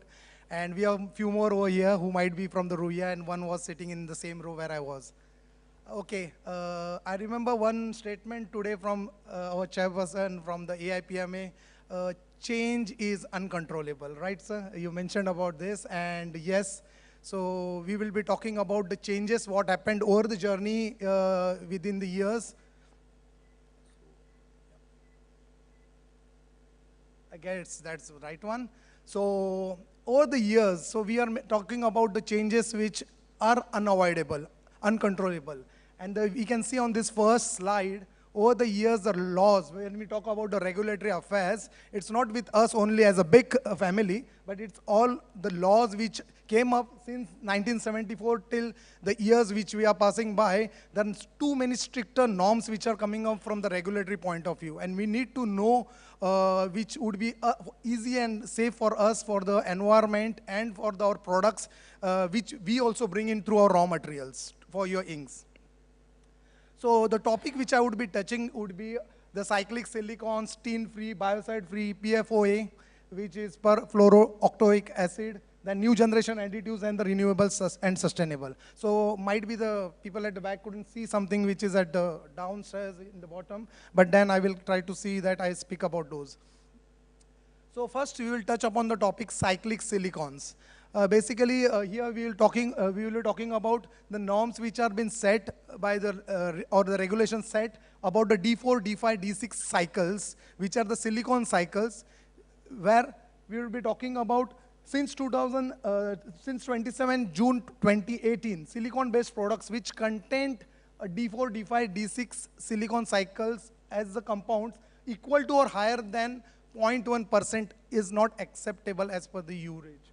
And here we are talking about the precautionary. When we talk about substance with very high concerns shouldn't be there in the product which we deliver in the silicon products. And we are talking about to just try to modify whatever we provide you, that should be less than 0.1 on individual basis and not at altogether as a D4, D5, D6 cycles. So what does the D4, D5, D6 is a simple structure over here is octamethyl cyclo tetrasilicosans and same way coming down, and these are the structures which are in the silicon one with the methyl groups which are causing concerns in the environment with regards to the regulations which we can't use, where we talk about the CMR. So D4 was already existing as a CMR in the past. What got added up over the years is D4, D5 and D6, where we talk about the persistent, bioaccumulative and toxic. Then we are talking about very persistent and very bioaccumulative substances, and as I mentioned, SVHC, which is about supply or the substance with very high concerns. So those are not allowed for the formulations which you need to get into concerns where it is restricted to export your products with these materials. So what we will be talking about, the regulatory part, if there are substance, we would be defining it in the SDS, mentioning in the section 15, whether those products are present with D4, D5, D6, which is more or less than 0.1. And what we did for our formulations that you can be safe from these is that we bought a set of modifications where we get it purified. So that is a step which we added into this product range, where you can have a series of new products with the existing ones, which is mentioned into the safety data sheet, with less than 0.1 of the products with D4, D5, D6 cycles. So very importantly, we should know and we should be aware about the hazards which comes into our formulations and when it goes for the application side. And then we will be talking about what was the past, where we are talking about some silicone deformers as well. But that was already considered in the year 2005-06, where we were focusing on products which are silicone cycle with D4, D5, D6 away from it. And there were a few products which we daily use into our surroundings by application of paint. So it was already taken care for the deformers which were there. But we are talking about now into silicone cycles which are for the surface properties like slip and other properties we'll look into. Now we will quickly move on to the second topic, which is a tin-free. Now here we talk about the tin-free alternatives, where there were a few norms being set already. When we talk about these compounds, these are organotin metal compounds which should not be present because of the hazard to the environment, again, to the aquatic life, and also to the daily hormonal changes where it can be very much hazard. So we talk about those family of products. We already had it with this catalyst as one of the catalyst into our products, but we tried to rectify it because of the changing norms, where IKEA, who is talking about ISO MAT 066, where we say no kind of organotin compound are allowed to be used, which is when we apply for the toys or for the certain applications, it shouldn't be allowed. And also for the NOSCO, which is talking about the Norwegian petroleum industries, they talk about the anti-fouling, which is in the marine, which may cause a hazard again to the environment. We are talking about those norms which are putting into stricter norms to not to be used as a tin as a compound, which comes from the multiple products like dibutyl, tributylene, and octylene. So these are some products which are used as a catalyst for the manufacture of the polyurethane type based products as a final, as a wetting and dispersing in our case in BIC. So what we did is we tried to modify those by removing or knocking off the tin based compounds to something another, which is a proprietary again, but then to make it easy to understand, we named the same list of products as a tin free, as a TF. Abbreviation in front of the same product name, so that you are aware that this product is tin free, so that doesn't contain a tin catalyst and it is away from that, and that can be an easy way to understand. And there are a series of products with these TF names. Now, what's the difference we would make to our formulations? Hardly anything. We can see we have already evaluated all this with our regular products with respect to the formulations, with making concentrates, color strength, viscosities, and hiding power, and all the other properties which are expected, or what you would expect that it has an effect on to the final formulations. No, it doesn't. It is as same as it was with the tin-based or tin-free types of catalyst used in the products. Now, we will touch upon the third topic, which is a biocide free. Here we will be talking about the impact of MIT, which is, here we're talking about in 2018, the European Union agreed upon reclassification of MIT into the products which are water-based. So we use as a preservatives, and this is for the long-term preservation of our products, or you might be using in your water-based products as well. So we are talking about MIT to be under certain limit, which is equal or more than 15 ppm. That's the limit which is given by the standards, and we into our products try to bring up this with moving away from some of the products. And we have some name of the products which is not much important, but the pictorial over here is important when we talk about certain things which are more than 15 ppm. In our formulations, it would be marked with the exclamation mark with the pictorial on the bottles or the drums. But on the other hand, we have some biocide-free types, which might be the minimal content or no content of biocide, but it still have a better impact to use, and it will give us a better product for the water-based systems. The fourth part when we discussed in the headings was about the PTFE waxes. Okay, so this in the EU REACH compliance, we will talk about PTFE. The PTFE says the PFOA, which is one of the ingredient into the making of PTFE waxes, it should be less than or equal to 25 parts per billion. That's the point where PTFE waxes would come into consideration, and we would be discussing that it will again have some impact on the substance with very high concern, and it is really important that we should have as minimal as or less than equal to 25 parts per billion below that content of PFOA into the system. The PFOA stands for perfluorooctanoic acid.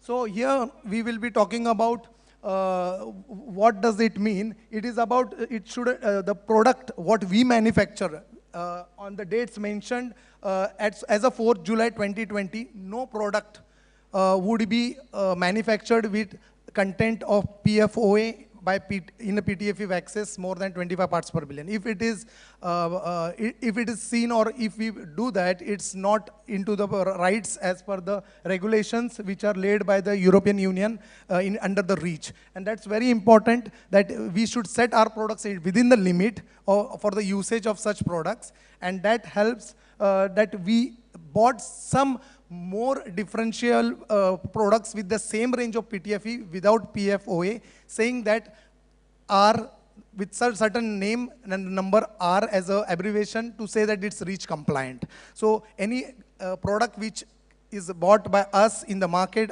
post 2020 was a PTFE wax is with a REACH compliant with a letter abbreviation R in front of it. So that helps to understand the meaning of the right product into your formulations as well.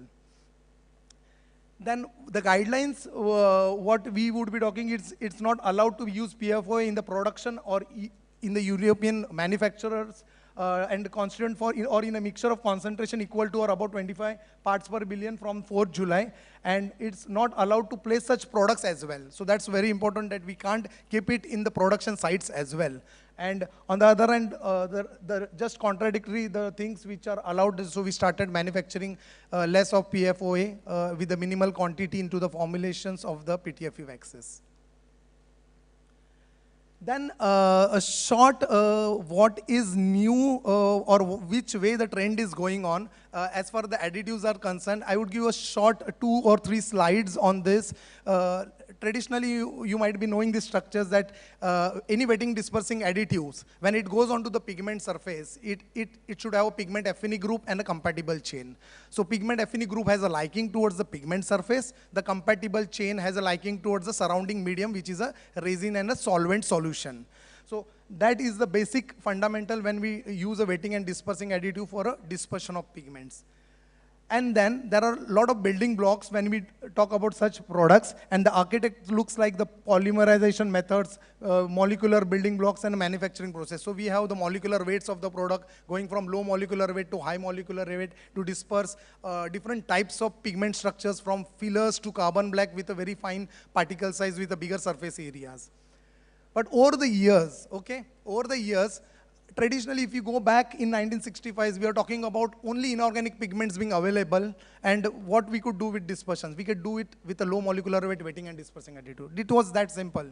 But with the time, there was requirement from the surrounding that we need something which is more brilliant in color. Then there was a chance that more and more organic pigments came into picture, and then we couldn't satisfy ourselves with only low molecular weight. We had to go for something which is better, high molecular weight pigments. The chemistry changed, chemistry evolved around from fatty acid chemistry to polyurethane to acrylate, then to CPT technology. And then the chain of things started happening with the technologies. More and more new generation products started getting manufactured, like UV coatings. Now recently we talked about EB coatings. So these new technologies need something new. And then there was a birth of a new products and total product range for the wetting and dispersing additive with this history. But saying that, there's a lot of things which are coming up with the polarity. So whenever we talk about any products in any additive segment, we will be talking about the polarity from very extremely non-polar to the polars, which is water. So from non-polar to polar, the compatibility comes into picture. And then we have different, if you could find something in our ink industries, we can say polyurethane, and then there are many resin systems like vinyl and polyamide which can fit into that chart. But to bring a single product into this entire gamut of solvents and resin system, we are trying to work, and we have bought few new products which are talking about the universality of the product which can work in the entire gamut of solvents and the different resin systems. And those is the new, what we say, coming up things with us as a big, to bring single product which can work on the different resin systems. And there are few which are already existing now.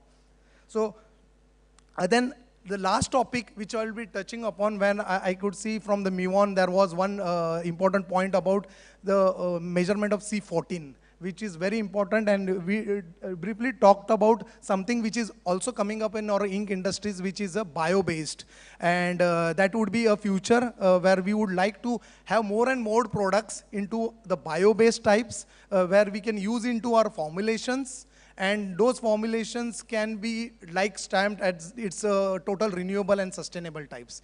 Here we will be talking about the same ASTM methods of analyzing the products, like with D6866, which is about C14 calculations. And here when we talk about this very like put it into a consolidate into small slides, but we will be talking about, we will trying to analyze first the present set of products to fit into this by analyzing that by the ASTM methods. And that's important, that when we talk about some products, we already have few numbers now, which fits into this renewable chemistry, and we can definitely say that it works, and it you can make a bio-based type of inks from these bio-based type of products which are from the big additives. So very importantly, this would be a future when we talk about. And also, we would also emphasize that since we are talking about environment and sustainability, so obviously we are moving from non-toluene, from toluene to non-toluene and non-ketonic, but also we see a large market which is coming up with a water base,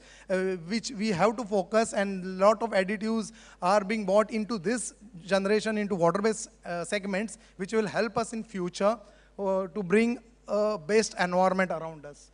So that's it. Thank you very much for your attention. So that was a total cover package with the different norms and legislations which are coming from one point to the other point, and where we want to move forward from this stage to the next generations, what we'll bring to our next generations with our products. Thank you very much. Any questions? You can please help me.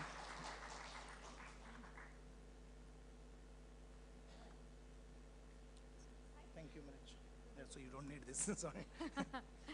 Thank you. Thank you very much. That was amazing. Yes. Agreed. Thank you. We can once again join our hands. Somebody was starting. Yes. Thank you very much.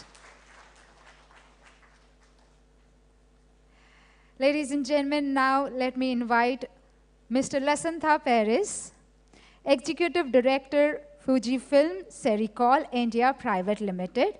He is part of FUJIFILM Ink Solutions Group. Experience handling global markets from Australia, USA, South America, Central Asia, and South Asia territories. Well, 35 years of experience in sales and marketing with international spectrum, 22 years of industrial experience, and 13 years of real estate experience. Mr. Paris believes in the fundamental of never give up, because you never know which door can be the gate to success. A very warm welcome to you, sir. Oh, let's welcome him with your applause. I've really heard a lot about your saying. I'm like, Aditya is the only person having a saying along with his speech. He's like, you see, he has a vision as well, and let's hear that. Thank you, and over to you. Thank you, Dan. Welcome. Good afternoon, gentlemen, ladies and gentlemen, President Mr. Sridharan, and Committee of IPAMA. First of all, let me start by saying I've till yesterday, 6 o'clock in the afternoon, I didn't know I was going to do a presentation, because the representative from Fujifilm couldn't get his visa on time somehow. So Dr. Raghav, we decided, okay, let's continue with the presentation. So here I am.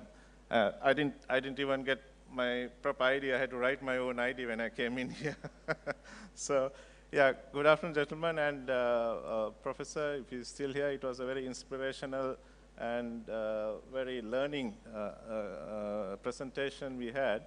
And I think we can all use it in our companies. I think we should transpose that to many of our colleagues down the line as well. Today our presentation, it's slightly different to rest of all of you because we are going to talk about Inkjet and the evolution of Inkjet.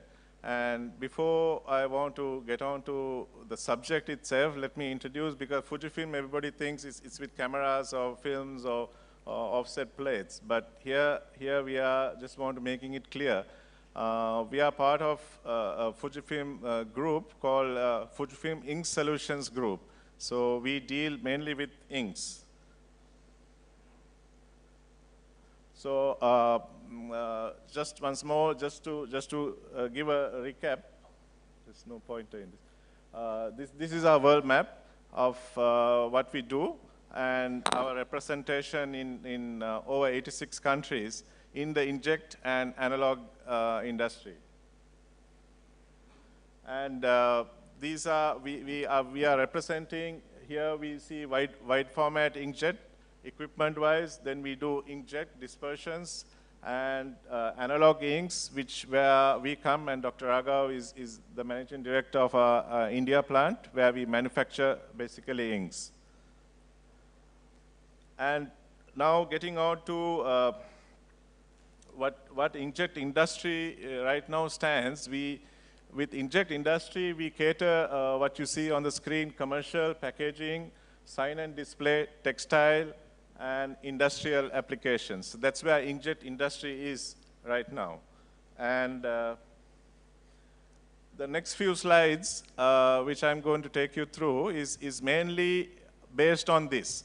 This is where we are right now as far as inkjet is. The future, we want to increase quality and increase speed. Whatever spectrum we are in, whatever market segments we are in, this is the future. So the next few slides, all the slides are based on this representation, where we want higher quality at higher speed. So right now, if you look at this slide, this is where, you know, in Inkjet we consider two different technologies. One is single pass technology, and the other is multi-pass technology. So single pass technology is what we have already seen in wide format or in textile, where print head moves on the web. The print head moves up and down on the head. And single pass technology, what we mean is the ink head stays in one place and the web moves up and down. Okay, so that's the distinguish of these, all these segments: wide format, textile, corrugated, post-print, label, textile, single pass, production web. Production web, textile, label, we call it single pass, where printed remains same and the web moves up and down, whereas traditional wide format inkjet is multi-pass technology. And this slide, as you can see, I'm keeping on with my initial slide of image quality and speed, where we want to gain. Right? Here we show in 2016, in fact, everybody here must have at least once or have heard about Drupa. Drupa is kind of the epitome of the economic best cycle of printing, Drupa. And in fact, Amit Shah is not here, but Amit Shah is somebody who has won several print awards in Drupa. But Drupa is kind of a global, in a global aspect, is for printing technology, for printing converters, for printers themselves, is one of the main hierarchies of exhibitions around the globe. In 2016, it all started where, once again, quality against speed, where there was a big jump, and it's called MEMS, Micro Electromechanical Systems. So it's basically printhead, PSO printhead, to achieve higher quality and with higher speeds, right? So in 2021, when Drupa, due to COVID, didn't have a on-site exhibition, they had a virtual exhibition. This was one of the main themes that was discussed on how to achieve higher speeds and higher quality. Okay. So where does this Drupa effect, where does this fall within our industry? As you can see, the wide format textile as it is way below, before the Drupa effect in 2016, and sheet fed, production sheet fed now moved on with this MEMS technology into higher speeds and quality remain kind of the same, you know. That's where production sheet fed remain. And if you look at the next slide, you can see in the label corrugated printing became faster and higher quality, enabling it to be a pre-print technology where you could do smaller print runs with higher quality. So faster speeds and pre-print corrugated came as a result of this higher speed and higher quality. Then the next slide shows that production web.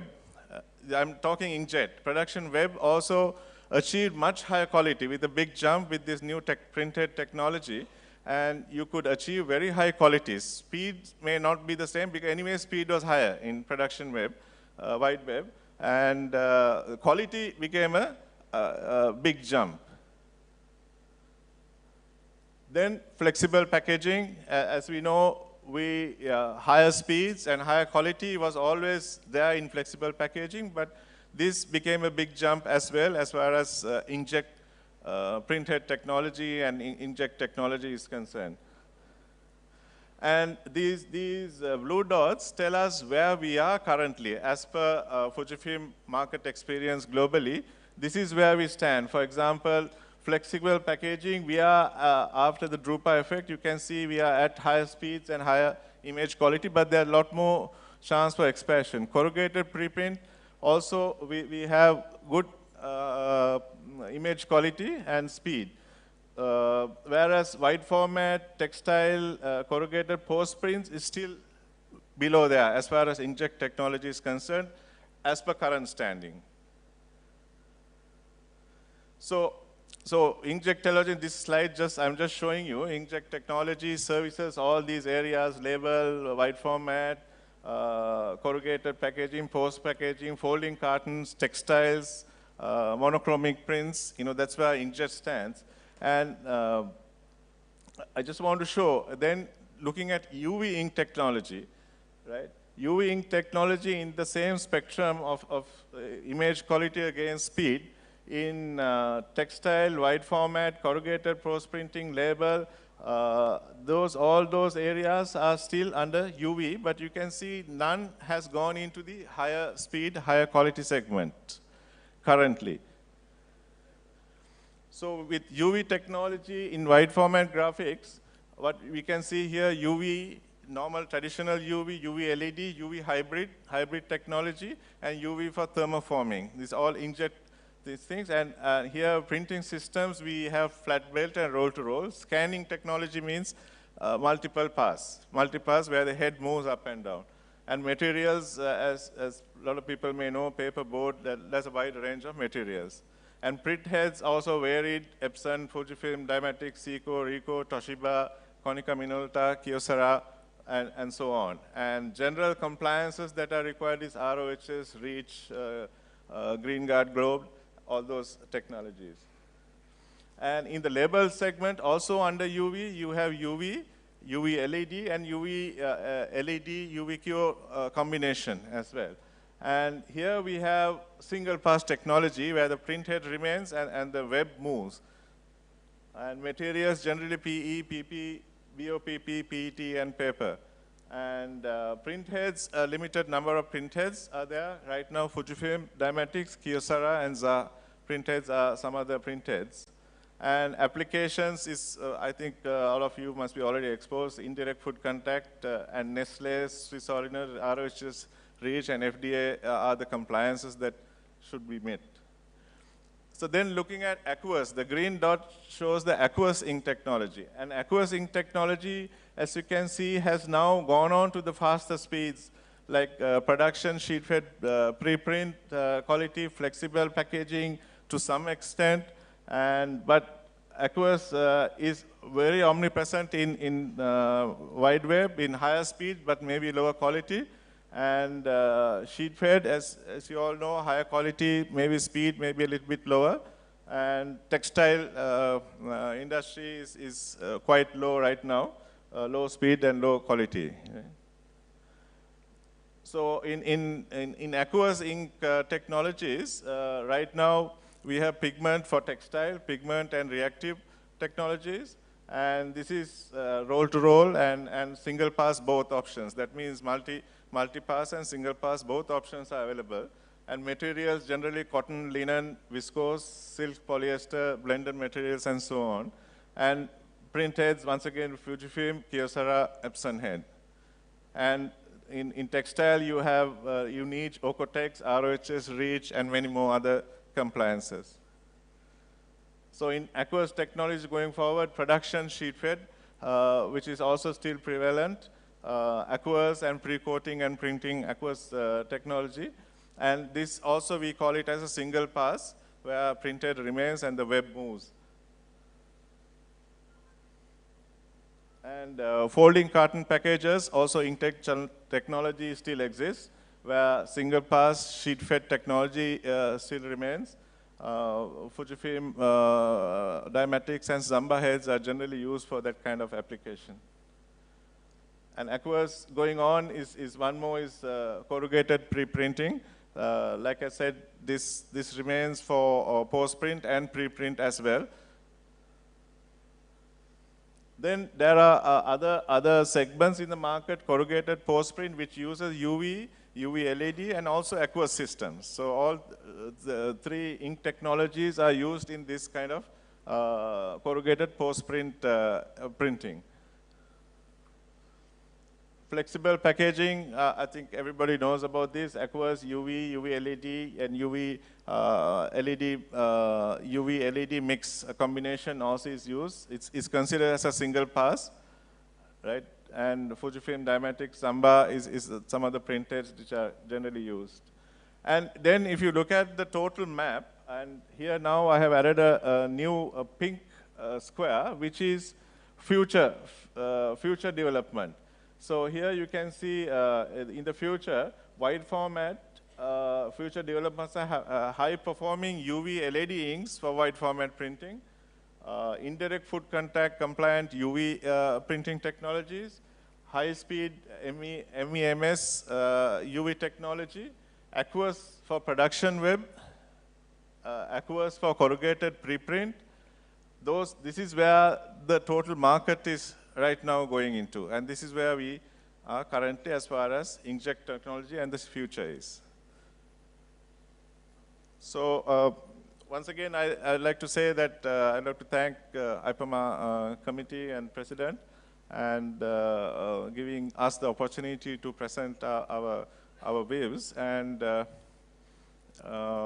let's hope if anybody has any questions, we have a whole team here. Anybody of us can answer your questions one-on-one, because time is right now.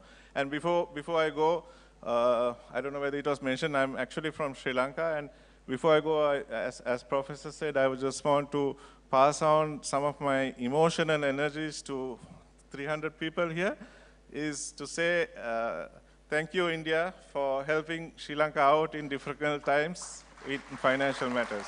Thank you, everybody.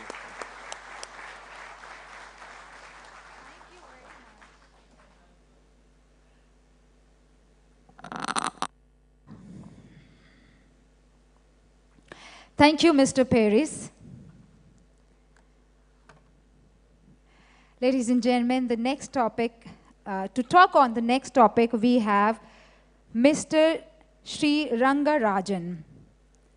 He's a mechanical engineer and an alumni of IIM Bangalore. He has more than 30 years of professional experience, which includes working as a production engineer in The Hindu, selling and technical service for chemical and printing ink.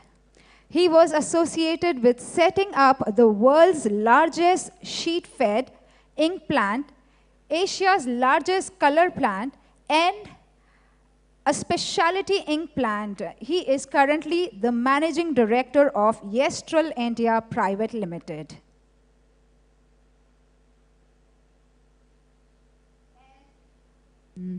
And even before I invite him on the stage, he has a small presentation and some addition. Even before I invite him on the stage to take it forward, the next topic, how about, should we check the Josh? Say a fake yes.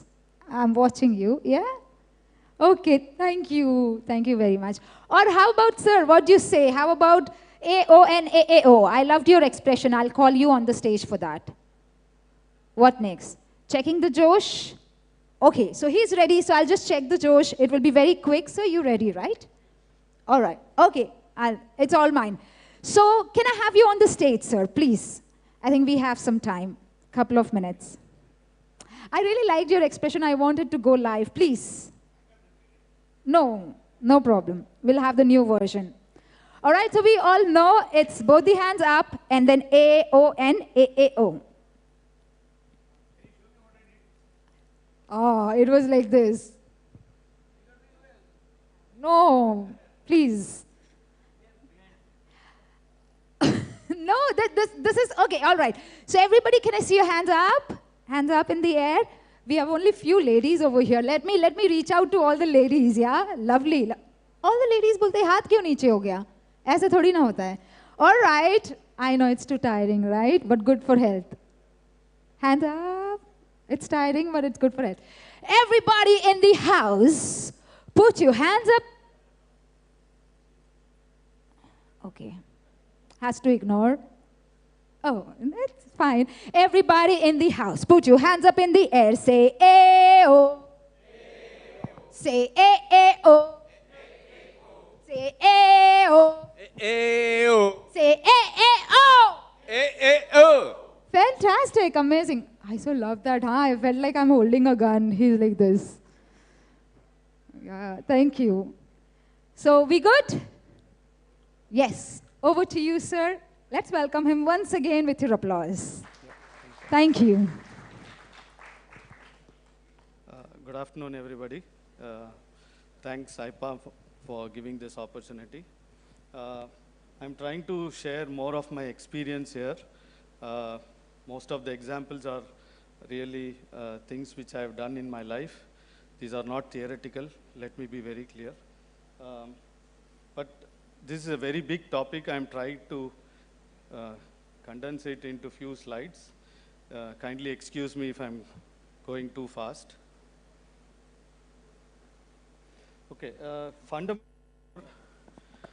fundamental for this kind of, the printing ink processing, you start from different steps, going through multiple stages of preparation, and one big part is the agitated media milling, where this is the major step where you improve on the quality.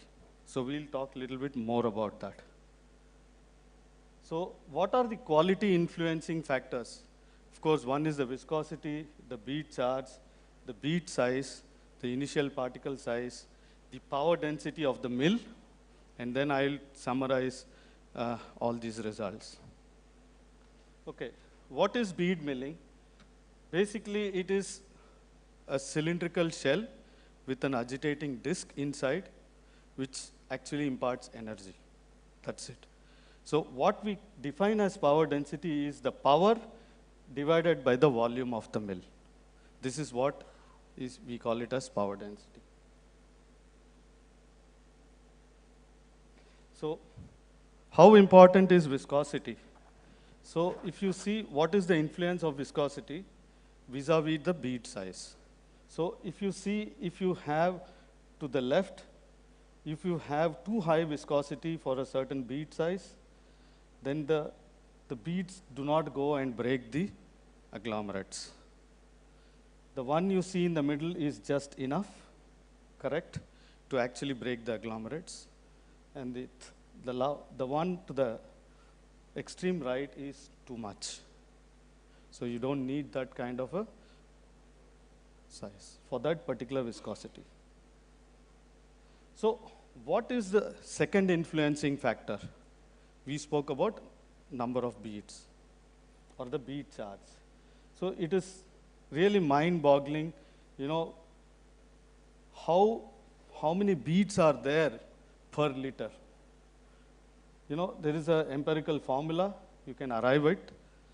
If you say in 1 liter, if you fill it with 2 millimeter beads, you will end up with 1,25,000 beads. If you reduce it to 1 millimeter, you have 1 million beads. So if you go down to 0.5, it is 8 times 1 million, so 8 million. So you can see the number of contact points increases in a logarithmic scale. Exponentially it increases as the bead size goes down. So that much more contact points, and then it has an influence on the final product quality. So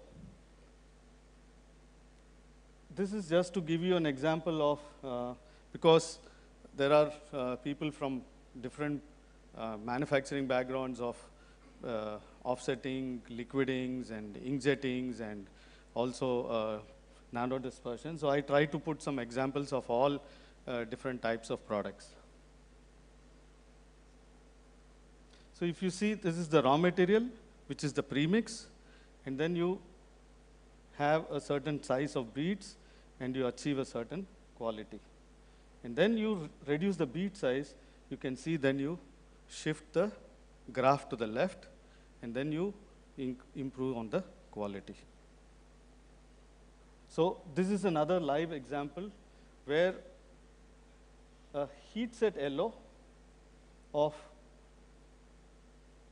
69% solids with 2 millimeter beads was processed. And you can see this was the view under the microscope after one pass. And then you can see the parameters on the left, 236 kg, temperature, pressure, motor power, etc., etc. The mill remains the same, the premix remains the same. Only change is that we change the size of beads. And now you see, in one pass, you have a completely different quality. You can think, okay, 2 millimeter to 1.6, what difference it makes? But this is the difference it makes. So what if you then talk about different kinds of products? Is it only applicable for a high viscosity ink, or it also applies for other different kinds of inks? For example, you can look at a ink concentrate. What influence the diameter of the beads has on the final quality of the product? For example, you see experiments were done starting from 1.3 millimeter beads up to 250 micron beads. You achieve a standard target, what you keep as 100%, and how much of energy you required to achieve this target.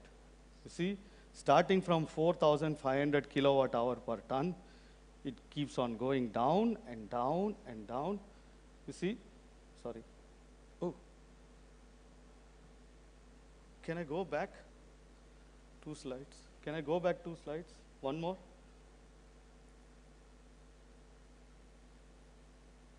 Yeah, so you can see as the bead size goes down, the energy requirement also goes down. So you can see here, either you keep the target same, you reduce the energy, or you put the same energy, you can improve the quality. That I will also show you in the next slide. So you can see here.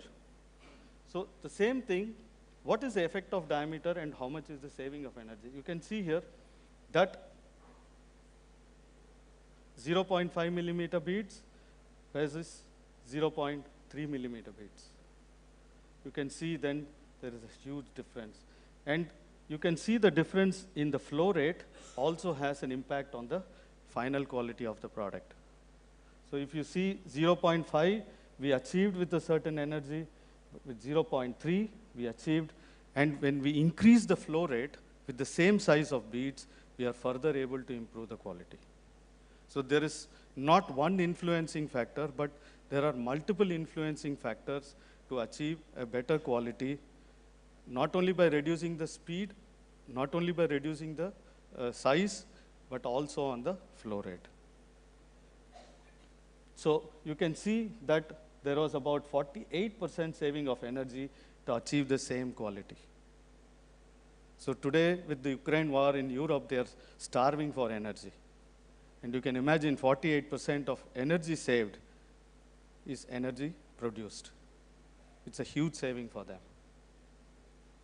So what are the benefits of microbeads in a nano processing? You can see this is another example where you can see the smaller the beads, you have a better quality of dispersion. Because you increase the number of contact points, so you produce a better quality. You produce a faster dispersion. But with this, also is a bigger challenge. When you go smaller and smaller in bead size, how do you make sure that you keep the beads away from the separation area? That's the biggest challenge. Today, we are talking about 1 millimeter beads, and we are talking about 100 micron beads, even 30 micron beads. The challenge is not to make the beads or to make a formulation, but to keep the beads away from the separation area. That in itself is a big topic. I'll just touch upon that particular topic with only 1 or 2 slides because we don't have so much time. But that's also one of the biggest challenges. Not just by reducing the bead size, I can achieve a quality. No. You need to have the right type of machine and the technique to separate the beads to then use those smaller beads. So this is another very live example, very recently done with 0.3 millimeter beads. The bead quality is the same. Again, when I change the bead size, it is given that we keep the type of beads the same. For example, if I say, when I go down from 2 millimeter to 1.6, I'm talking about the steel beads. Steel beads of 2 millimeters, steel beads of 1.6 millimeters. Here, when I'm talking about 1 millimeter going down to 250 microns, we are talking about zirconium oxide beads. It's not that we are talking about a different type of beads. The type of bead remains the same, only the size of the beads is going down. In this particular case, we had to face a challenge of how to prove this theory to the customer. It always remains good on paper, on theory, but customer wants to know, really does it make sense for him, for his formulation, for his product, and how we can prove this. So this was a challenge for us. Recently we had 0.3 millimeter beads, 80% degree of filling, because if you see these parameters, it's already in the extreme limit what the customer could do to achieve his current quality standards.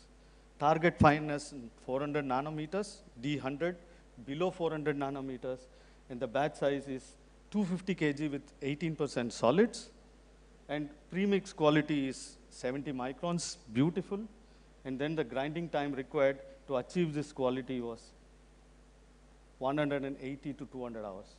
There is no mistake in the zeros. It is really 180 to 200 hours. And then the specific energy requirement, again, no mistake in the zeros. It is 18,000 kilowatt hour per ton. We told the customer, sir, something is seriously wrong here. How much of energy you are putting to produce this product? But here it is ton, not for 250 kgs. This is ton. So what we did is, okay, not only the machine, the size of beads also makes a difference. We want to prove to the customer. So we did the same with our machine with 0.3 millimeter beads. We took the same beads from his production. We put it in our machine with 75 degree of filling. The target remains the same, and the premix quality remains the same. The grinding time came down to 115 to 130 hours. And what you can see is a big difference is with the type of machine. We could increase the solid content to 30% from 18%. The target doesn't change. This itself is a big jump for the customer. Already we saved here about 40–50% of the milling time plus another 40% of the concentration, which means more or less we doubled this capacity. That was not enough for us. We said, no, sir, we want to do something more. We changed the beads to 0.2 millimeters, took the same batch, and now you can see it was only 30 to 35 hours. It's not magic, it is real. It is real example, it is not magic at all. It came down to 30 to 35 hours. And specific energy requirement 4,000. Where is 18,000 with 18% concentration, and where is 4,000 with 30% concentration? Look at the energy you can save. It is not the cost of equipment, but the running cost which makes sense in these kind of high energy products. Like when FUJIFILM made this presentation on latest trends in inks, digital going more and more, you're using more and more high performance pigments, which are more expensive, which needs more energy to mill, needs higher performance on the printing machine or the printing head, but then you also need machines which can actually produce those inks. And these are really live examples. These are not theory at all. It can be proven many times. Then, what is the influence of flow rate? I mentioned once about the flow rate. So, how do you collect energy? Because, you know, when I said kilowatt hour per ton, how do you say is you take a batch, you run the machine for a certain time, and what was the energy collected divided by the batch size, and then you say so much of kilowatt hour per ton. So you can collect energy in two ways or more than two ways. One, we call it as pass operation, which means you have a premix, you pass through the mill once, and then if the quality is achieved, we call it as single pass operation. There are certain products which you cannot achieve with one pass. For example, these nano dispersions. You cannot put 14,000 or 4,000 kilowatt hours per ton in one pass. So you need to go for recirculation multi-pass operation. So we call it as discrete multiple pass. We call it as recirculation operation, where you can also go for recirculation to collect that energy. There are other techniques which I am not shown in the slide because it's not time, but there are other ways that you first do a filling pass, which means you have a premix, completely empty it into another vessel, and then start the recirculation, which means this 70 microns, you bring it down to 30 microns or 20 microns, and then you are only now recirculating 20 microns. And then there is another theory, oh, now not 100% of all the particles pass through the mill, so I want one more transfer pass. So what you do after filling this, go back again into another vessel with one more pass. So this is also possible. There are various ways of collecting energy, but it all depends on the philosophy of processing. So in theory, we say about 10 recirculation passes, 99.9% of all the particles has passed through the mill at least once. This is a theoretical value we can put based on the number of recirculations, the batch size, and etc. We can say between 8 to 10 theoretical passes, 99.9, still not 100%, 99.9% of all the particles pass through the mill at least once. Okay, coming back, what is important is, as I said, you go smaller and smaller in beads size. What is more important is also the technology or the technique to keep the beads away from the separation area. One of them, we call it as a large volume machine, not for very highly, I would say not for nano dispersions, but for general purpose applications. When you want to reduce the bead size, here you can see that we have two different types of disc. One we call it as conveying disc, which is always pushing the beads behind. and then we call it as neutral disk, which keeps the beads in position. So you can see the beads are uniformly distributed inside the shell. Not that the beads are always going towards the exit area, and then you are getting compacted, and it works more or less like an attrator then. No, we are trying to use the full volume of the mill with the beads fully distributed to give you that quality of product. So this is achieved with a centrifugal cage, which actually separates the media finally from the exit. And because you have a screen, not a separating ring, you have a large surface area of opening. So without increasing of pressure too much, you have a high flow rate. So this is how it looks like. The ones behind are the neutral disk, and the ones in the front are the conveying disk. Okay, then coming to smaller and smaller beads, what are the further techniques? Because these cannot separate beads which are 100 microns or 50 microns, not possible. We are talking there only about 300 microns. Anything below that, we need a completely different technique. So we also, some of them who have been using these machines know what is superflow technology, which is a completely platform-based, which is a vertical mill with a concentric cylinder, which has more surface area of cooling.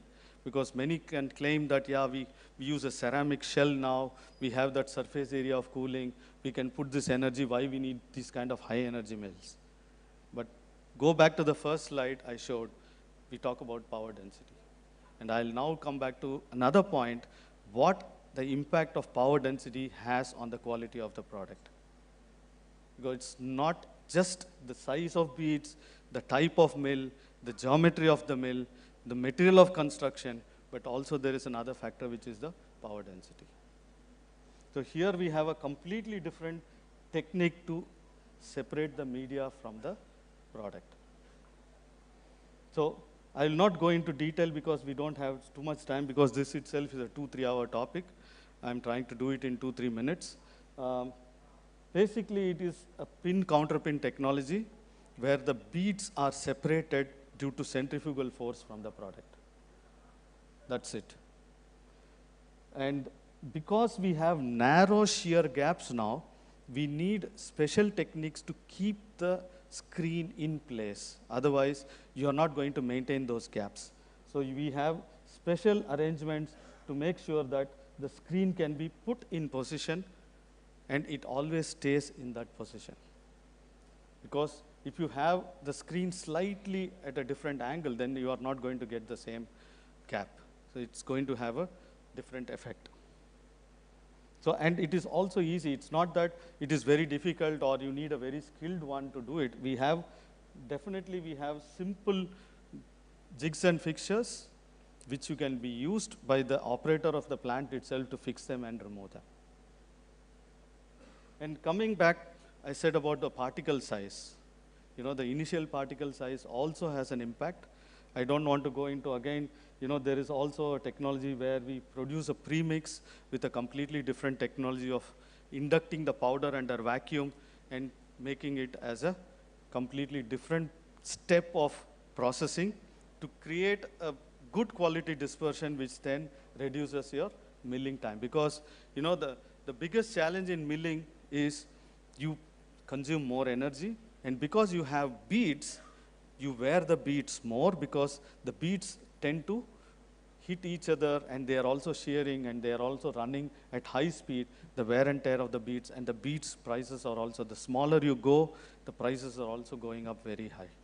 So you also wear out the mill, you are wearing out the beads. So the good quality dispersion in the premix stage also helps you in reducing the milling time.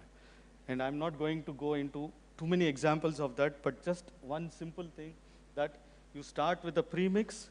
You can, as I said, you can also have a filling pass and then go for a final dispersion. And then you achieve a target, happy. And then now what we do is we do a premix. And then we do one more pass with what we call as a first step of milling. And then we reduce the bead size in the second step of milling. And now you see, okay, from the first step we could save energy. and probably with even a better quality of premix, and then directly going into this smaller bead size, eventually you save about 70% of your whole process time. So it is all, if you ask me which product, which is the way to do it, the optimization is a process. So only by experience with your product, we can say which is the best fit for that.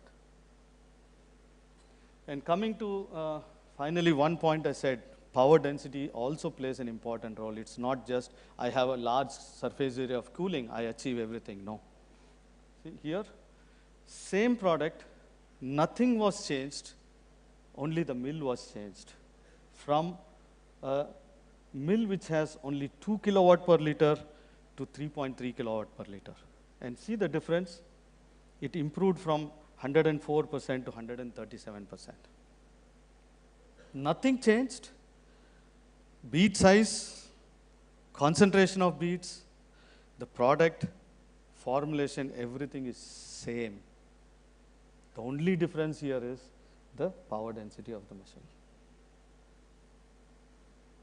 So this is another example. You can see, okay, now either I improve the quality, or I say, my customer doesn't want higher quality now.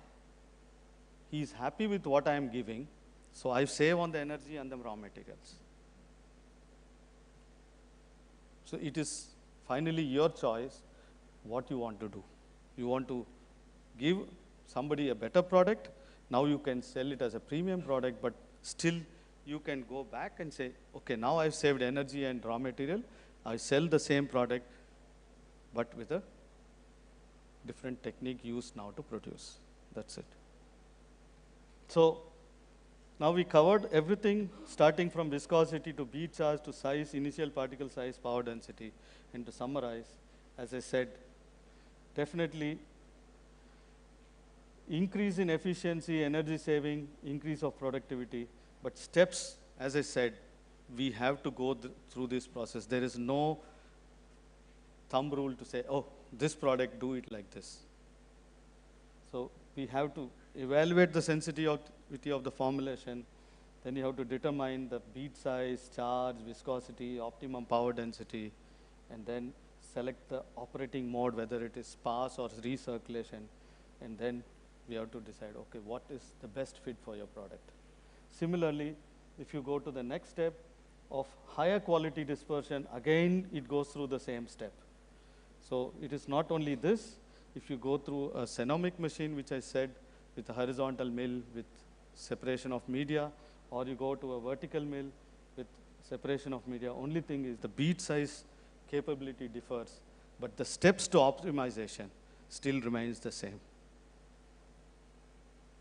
Thank you very much.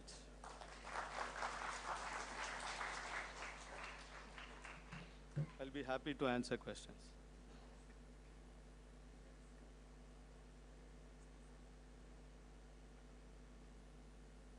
Thank you all very much. Thank you, All India Printing Ink Manufacturers Association, for giving me this opportunity to share my knowledge. Thank you all very much.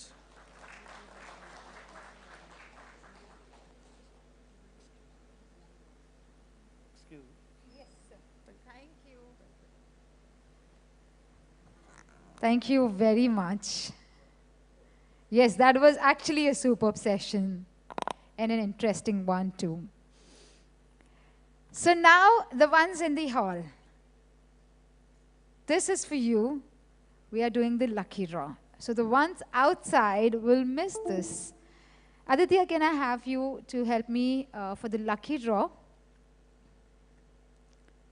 We do have one gold coin this time again. Okay, so there is some changes. Dhanvarsha with plus of some additional, some changes. Yes, change is good. So यहाँ पे we are going to do lucky draw with the same. Everybody wants to become my best friend during lunch, saying that अरे आदित्य देख लेना list में नाम add करवा दे. So let me know. We still have one more option, and there is a tea break. We can still be best friends. So still one more option, one more opportunity to be the best friend. Yes, so there is an addition. So after this gold coin lucky draw, I'll request Mr. Milind Wagale sir. Sir have celebrity cards, the signature cards that sir would like to give away. But what's the twist? Sir is good with question and answer. Looking at sir, I always remember my GK teacher. So many questions. Who's the prime minister? Who's this? Who's that? But sir have some interesting question, better than my GK teacher. Yes. So whosoever is willing to answer, and adding to the digital era, like this world full of Google. So sir will give you time for a few things. Quickly you have to respond with your smartphone, iPhone, or whichsoever phone we have, Vivo, Oppo, Nokia, multiple brands. So let me start with the lucky draw. I'll request you to please visit Mr. Raghav Raju sir. Sir, please choose one number. जो भी बाहर हैं वो इस lucky draw से बाहर हो जाएंगे.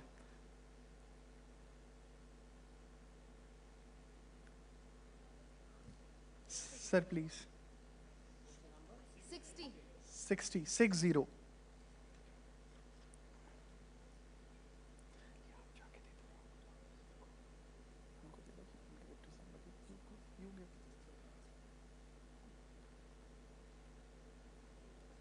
Well, I've got some wonderful news. 60 seems to be my number.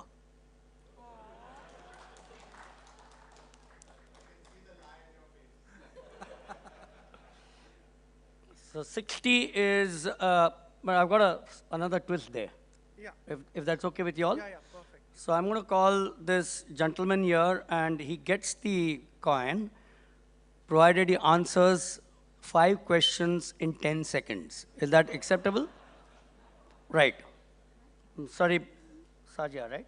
Nadia. Nadia. Wonderful name. Nadia Commonish, the world famous gymnast. The winner, and he needs to come forward and answer my 10 question rapid fire round, is, sir? No. Questions after the name is announced.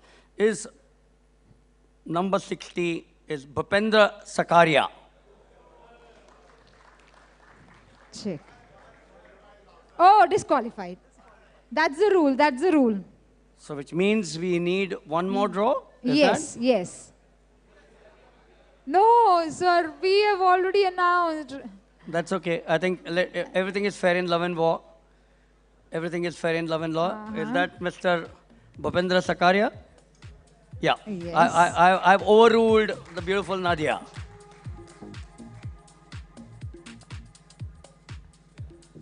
But we do still have Q&A, or it's just the... Well, you get the gold coin जब आप ये मेरे 5 सवालों का जवाब देंगे. Are you ready? I'm always ready. So if you can give him the mic. So if you're ready, the 5 questions, your time starts now. Your best holiday destination. Ink Association platform. Ink, brilliant. Favorite sports person. My family.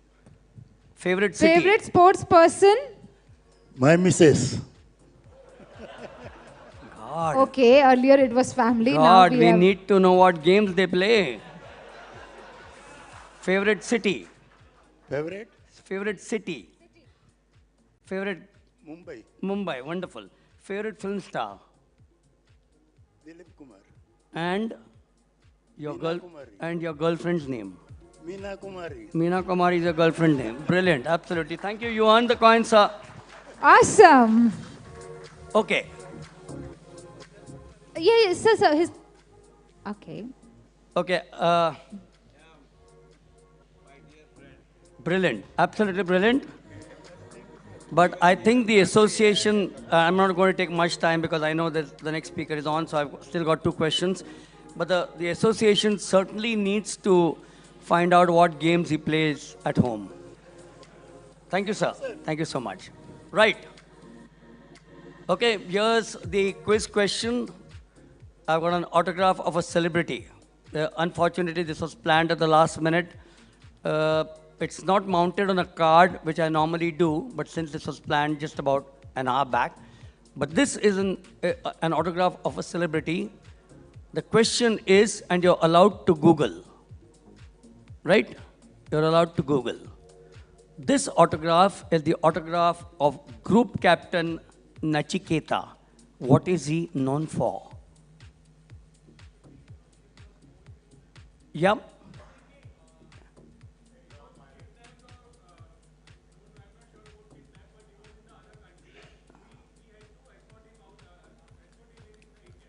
Was in Indian Air Force. Anyone can, yes please? Well, he said that he was an aircraft pilot. So what's your good name, sir? Akshay. Akshay wins his autograph of Group Captain Nachiketa. Right. This incidentally was, he's now a pilot in Indigo. When he was a young flight lieutenant, his aircraft was hit by a missile at Batalik. He was a POW or a prisoner of war for 8 days. And then finally, he was released. And that's his autograph out here for you, sir. Right. Congratulations. One more before we go to the next speaker, and this is an autograph of a double Olympian. You know, to represent India at the Olympic Games is the biggest honor. This gentleman has represented India at 2 Olympic Games, right? Question, not on him. During the time of Akbar, Emperor Akbar, the whole of Agra was under floods. During the time of Akbar, the whole of Agra was under floods. The Taj Mahal was not touched even with a drop of water. Your hand will go up, please. Why? Quiet, quiet, please. Hand will go up. Okay. Yes, ma'am. First was ma'am. Ma'am. Yeah. It was constructed by Shahjahan. That's the correct answer. She wins this prize, yeah. The Taj Mahal was never built during Akbar's time. So the ones Thank you so much. Thank you so much. The whole idea was to keep you awake, I think. Thank you so much. Thank you. Thank you, Milan sir. Thank you for giving out your celebrity cards. Before we move ahead with the high tea, I'll request a small announcement to make. So today we have something really important announcement, like as I'm being part of all this educational presentations, knowledge sharing. So today we have PVG's College of Engineering and Technology and GK Phate Institute of Management, Pune, Professor Madhura Mahajan as head of the department, Printing Engineering. I'm not doing any PR activity, it's just a small request. If we guys are looking for printing engineers, please do get in touch with Ms. Mahajan. And yes, do support the industry with such professionals. And this college have pretty amazing talent with such kind of professions. So if anything, please get in touch with Madhura madam. Madam, just wave your hand and the placement is there, right? Okay. So I have done this pretty nice public relation activity. So clap for all of us. And then we'll move ahead with the felicitation round. I'll request Nadia to please. I'm PR of just FUJIFILM, I recall. This is just an additional responsibility she have added. Thank you, madam. We started by saying it's not PR. And we ended up proving it's PR. It's PR. Thank you, Nadia. We innocent. Thank you. So now it's the time for us to felicitate our speakers. May I request and invite the presenter right now, Mr. B.B. Sain, to felicitate Mr. Lasantha. Yes, please. Calling the presenter as well as the speaker.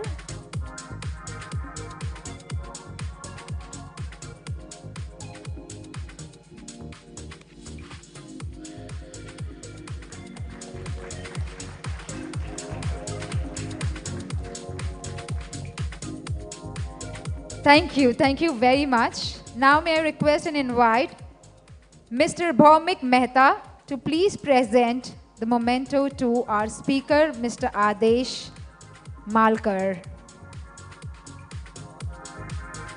Welcome.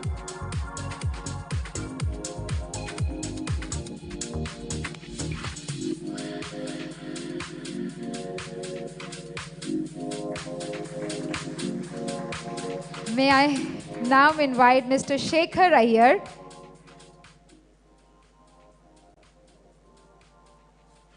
Yes, to please present the memento to Mr. Sri Rangarajan.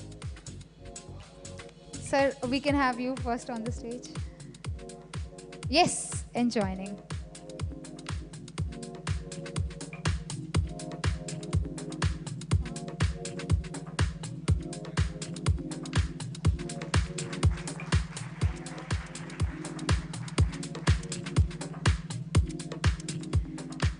Thank you very much, and thank you so much to the lovely audience present here.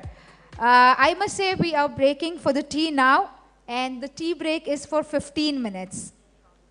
Sharp 15 minutes. Thank you.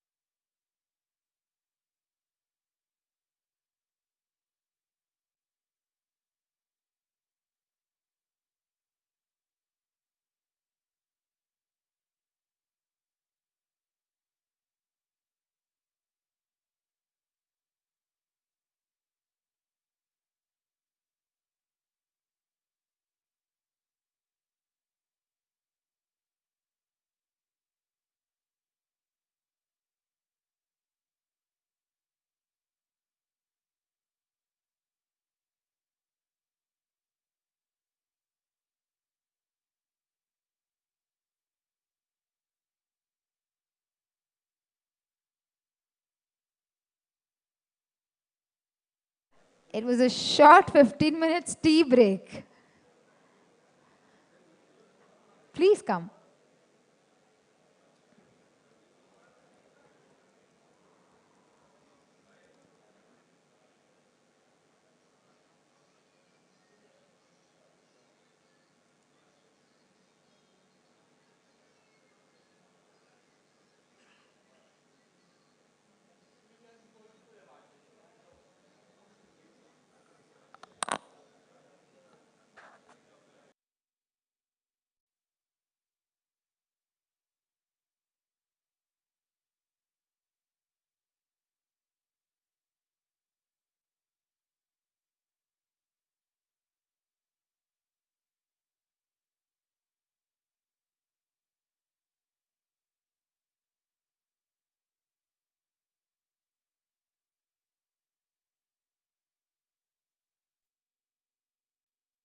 Kindly assemble inside, just in case if we get that switch.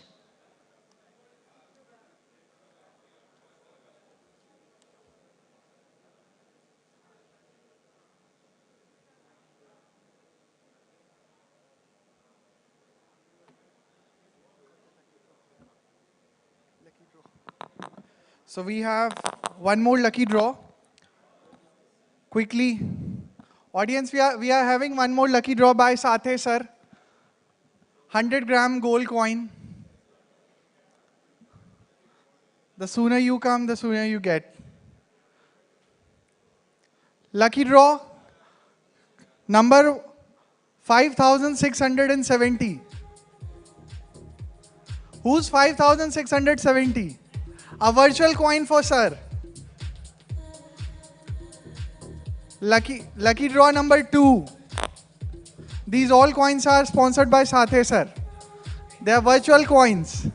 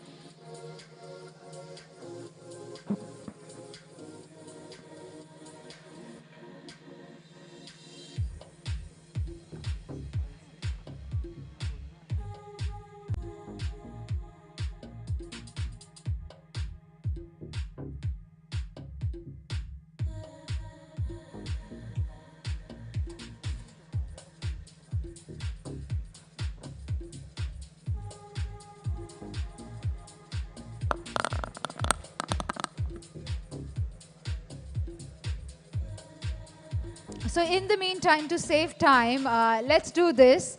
I just got to know that few of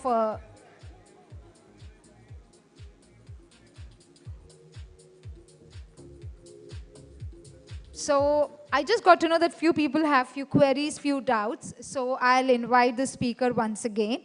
But he's so ready, he's always ready. Even while I was reading his introduction, he was almost here. I so like that. Okay, please, can we have Mr. Lasantha on stage for this? And what we'll do is I'll have you with me on stage. So every time after the break, we do an energizer. So you be here, I'll be there.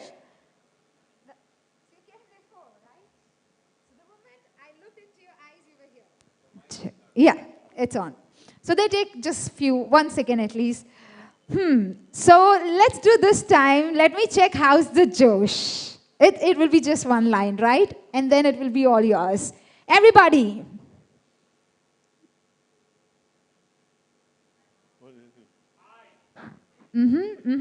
No, I didn't start yet. I was waiting for somebody to join me. I mean, in listening. Okay. Thank you. All right. Everybody, how's the Josh? You can say, sir, you're doing it for them. All right?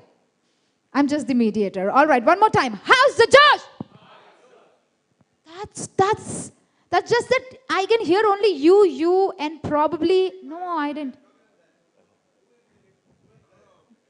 Not like this. Can we have focus here?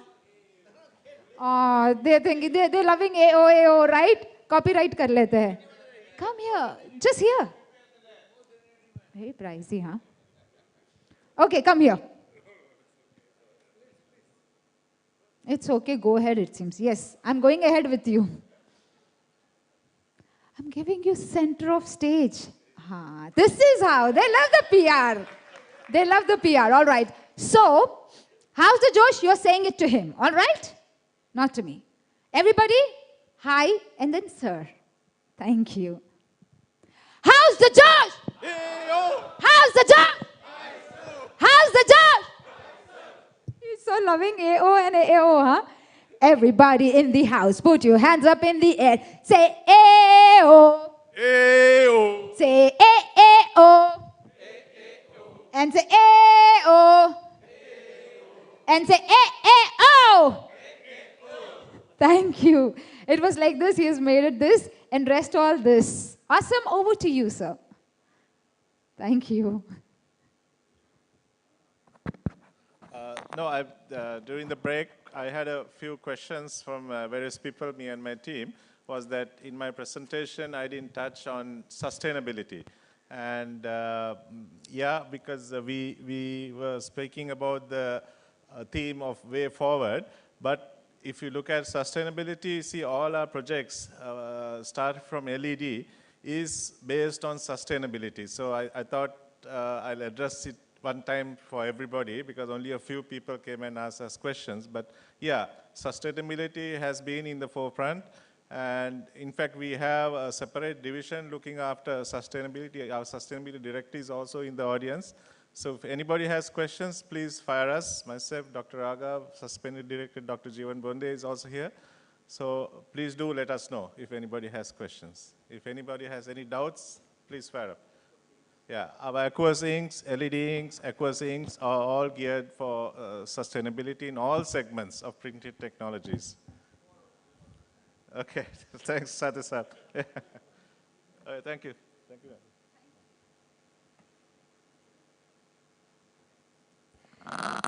Thank you very much. Well, a storyteller can only narrate best about another storyteller. And for this, may I request and invite my friend Aditya to please introduce our next speaker. It's actually a panel discussion. Wow, storyteller. Now let me read about this storyteller, the person whom I have met for the first time. And yeah, I mean, a fan base I have for this. So I'm going to talk about Mr. Ramu Ramanathan from PrintWeek, India. A big clap for sir. Let me read this beautiful introduction for you, sir. The Diary of Words. Jazz has been performed in multiple languages in India and elsewhere. He has 3 books. He has 3 books in his credit. Teen Sakhina Manzil.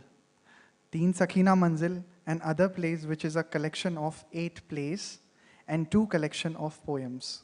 कविताएं भी लिखते हैं sir. My encounter with a peacock and to sit on a stone, and other shorts. Currently, he's working on his 4th book, which is based on the theater experience in Mumbai. In addition, he is regularly pen columns for newspaper. And yes, adding to this, if you want to read his beautiful books, I'm more interested reading about Teen Sakhina Manzil. Sounds pretty interesting. You can find these books on Flipkart and Amazon, always supportive to us. And with last, very special book is being connected to his heart, I think, which is Babri Masjid, 25 years. And yes, as editor of the magazine PrintWeek, What's Packaging, he's working right now. Ramanathan sir has been associated with the PrintWeek print industry for last 30 years. So thank you so much, sir, for investing your heart and soul to this industry. And I'll request you to join us on the stage for the panel discussion. Now, Nadia, I want you to introduce the second member, as it's a panel discussion, so discussion between us as well. Yes. Thank you. And I do have a small question for you. Are we by any chance part of a special column? Okay, you can answer that one-to-one. Okay, so we have Mr. Ramakrishna, Chief Executive Officer, India Region, SIEGWERK. He holds a bachelor's degree in mechanical engineering from University of Mysore and a master's degree in design engineering from BITS Pilani. Post completion of short service commissioned tenure of 6 years with the Indian Air Force in Surface to Air Missiles Division, Mr. Ramakrishna has held various leadership positions with packaging companies both in India and abroad. Can we welcome him with your applause, please?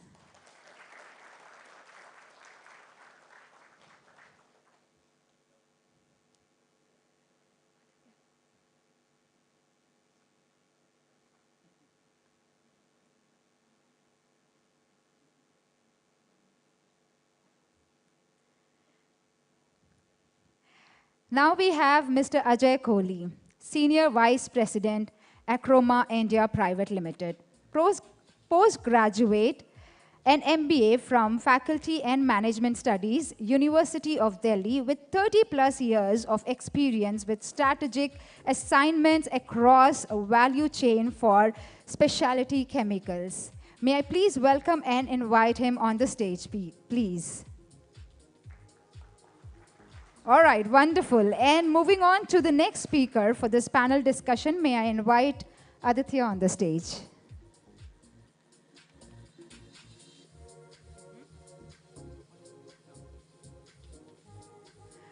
So someone who has already been on the stage earlier as a speaker, may I invite Mr. Jose Novo to please come as one of the panel discussion. We do have a 5th member joining us. Thank you, Nadia. The 5th member is Mr. Nagesh Kamath, Sudarshan Chemical Industries Limited. What a wonderful introduction. He has an overall experience of 35 years, especially in chemical sector. When I read all this introduction, trust me, what excites me the most? The numbers.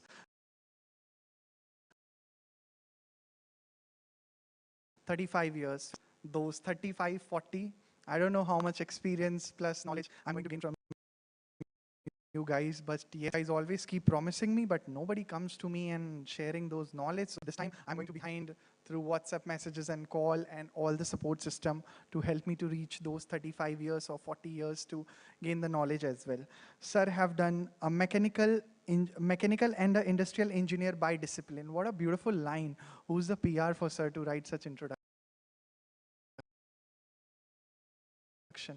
Sir has been responsible for upgrading safety and environment standards in industries, specialized in driving culture change as, let me read this line again, as sir believes that only people can connect to shop floor can make a difference. What a wonderful line. Yes, grassroots reality. So big clap for such beautiful line and the belief that person is. So I'll request Mr. Nagesh Kamath sir to join us on the stage. So let's start the show. The podium is all yours. Yes, Ramu sir, please.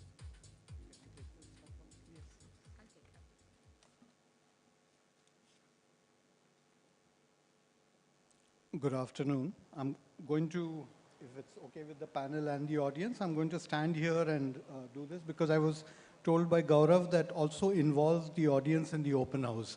So this gives me an opportunity to look at the back as well as at the panel. Before I embark, 2-3 things. Once I got the call from Gaurav as well as Dr. Rao that we have this session on sustainability, as PrintWeek, one of the things we tried to do was a small little poll. And in lieu of whatever is transpiring in Egypt right now in the United Nations Conference of Climate Change, COP27, the question was how well represented is the print and packaging industry in that space, and what is it doing in terms of seeking social and governance pillars? I mean, what is the sort of set ambition? So the question that we put up online was, it's a very straightforward question. In this sense, what does environmental sustainability mean for you? So that was the question. What does environmental sustainability? And of course, the industry chose to respond. The reason I'm sharing this is, I just pulled this out online, is that in a way it seems to be a summation of almost the entire day's proceedings. Whatever we've been discussing for the past few hours. So 22% have voted in favor of green factories. This is an Indian poll. So 22% have voted in favor of green factory, 12% for circular economy, 44% for any kind of energy resource offering, some of which was also discussed during the PPTs today, and 22% for net zero. Net zero seems to be the big buzzword which is emerging during the past few days at the COP summit. So this is broadly the nature of the discourse.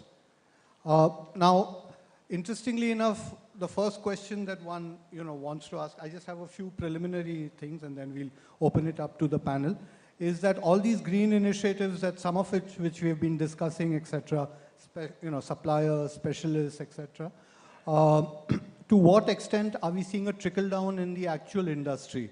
And I thought it's again interesting for me to share something with you. I realize that this is a room of ink makers, to a large extent ink specialists, technocrats, technologists from within the ink fraternity.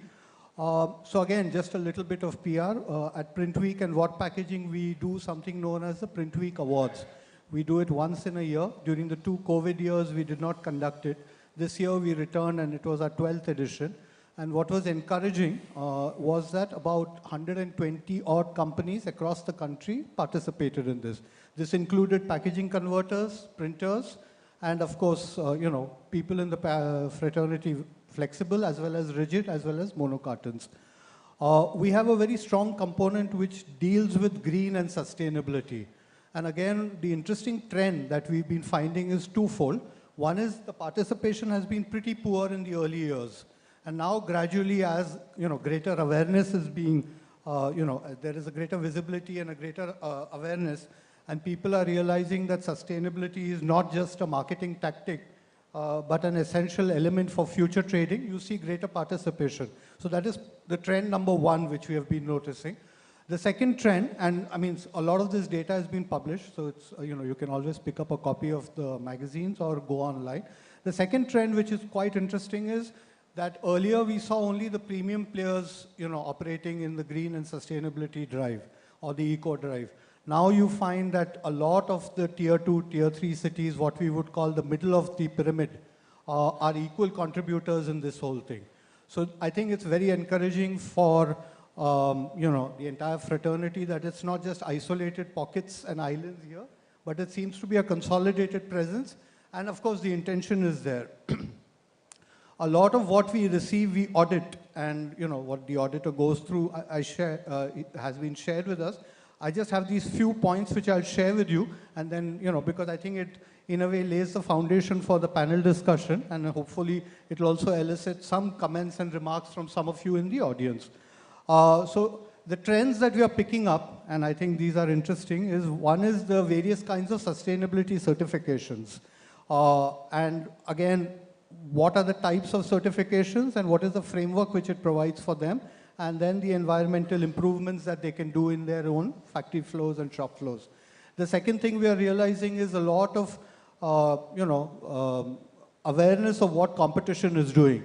And earlier, if it was an industry which was fairly secretive about its own trade and about its own manufacturing practices, you're finding now exchange in that sense and what other businesses are doing, as well as information about programs and projects on other people's shop floors.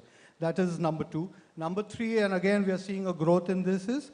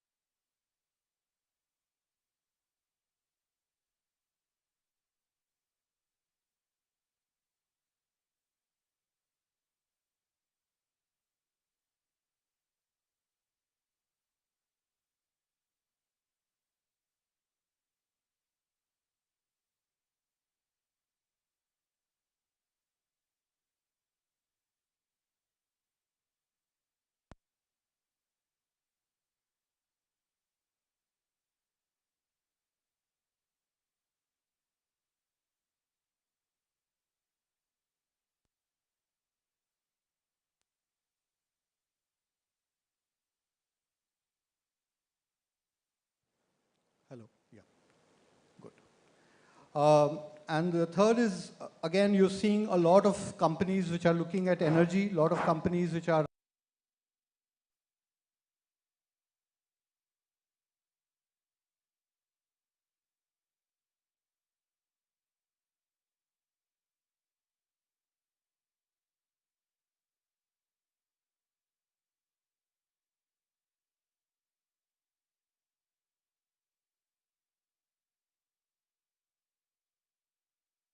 and again, you can see, so for example, recently we were at Multivista in Chennai. It's a book print firm, and you can see that the consideration for carbon footprint has gone even among the top management and mid-level workers to electric vehicles. So you see that sensitization to usage of carbon, and you can see the kind of credible targets that you're seeing within the organization. So even smaller, then again, a lot of companies are switching to green energy tariffs, where energy suppliers will match some of, or the electricity that you use with renewable energy. And again, this is across the board, and I'll give you, 5 instances. One is Lovely Offset in Shivakasi, Brilliant in Chennai, Repro in Surat, Replica in Kundli, and interestingly enough, Arihant in Meerut.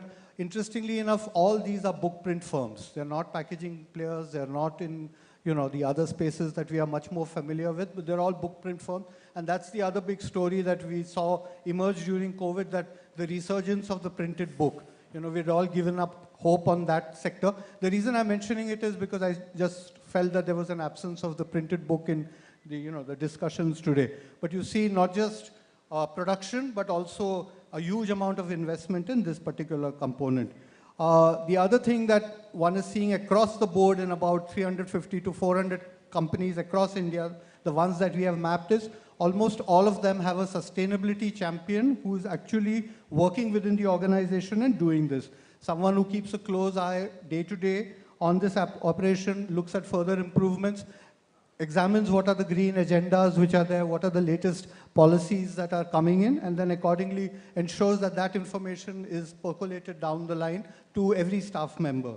And then, of course, environmental requirements, procurement practices, and so on and so forth. So I just thought that I'll give this little context so that, a lot of the technology is there, a lot of the hardware and software is available, but in terms of, actual people and what they're doing in their various organizations, what is transpiring on the ground in India, the news seems to be, generally speaking, good. Again, what is the percentage?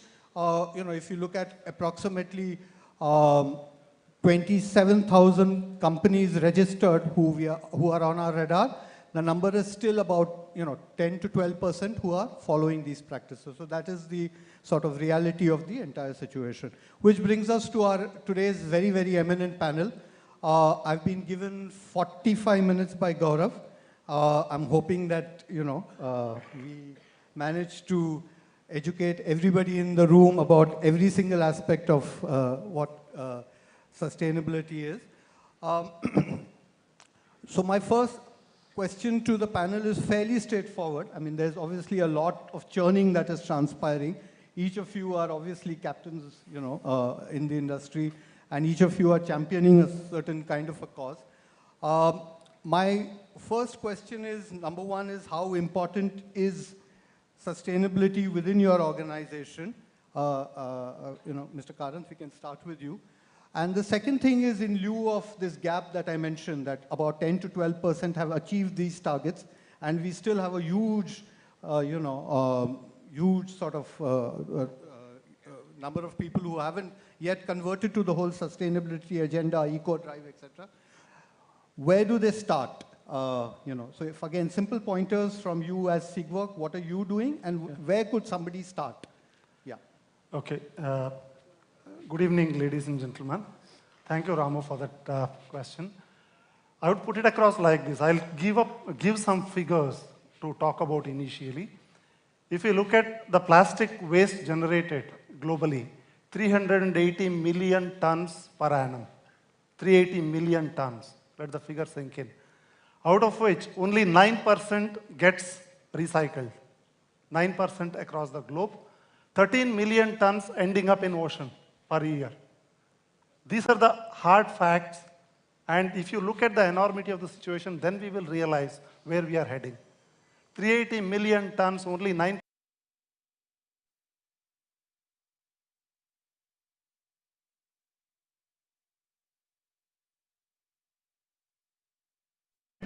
World population.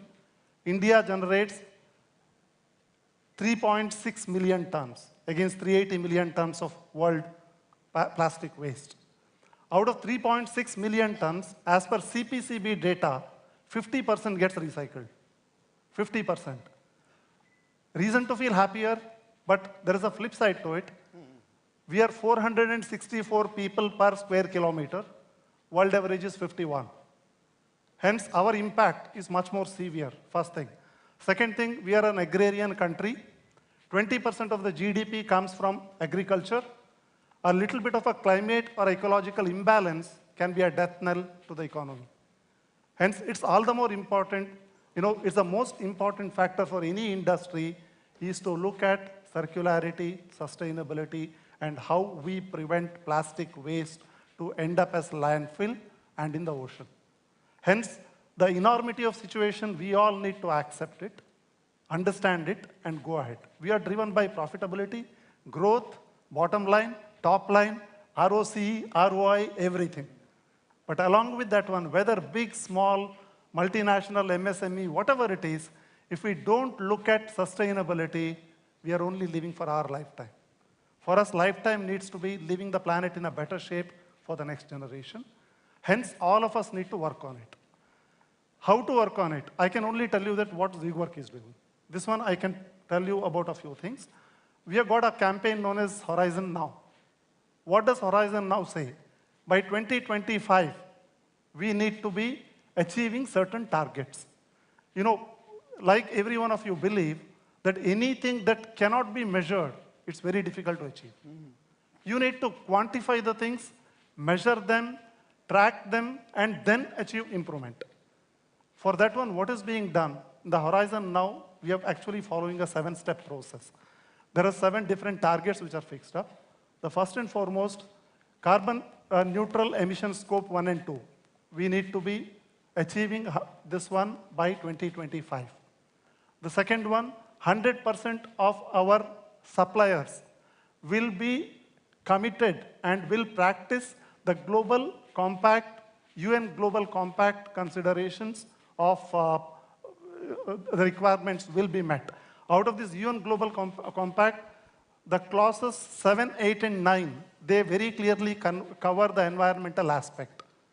So 100% of our suppliers will have to really abide by this. If not, obviously, they will not be a part of our supply chain anymore by 2025. The third one, 75% of our products, whatever we produce, will help our customers in renewability, recyclability, reusability. 75% of the product. So these are like this. Then we have got accident-related, TIR should be less than 1. We have got gender diversity. We have got 15% of our employee force will be from the like female gender. And similarly, we will go, we are already the trendsetters, and we will go aggressively in educating the customer on the right usage of the material and having our product serve the converters, the brand owners, and the consumers in the right way. Like these all steps are actually defined. With these defined steps, these are being tracked, and by 2025, we need to achieve it. Big task, big goals. You aim for the moon and stars, you will at least reach on the top of the mountain. That's what the attempt is. And similarly, my strong advice and request to every one of us is, certifications we can all have. They will decorate the rooms. They will give us a big, impact with the social media while approaching customers, etc. But necessary to practice. We need to really look at how to practice them, how to track them, how to measure them, and go for improvement. Thank you. Mr. Ajay Kohli, the sort of foundation has been laid. I know the factory that you have in Roha, the Archroma factory. There are lots and lots of frameworks and standards which are available, and obviously you aim for the platinum standard. So two things, just so that again we get a context. What kind of manufacturing standards do you have in place, number one? And number two is how much of that baton passing goes to customers and everyone else down the line? And if you can do a little bit of knowledge sharing on that front, that will be grateful. I know the factory is almost on par to what, almost like a pharma factory in a way. Yeah, I think a step even further to that. Okay. Because if you look at Archroma, we have got a very strict mandate within the organization that all of our operations, business operations, they have to be as per the standards which are global standards. And like we have got the UNDP standard 17 standards, we are following that as per our norms, what we can adopt within the organization.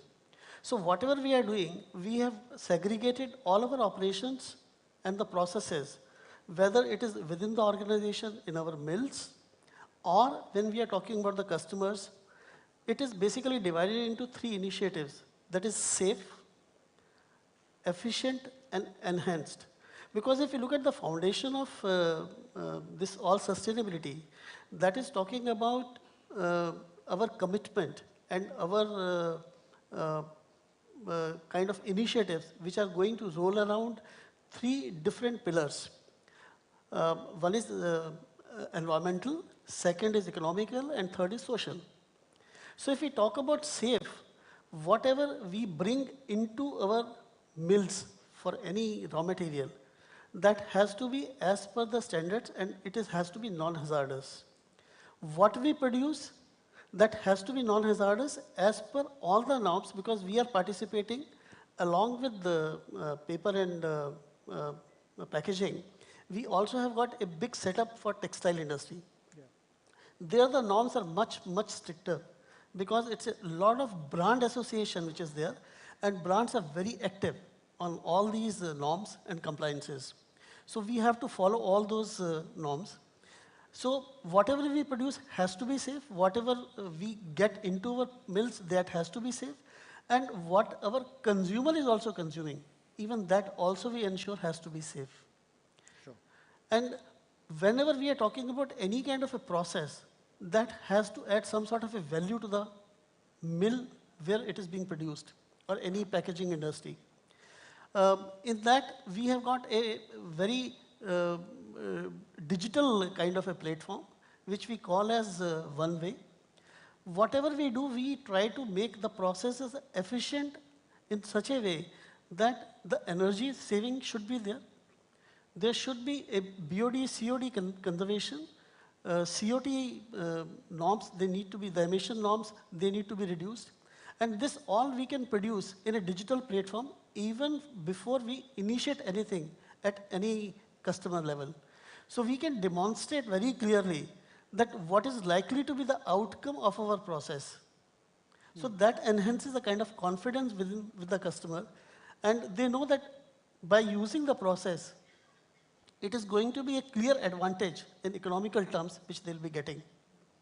And we have got our own lab in India, which is basically responsible even for creating the MSDS for the global platform. All the products which we are making, even the 29 plants what we have across the globe, even in Europe, America, and even in Asia. So all those MSDS we produce here. So that's a full-fledged lab. Even customers are invited. They can even have any kind of a analysis if it is of concern. That can be handled here. And when we talk about the third part, which is the enhanced, in that we talk about that whatever our customer or even their end customer is using our products, that has to have some added value to them. So that at least, if we talk about, say, after COVID, the next generation, what they're talking about, that whatever they use, it has to be safe, and there has to be traceability. That there has to be some sort of a tag that from where this raw material has come. So even that traceability we provide. So that at least we are trying to build up sort of a confidence level within the consumer and the brands. Sure. Got that. So big on analysis, and I think the other thing that emerged was brands. Jose, your presentation in the morning was quite riveting.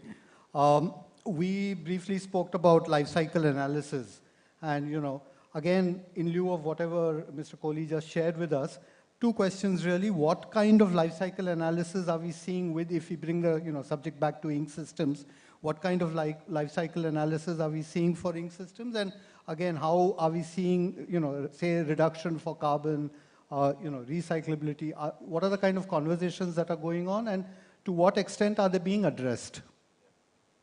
So for us in Toyo, we have been always involved or concerned about environmental issues. Toyo has been working in, for example, in water-based inks in Japan for the past 30 years. And we have been working in biomass inks for the past 10, 15 years also. So all this initially was, of course, seen as environmental proposals. But now recently are seeing more and more demand for the converters towards us in order to disclose or to communicate, for example, for the life cycle assessment exercise, the amount of CO2 that is associated to every kilo of ink that we produce. So recently also we have been working on that, and when we consider the amount of CO2 that is associated to manufacturing 1 kilo of ink, we have several steps. And probably many of you, if you are familiar with this life cycle assessment, you heard about the scope 1, scope 2, and scope 3. So scope 1 is the CO2 which is directly generated in your factory because of the fossils you're using, like the diesel or gas, natural gas, etc. So in order to reduce that, we are installing solar panels in our factories, so in order to reduce the amount of direct fossil resources we are using. The scope 2 is the energy you use from the electrical grid. So and the solar panels are also there at the Dahej factory, or it's only in? We install here in India in our factory, and we install also in Thailand. I think we're installing also some in some other place. So this is a trend that we are putting in several places. So the scope 2 I was mentioning was the electricity that you are using in your factory to also to produce your product. So at that moment you are not generating CO2 at that moment, but somebody is generating it to create this electricity. So this has also to be accounted into the contribution of CO2 for the inks. And then the scope 3, which is a little bit more tricky, is all the CO2 which is generated to create the raw materials that you are using for your inks. So all the suppliers that we are using, they are also creating CO2. And this is where the exercise we're doing right now, because in order to reduce our CO2 emissions, actually the percentage that belongs to our factory is very low. It's less than 10% of the total CO2. So we need to work on the other side. We need to work on the scope 3, which is assessing and selecting the suppliers which can give us the raw materials with less CO2 associated. So until now, we were assessing the suppliers based on they have the raw material for us, they have availability, quality, and price. But now we also need to put on the table the environmental or the life cycle assessment point. Because us, as suppliers of our customers, we are also assessed in the same level. So this is one of the points we are moving on. And it's more important than before because everyone is concerned about that, and all of our customers are recently asking for this thing. Sure. So I think this was the first question. That's right, yeah. The second question. I just have a quick follow-up for you. You've been in India, and I suspect you're going to be moving around, and you're also looking at certain other territories. We don't have that voice here of the brand. I'm curious to know what kind of conversation as an ink maker, a major ink maker, are you having with the, the big brands? If there's any trend that, you're seeing picking up, for example, a shift from gravure to flexo, which is something that we are seeing. We are seeing increasingly less solvent-free, more water-based. If there's anything that you can share, because we don't have a brand perspective, if you can, without naming names probably, if you can share, and then we'll go to Mr. Kamath. One of the activities of TOYOINK, and I have been doing this for the past almost 7 years, is contacting with the brand owners and be converted, especially with brand owners. But even if we are not the direct suppliers to them and they are not our customers, we need to be in touch with them to understand what's going to be the future, when it's going to be necessary, or what we need to develop. So one of the trends that we are hearing recently, especially here in India, is, as you mentioned, the movement from gravure to flexo. And the reasons they mentioned, there are many two reasons. One is, of course, moving to flexo implies less amount of ink to be used for the same color strength, because the flexo inks, as you know, is highly pigmented, so they need less amount of liquid. This is one thing. This is just focusing probably on the price and how much they can use, how many ink they need to use to do the printings. And the other one, I think, some people don't say, but in some conversation, the topic came, is the uniformization or the uniform of the color management. So the same brand owner, and we put, for example, one brand owner that produces in America, in Europe, and in Asia. In America, probably is printing the packaging on flexo. And in Europe, can be 50-50 flexo gravure. And in Asia, probably producing gravure. So the color may change slightly, depending on the printing process. So nowadays, the color management trend is to move more and more into digital color management. So the brand owner or the person, the designer who is in charge of the color, they will not send anymore the color chip to the printing company or to the ink maker to do the color matching and to find the same color. They will just send the digital data. And this digital data sometimes is based on the printing technology. So if original printing data with the spectral curves and everything is done or made for flexo, they want to have exactly the same solutions and the same result in other location.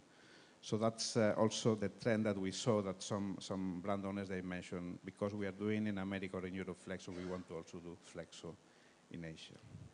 So this is one of the trends that we are hearing. All right, lots and lots of thoughts, takeaways from that. Mr. Kamath, first and foremost, thank you very much. Your detailed answers to all the questions are most helpful. So we put forth some of the questions to the panelists, and Mr. Kamath's been kind enough. I have, just taking off from what you've spoken about total reserves of pigment raw material and at the rate at which we are consuming. You've shared some data from the India Minerals Yearbook. So basically 2 questions that I need to know. Is there something in the past 2 to 3 years in pigment science which is benefiting the community, number one, that was one. And secondly, to what extent are companies succeeding in making pigments in labs? And again, a follow-up is it wholly dependent on non-renewables? So if you can, throw some light on that. Yeah, I think last few years we have been concentrating on green chemistry. Okay. Okay. There were a lot of, earlier the entire focus was more on cost few years back.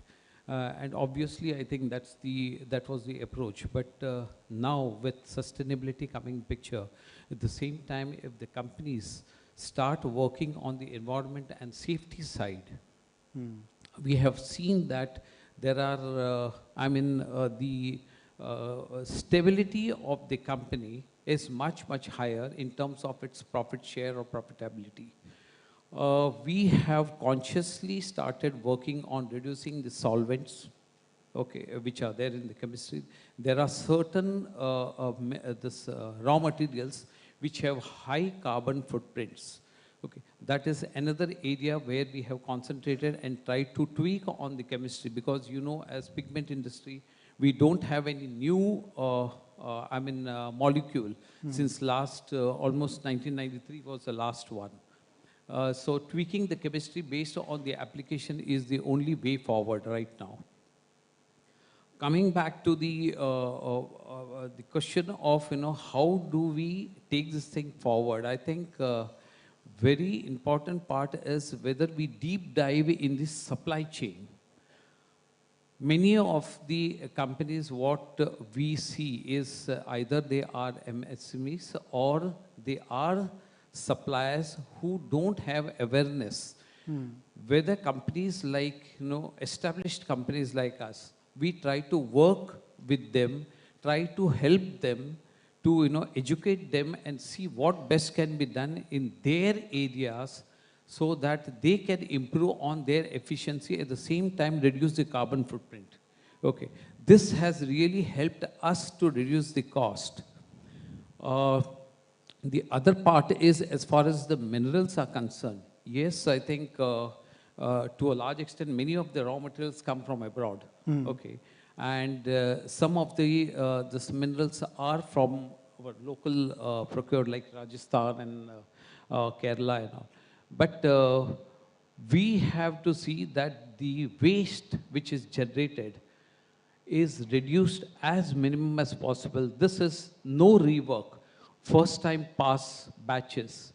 How do we automate the system, and how do we track the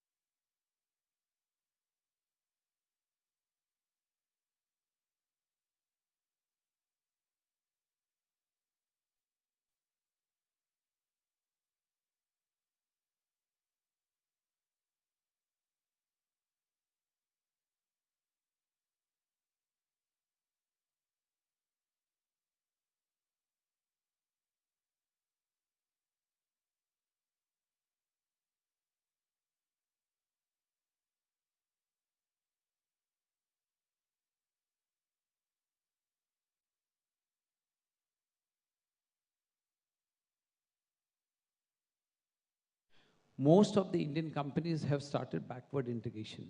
They have started working on, trying to put up projects where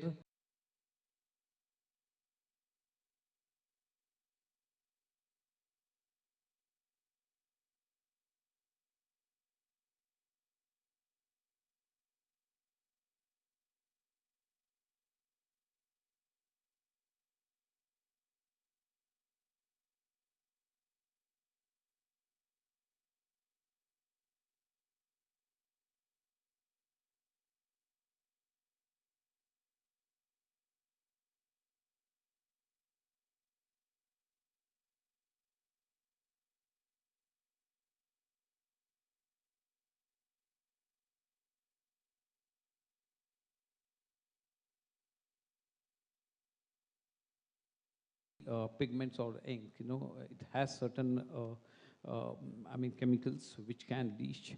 Indirect packaging, which is obviously something which is going on. Sure. And that will have a good future, but direct packaging, it will take a lot of time, lot of time. There's a lot of research which has to go through. Sure, thank you. Mr. Karanth, I come to you. I mean, you spoke at length in your initial remarks. So one of the things that seems to emerge is how does one incentivize sustainability? In the present environment, everybody is looking at P&Ls and so on and so forth. So two things, really. How does sustainability impact equity investments, number one? And should companies be relooking at what sustainability criteria is, and how often does an organization such as yours, which is obviously a leader in the fraternity, how often do you relook at sustainability criteria as you move along? And the same question I would probably be asking Mr. Kohli as well. Yeah. As far as the equity is concerned, if you look at ESG is now taking the front stage in many of the, basically the investment thinking process. With ESG taking the front seat, I think it's only a question of time, a bit more time, when everybody, definitely every investor would be really looking at it. Plus, the regulations also. In fact, even in the developing countries, now regulations are falling in much and more strictly. Okay, the punitive measures have not even started, that I do understand, but regulatory measures, even in India also, now the things are really getting strengthened in a big way. With that one, as I told you about earlier part, about the numbers, one thing is okay, like with the numbers itself, the enormity of the situation, we need to really understand. Hence, basically with that one, when we talk about remaining sustainable, for the business itself to be sustainable, in that case, the businesses need to practice this. The equity investments, in fact, I would only go one step back about one of my earlier employments, where the company owners, it was a family-driven company, they had gone up and put up a solvent recovery system way back in 1996. Why? They simply said that, look, I don't want the solvent to be evaporated and putting out in the air. 1996 this was put in. Everybody thought that it is a foolish move. But the fact is the company was saving 60 tons of ethyl acetate per month. And they went for a monosolvent in 1996 itself. Whereas companies are going for the monosolvent or so even today as of now. Hence, basically, equity investment, equity portion, if you really look at, when we are getting committed, there are ways and means really to recover this money. The people who are thinking about the future, they always go for it. Similarly, the ESG, etc., are very real currently. With that one really falling in place, there will be a sort of demand even for the investors that this needs to be followed. Thirdly, as the regulatory aspects are really falling in place, then there is a strong reason for every investor to be really careful about this. And so I think these are very real. Yes. Sure.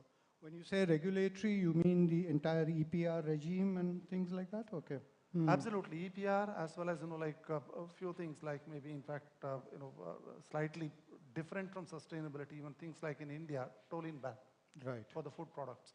This is already fallen in place. Food products cannot really use any more the toluene-based inks.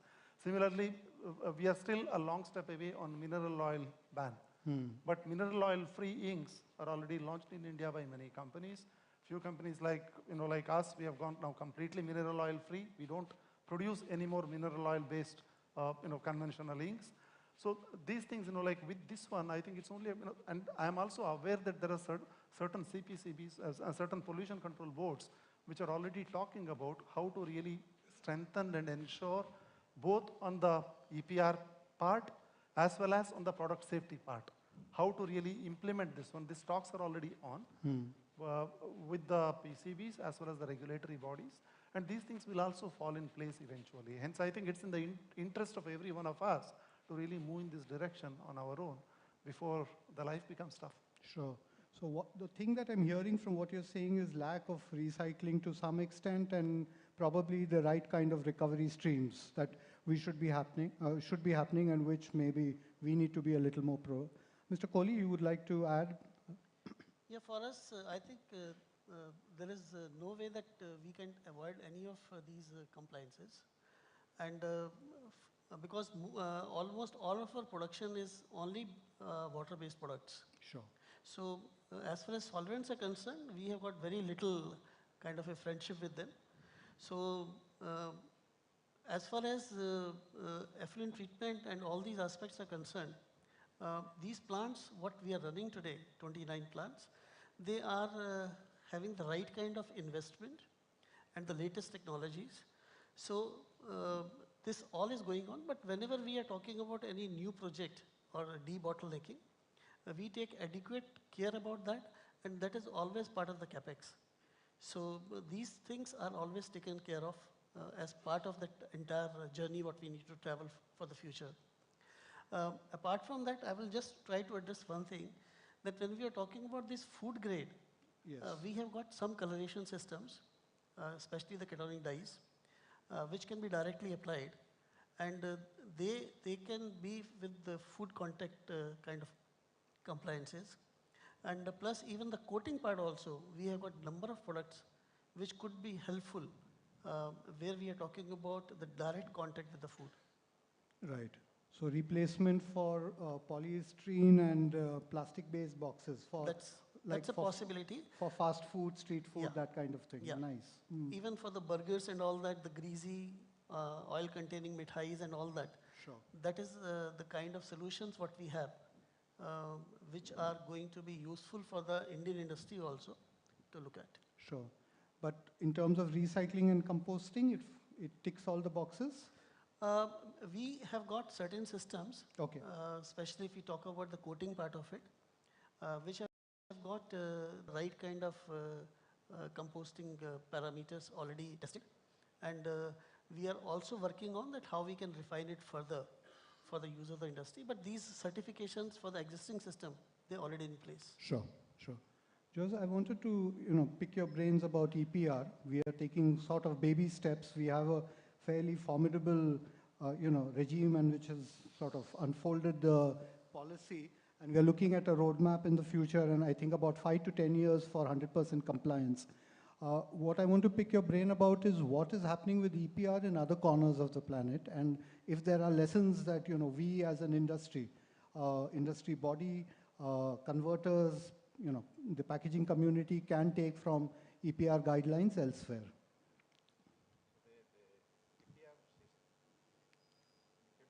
I think you're off. You can probably borrow Mr. Kamath's mic here. Hello? Yeah. Yeah. So the EPR system, EPR scheme now, it has been already in place in countries like in Europe for more than 20 years. But it was kind of plain EPR. So for this kind of material, you have to pay this kind of amount and these things. So now the new discussion is how to make different levels of EPR depending on the environmentally friendliness of the material. So this is what we call the eco-modulation, and this is what has been discussed in many countries in Europe nowadays. So it's not only that the packaging which is not recyclable or the packaging which is recyclable will have different fees, but also depending on the level of the recyclability and depending also on the level of the input of the post-recycled materials that we put into the new packaging. So this will have many different levels, and this will impact a lot how the brand owners will design the new packaging. And I was mentioning also in my presentation that another big point that will impact also in Europe is not the EPR itself, but the plastic tax. Plastic tax is a new tax that is coming in Europe, in countries like UK and Spain, and they will charge intentionally the plastic packaging. So the way to reduce this tax also is to implement new packaging that incorporates post-recycled material. So for example, I think it's in UK, if the packaging contains more than 30% of post-recycled material, it will be free of this tax for plastic. And in Spain, it will be kind of balanced. Like if you have only 20%, they will take the total amount of plastic, they discount 20%, and they have to pay the tax on the balance. So these kind of systems will become popular, I think, in many other countries. And we have seen also that this kind of EPR system is becoming more and more, how can I say, activated or installed in different countries in Asia. In Malaysia, for example, now from next year, they already start what they call the voluntary collection of fees. So any company that is willing to pay a fee for EPR to show a little bit in the society that they are more environmentally friendly, they will start paying. but it will be mandatory from 2026 for all the places. So Indonesia is also moving in the same direction. Philippines has already issued a House bill to implement the EPR systems. And I think I heard also in India that the EPR is already there, but I think it's a little bit different. I was not very detailed, but there is a target of each company to have a maximum amount of plastic or packaging to put, and then there is a special or kind of exemption if the packaging is biodegradable. So I heard this kind of thing. So it's a little bit different in different countries, but it's a system that is being adopted everywhere. In Asia, it took a little bit longer, but now it's there. And this will impact how the brand owners will push the converters to make the new packaging, how the designers they will think about the new packaging. Sure. Yeah. I have a slightly mischievous question. So one of the things I decided to do was also ask a few of the people in the industry, because I mentioned to them that we have a fairly esteemed panel. And so 2 or 3 questions that came in from the industry. This is from Shail Patel of Gujarat Print, Pack and Publication. They're a well-known organization.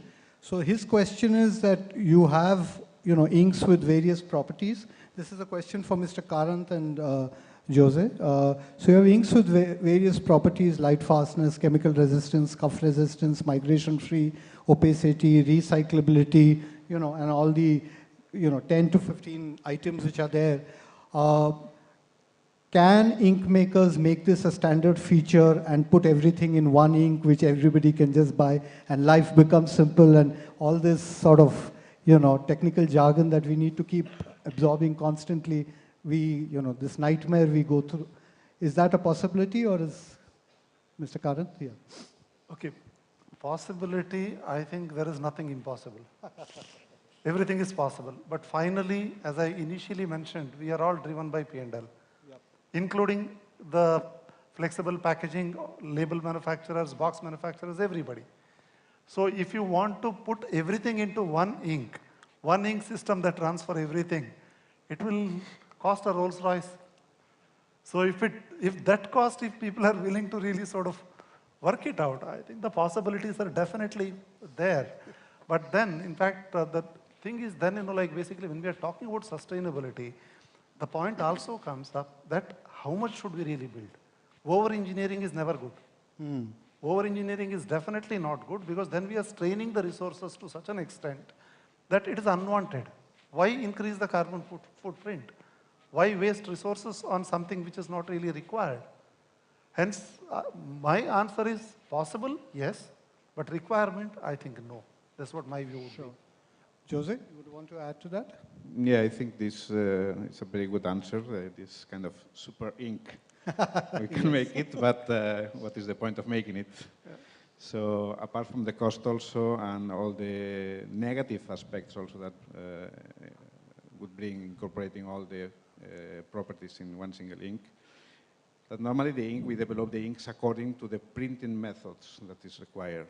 So when a new printing method comes, we have to develop new ink. So we started in lithography offset many years ago, then we moved to gravure, to flexo, now in digital, and every method of printing, they require these different specifications.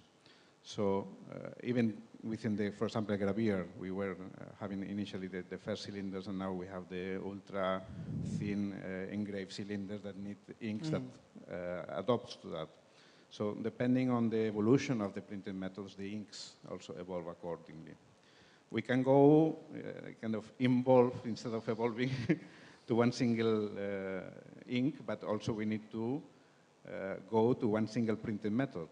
And then for all of you, and the converters also, if they want to print with the same printing method, flexible packaging, rigid packaging, carton films, sheet fed or web to web, it's quite different. Sure. So yeah, got it.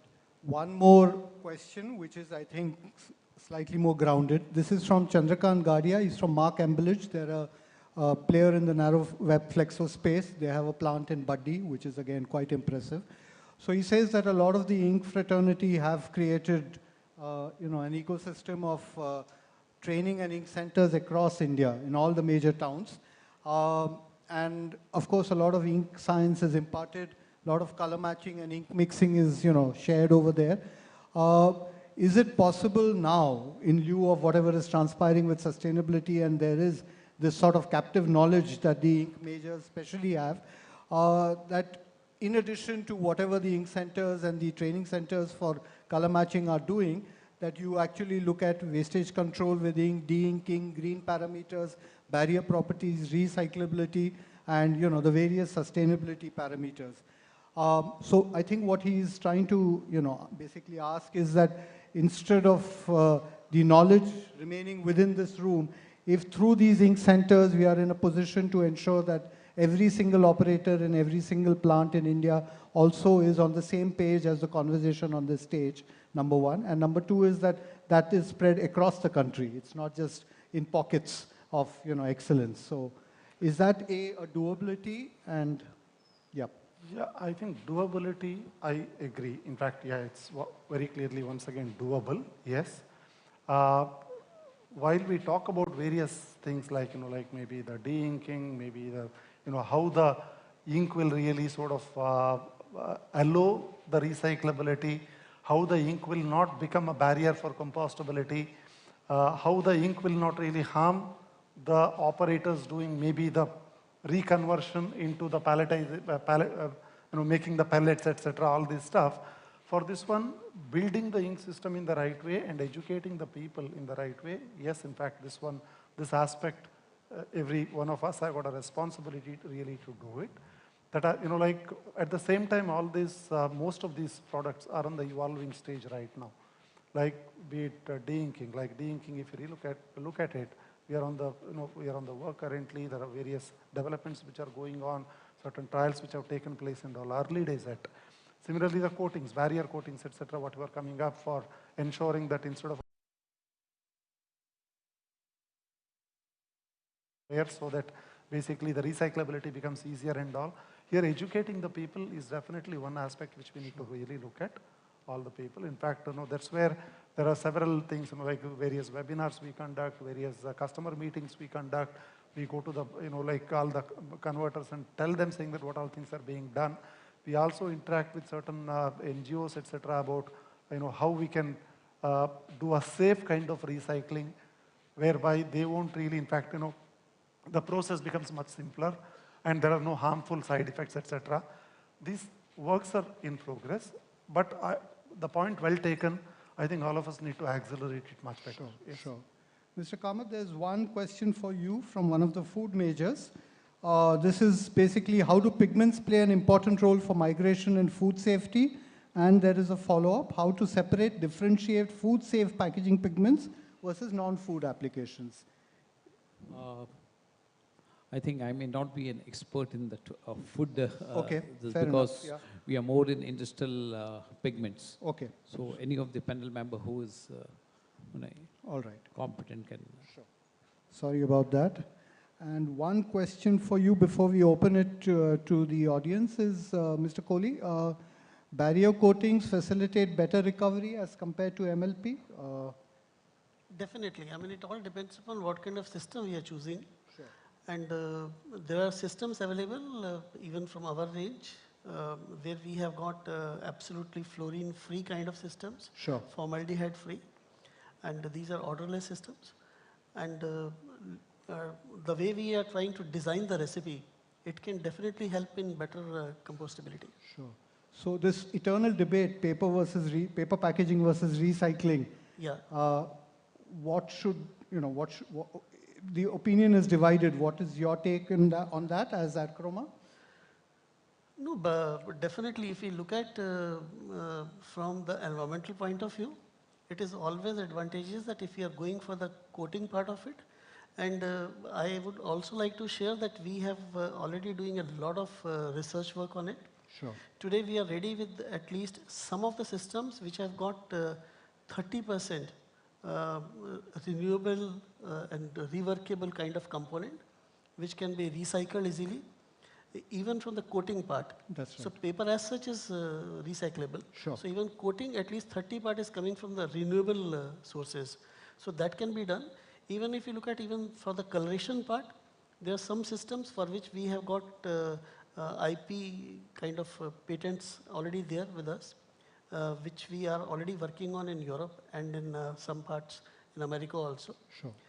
Which are absolutely based on the plantation and agro-based. Sure, sure.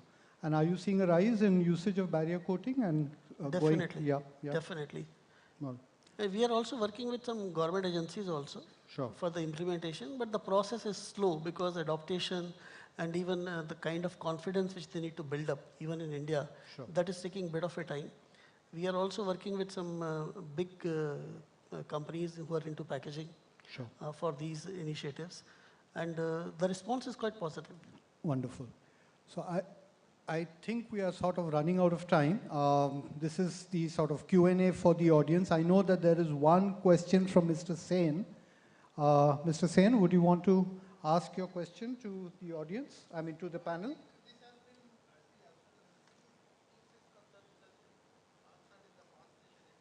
Okay.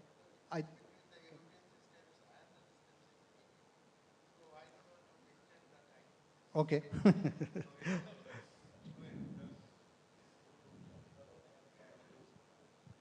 All right. Is there anybody else in the audience that, yeah.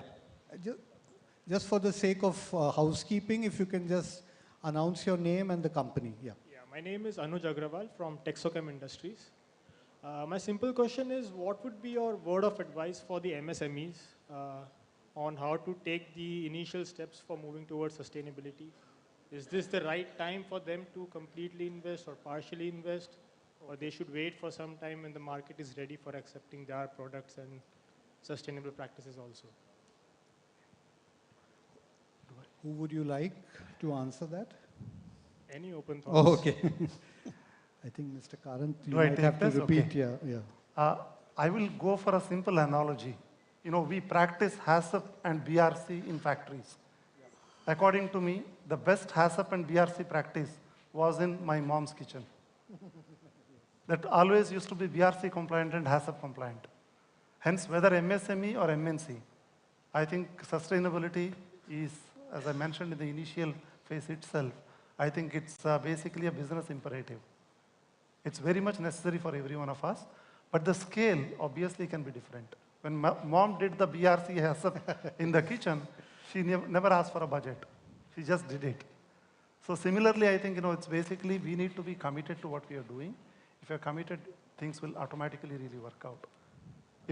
It costs a lot of, like energy, time, patience, there is no doubt, but it's not that everything needs money. And so I think my strong suggestion is every one of us need to follow it. That's it.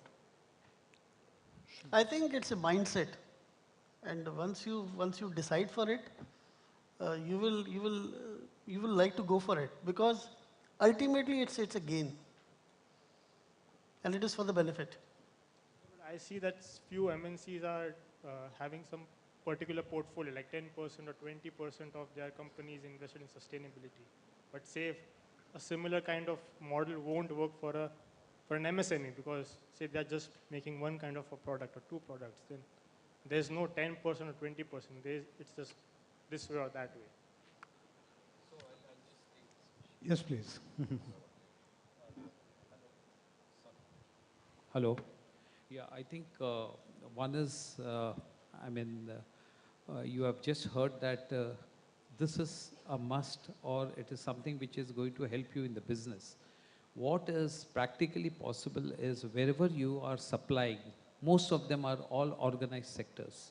Many of them, they will, if you ask them for help, they will definitely help you, because they are also interested in all those MSMEs who are supplying the material or who are supplying the raw material or processing for them, so that they improve their standards, which is going to help the organization as a whole, because it's at the end-to-end supply chain. I would just extend one more point here I would like to point out. Yes, please. This is, as a part of our horizon now, there is one more clause which I missed out to tell earlier. We are looking at establishing 100% environmental footprint data for every one of our input material and every one of our product. If you're doing it, then obviously we expect that every one of our supply chain also abides by this. Hence, then I'm duty bound to work with my supply chain to make this happen. You know, that's where I said that this is a business imperative. When more and more companies are really thinking like this one, every input provider will have to work on this aspect. Now, while we are saying that, you know, there are many things for which you will not have a solution which is 100% sustainable as of today. But if there is a solution which is available, if it costs you 2%, 3%, 5% more money, then maybe we need to get into a discussion about it. That's where it comes to. Finally, you know, like that discussion will sort out many of the problems. If we don't do that, if we take a shortcut, I think it's not going to work out in the long run. That's where my point is. And it's a difficult journey, yes, but I think any company which moves on this journey, in the long run, they will remain sustainable. Otherwise, business itself will not be sustainable, if not. Thank you. Yeah. So I'll just conclude this. Mr. Kamath, I'm going to now end this round with you taking this question. So yesterday, the Union Cabinet Minister, Mr. Bhupender Yadav, released that 121-page document in Egypt as part of the COP27, which basically is the roadmap ahead for, you know, various things. So as Dr. Rao mentioned, net zero emission by 2070, 50% share of renewables by 2030, etc. So a whole lot of things have been included in that. As one of our representatives who's there at the COP27 said that there is absolutely no presence of the printing and packaging industry at the summit. So there's Epson, and I think there's Huhtamaki. So just the two of them. My question to the three of you, Jose, you can set this one out, is if you were to meet Mr. Bhupender Yadav in an elevator and you had 5 minutes, no, Mr. Kamath, it's for you, yeah. You had those few moments in the elevator as a member of the industry. Is there one thing that you would like to, which is on your wish list, which you want the government of India to look into very seriously, which you would want him to implement as part of this 121-page document? Yeah, I would definitely ask him what are the policies or what kind of a structure, okay, is he going to put in place so that the businesses can implement most of the standards which are being released. Okay. To a large extent, we find that the standards are there. Even today, when we have talked about net zero by 2070, historically, if we see the data, we have not yet gone to an extent where the benchmarks were set. True. Okay, a few years back. And basically, the reason is, okay, economy or the policies which the government is trying to formulate, whether it is practically possible for the industries to adapt. Right, on the ground. Yeah. Okay, right. Mr. Kohli? Over a period of time, this should be made mandatory that any organization, whether it is a limited company or private limited company, whenever they are submitting their financial results, it should be mandatory that they are also attaching what is their initiatives on sustainability. Okay. Because maybe it is sort of maybe forcing people to adopt it, but I think for the new generation, it is going to be sort of a gift what we can give to them, that everyone should be aware about it, and collectively, as a society, we should work towards that. Sure, got that. But something that something you want Mr. Yadav to do for our industry? Is there anything? Yeah, because he has already committed two things. One is that equity part that government is going to definitely support. And second is it is going to be a climate justice. So people who are not working towards it, I mean, they should also be looked at properly. And people who are looking towards it, they should be having some sort of an incentive to at least give them the kind of motivation. Sure, some kind of a green tax. Yes, Mr. Karant, yeah.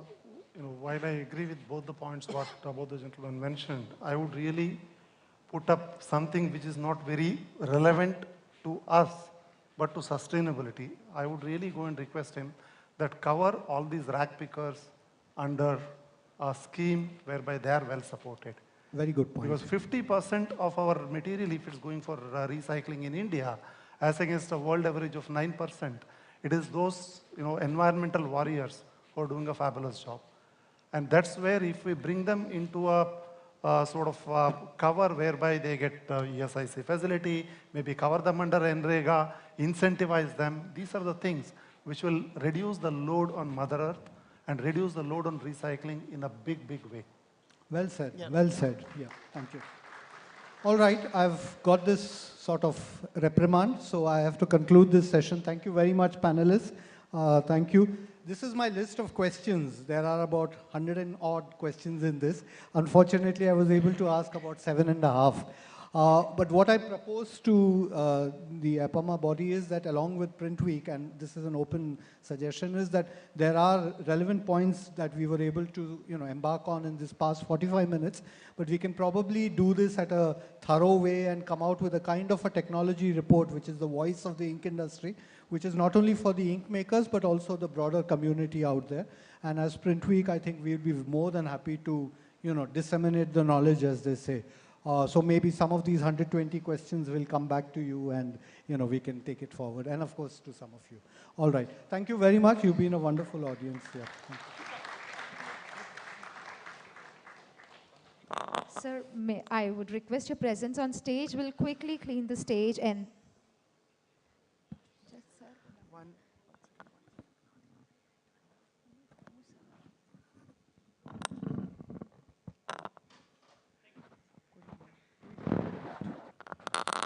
All right, so what we'll do is we'll have just 1 minute to clear the stage, and then we'll continue with the felicitation. So thank you so much. Actually, you can settle down and we can proceed. Yes, and I'll call you once again, so be prepared.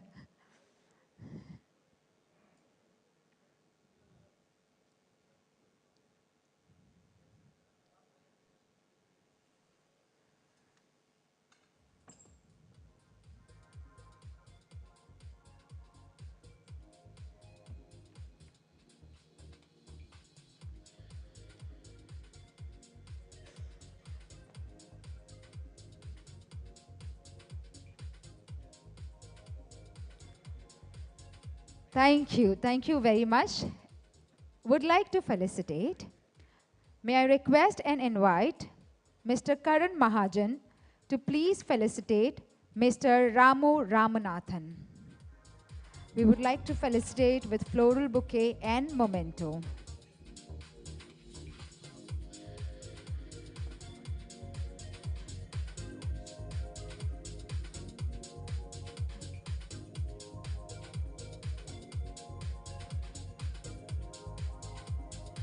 Just a small change.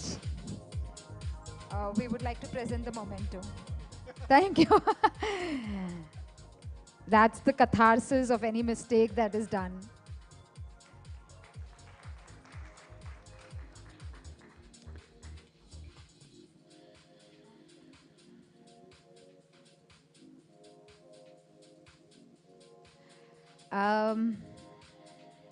May I now invite Dr. M.P. Raghav Rao to please felicitate Mr. Ramakrishna.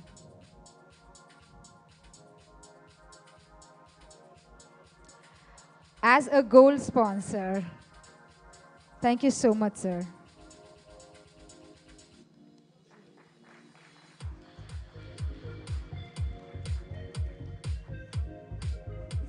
Sir, we do have memento.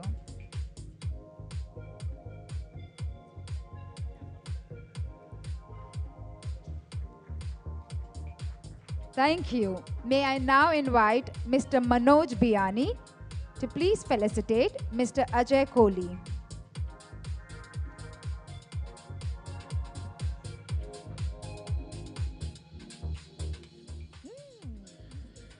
Quick.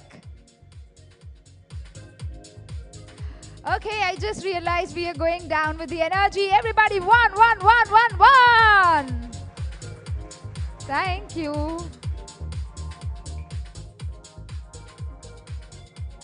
May I now invite Mr. Rahul Sharma on stage to felicitate Mr. Jose.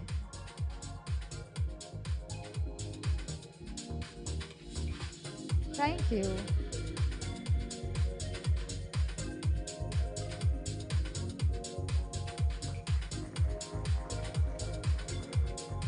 Thank you very much. May I now invite Mr. Utsab Chaudhary to please felicitate Mr. Nagesh Kamath.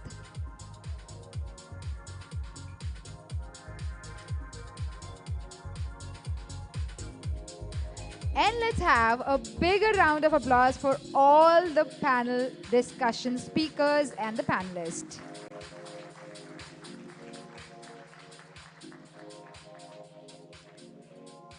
Well, given a chance to introduce a professor, I would call a professor to introduce a professor. So why not having my dear friend Aditya once again on the stage to introduce the next speaker who is a professor as well. Thank you. Yeah, I was professor before this profession. So let me take this honor and privilege to introduce Dr. Jyoti. Dr. Jyoti is serving as a Dean in College of Community Science, Tura, Meghalaya. Dr. Jyoti have 25 years of experience in academics, and she has been part of this coordinator for UG examination. And the major milestone, if I have to talk about Madam, is she has been developed the Department of Textile and Apparel Designing.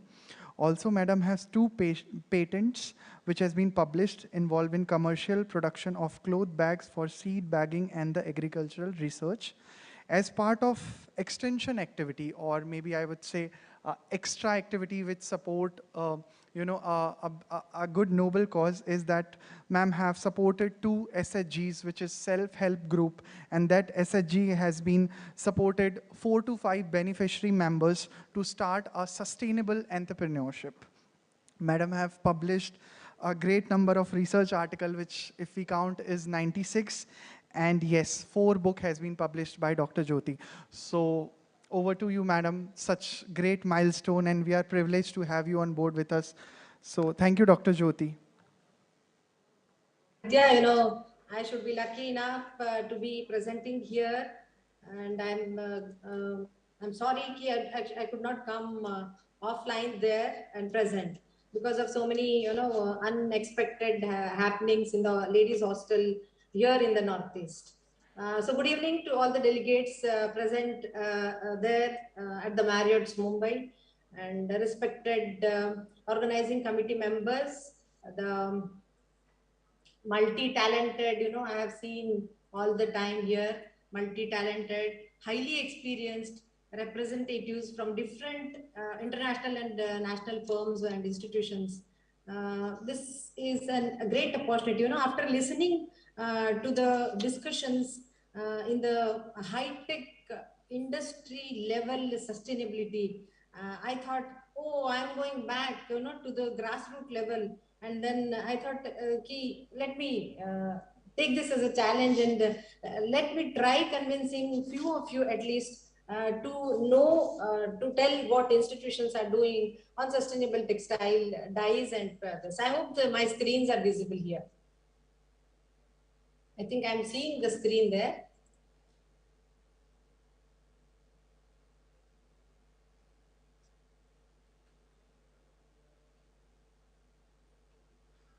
So when we think of sustainability, when I was just going through some UN Brundtland commissions, meeting the needs without compromising resource, the ability of utilizing resources, or without compromising the availability of resources to the future generation. But here, when we think of dyes, pigments, or textiles, it is only what I feel here is sustainability is something what is done to improve the state, or making a item which is available for extended period of time. And here I feel this is more of an academic research what I'll be telling. We have been working on different natural resources, but in a different way. As you see the publications worldwide, they are something different way what I have been conducting researches on, and a couple of natural resources I have been working on. And here the main thing we have done here is the biochemical characterization. I hope the slides are not moving. it is lagging. There is a lag in the movement, internet. The one thing what I have done is the characterization. Say every natural resource, whatever is having color, will be having flavonoids, and all other natural resources will be rich in all the phenolic contents. Now, for us as textile people, we are only bothered about the functionality of it as well as the performance of the fabric once it is dyed. So now when you say functionality, we come across so many things, the UV protection, antimicrobial, antifungal, mosquito repellency, all these come under your functionality of any textile. And natural dyes are being even tested for the UV protection and all other things, all other functionality. But when you think of the sustainability with respect to the performance of the dyes, here what happens is we'll have to first quantify the biochemical aspects of that each. When it comes to natural resources, each natural resource is different. Even when you say marigold, it is different from in its color, and when you say it is different in color, it is different, maybe different in variety, but it also the color what it gives, the amount of flavonoid content also varies with the agroclimatic zone in which it is grown. So any product, when it is grown in bulk on a contract basis, has to be tested, for its flavonoid content, and then we can really have a standardization done for the dyeing process. So when you say dyeing, there are indigenously, when you think of natural dyeing, it is simply pre-treatment, then modernting, then the dyeing procedure, then the after treatment, and all other things come here.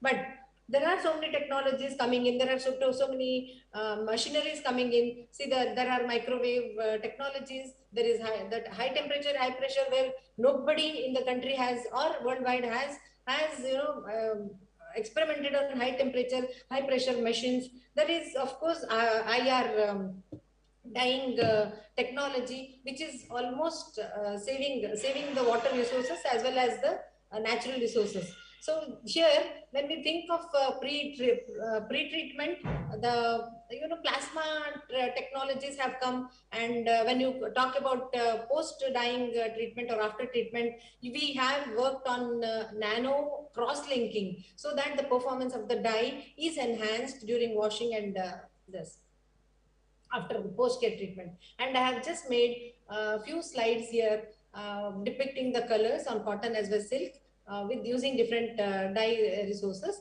and using different mordants and different dyeing techniques. Dyeing techniques, again, we have applied it for a patent, and many of the times, we have got very good colors, which are almost, excellent when we rate it, and for sunlight and washing. These are the shades for cotton, and these are the shades for silk. So silk, what happens with natural dyeing is all the natural resources, they are acidic in nature. So when we take something natural, it is properly absorbed on silk, and in silk, when without altering the pH of the dye, if we take the natural dyes as a whole, then we'll get very good shades without affecting the luster of the silk, like. Then after this, we have worked with so many dyes. I could only get few of the slides here, and this is the product development done in large scale. Once it was dyed, we have released so many products. Then this is one of the success stories what we have got, and this is a live success story also. Even today it is running, and this is almost 4 to 5 years that 2 SHGs are providing these kits, the kits what I have given, baby kits, to the Kaylee's Ayurvedic Medical Hospital, College and Hospital in Belgium. And these two SHGs, one SHG we have trained in dyeing, the other SHG is stitching. And these two SHGs are really doing wonderful job, and they are paid almost on par with as of the government rates in Karnataka. Coming to your printing, when we say printing and sustainability and natural printing, see there are so many, gums available in nature. Many of the gums are non-edible thing, and I think we should even expedite these non-edible ones, and even those which are available with the bishaks, in the Ayurvedic, attached to the Ayurvedic hospitals, because these require no clearance from the biodiversity.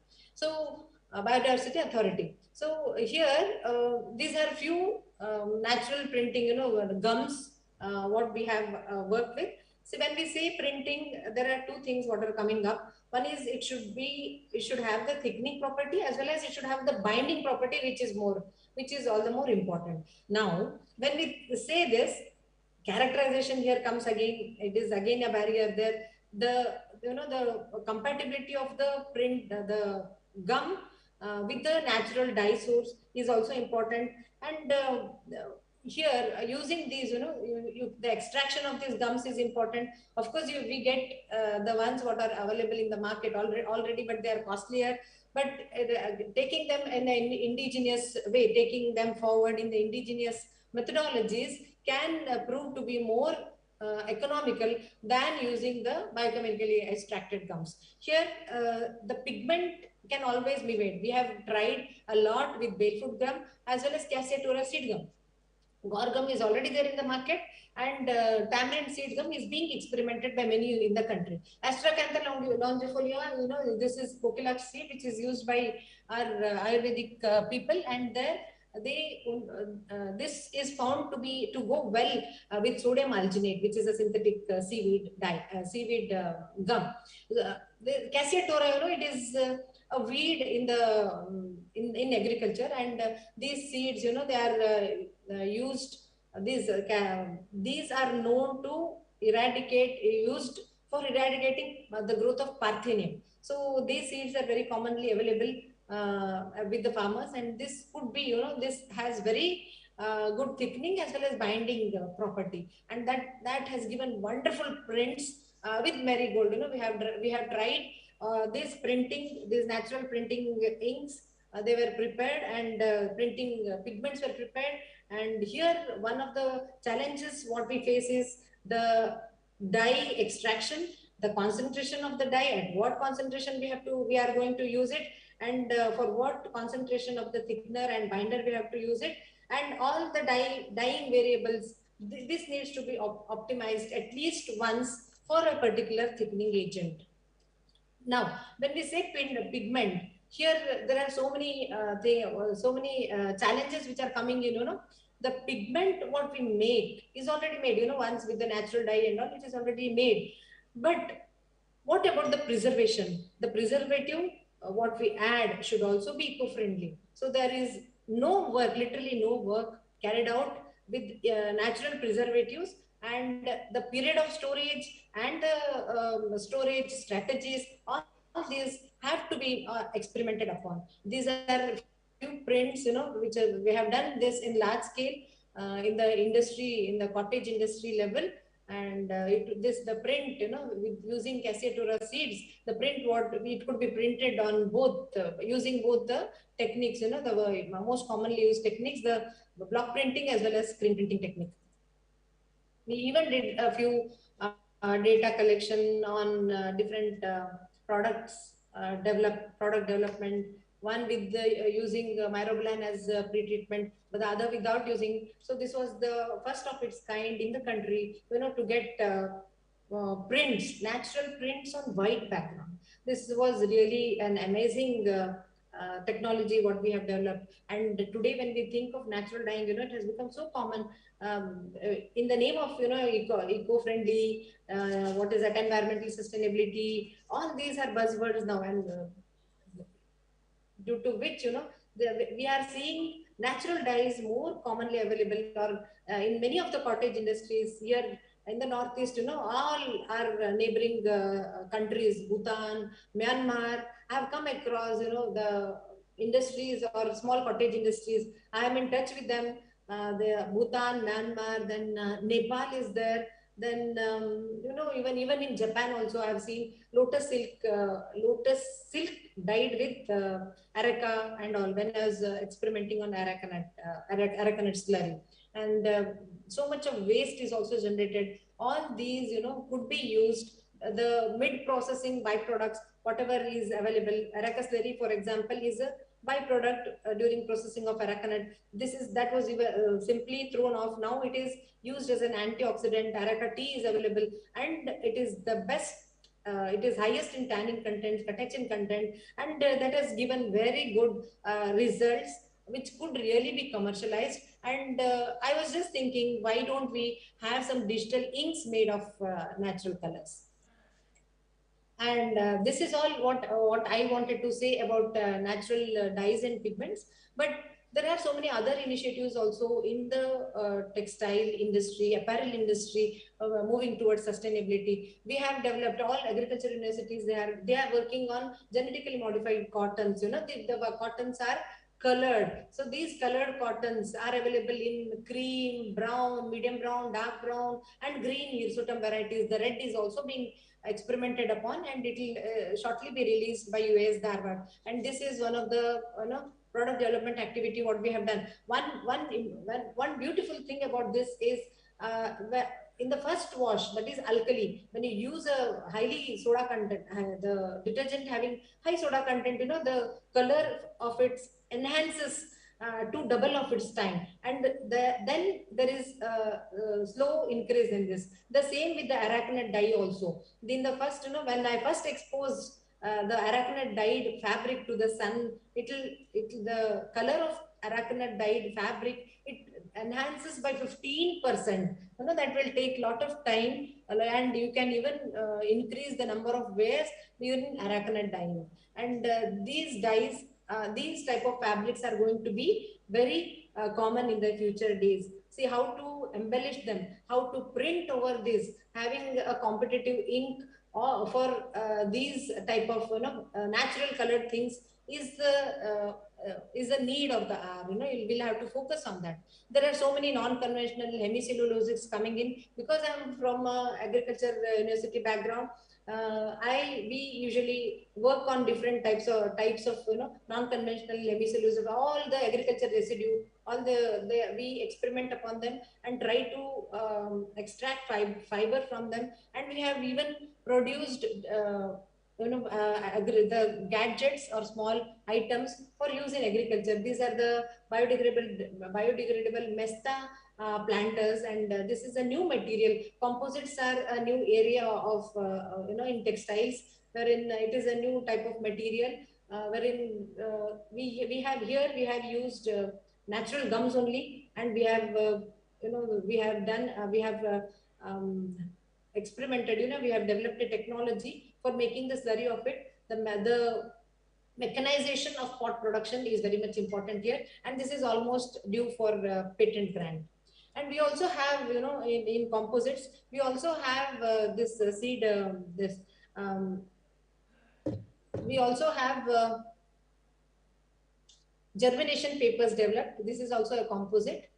Then then coming to the, we also have made from the non-conventional fibers, we have made, the sanitary napkins using wood cellulose and all. Then napkins and such composites also need printing, those also need printing. So we can have so many divergent areas for the development of printing inks on different surfaces. And the last key for sustainable development, sustainability, is either going for 3R or 5R in productions. See, 3R, 5R, and 7R is also becoming more common among the consumers now. It is not only reduce, reuse, and recycle.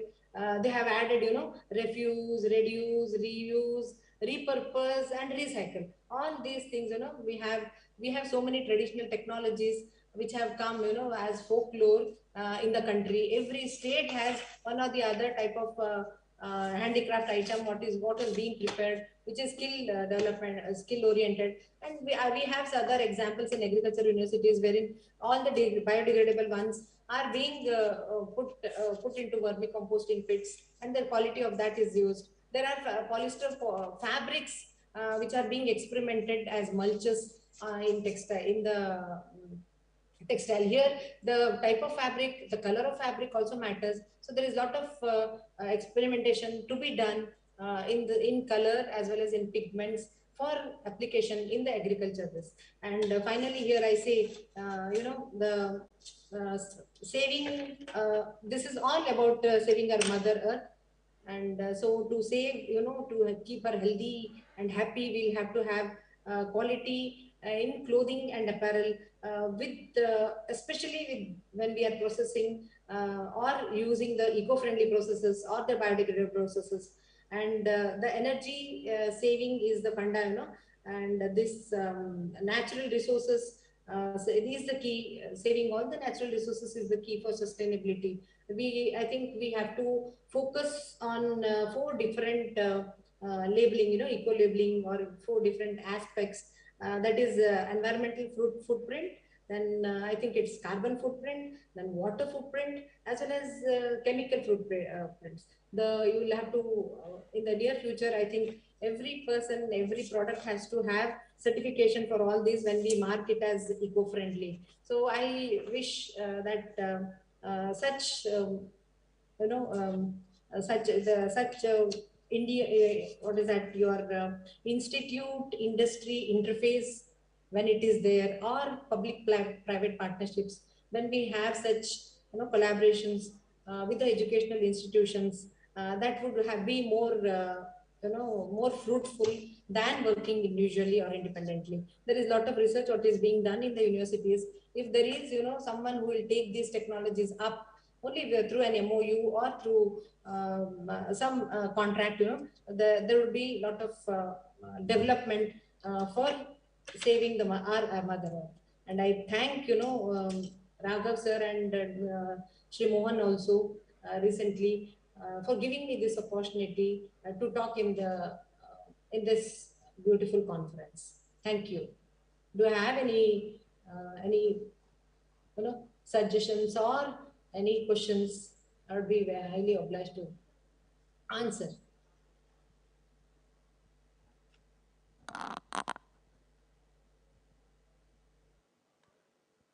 Yes? Yes, so we have one question. All right. I think we are good. Yeah. Yes. Thank you, Dr. Jyoti, for your time and for your virtual presence. Let's hear it for her. Everybody, a bigger round of applause. Oh, thank you so much.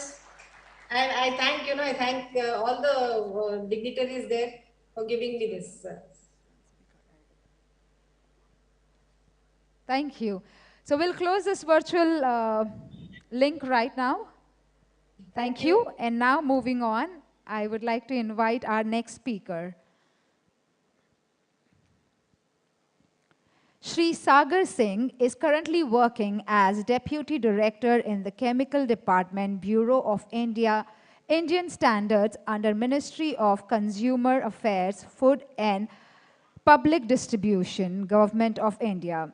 He has done his BTech in Chemical Engineering from IIT Delhi and is recipient of the prestigious BOSS Award at IIT Delhi, received from the Honorable President of India for excellence in experimental and design-based research. Let us welcome our last speaker for today so far. Thank you.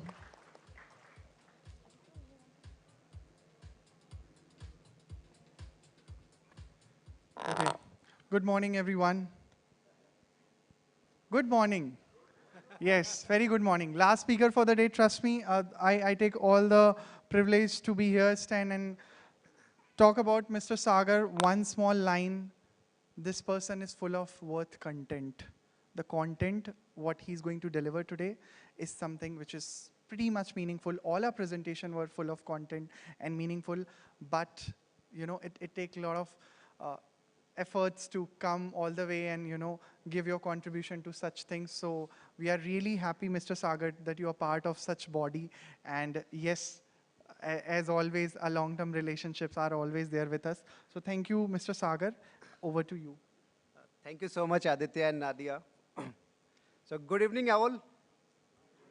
Yeah, we have now come towards the end of the conference. I hope everyone is awake, or at least please stay awake for the next 10 minutes. Yeah.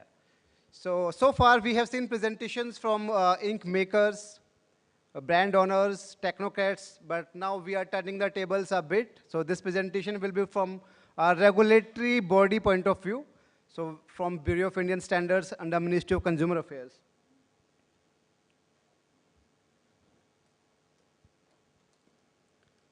So basically we have to raise the bar on packaging safety, and compliance to packaging ink safety norms is a legal obligation. Legal responsibility of safe packaging material lies with the food business operator. Any food grade packaging material need not to endanger human health. There should not be any change in product composition, and there should not be any change in organoleptic properties. Now, I hope everyone sitting in this auditorium must be aware of the Indian standard IS 15495 2020 version. So this standard has been revised recently in June 2020. So this standard is basically for printing inks for food packaging. It is a code of practice standard which prescribes guidelines for the ink manufacturers on how to manufacture printing inks. Basically, it contains the responsibility of manufacturers, brand owners, and guidelines as what would be the composition of the printing inks. So it talks about external packaging, no toxic substances, compliance to exclusion list. So there is an Annex A at the end of this standard, so which contains a list of chemicals which are prohibited from being used in the printing ink formulations. So disposables, immediate food wrappings. Now to give a brief background of this Indian standard it was first published in 2004, and after a long span of 16 years, it was revised in 2020 with the efforts of various print manufacturers who are sitting here. I can see Mr. Murthy from TOYOINK, Mr. Utsav from DIC, Mr. Jatin from SIEGWERK, and many more printing manufacturers. And IPAMA played a very instrumental role in the revision, and they provided very technical input. And let me tell you that any standard, for that matter, is not static. It is dynamic in nature, so we have to constantly revise our Indian standards in line with the industry requirements. So the purpose of formulating this standard was to assist the manufacturers of printing inks to produce inks which are used on food packages and which do not contain any hazardous chemicals that may get transferred to the food pack, and help food packers and manufacturers of packages in selecting the right quality of printing ink. So it basically contains certain guidelines which need to be adhered by the printing ink manufacturers. Now we have, at Bureau of Indian Standards, we have a technical committee called CSD 14, so which looks after various standards on printing inks. So that technical, I'm the member secretary of that technical committee, and that committee decided to review this standard.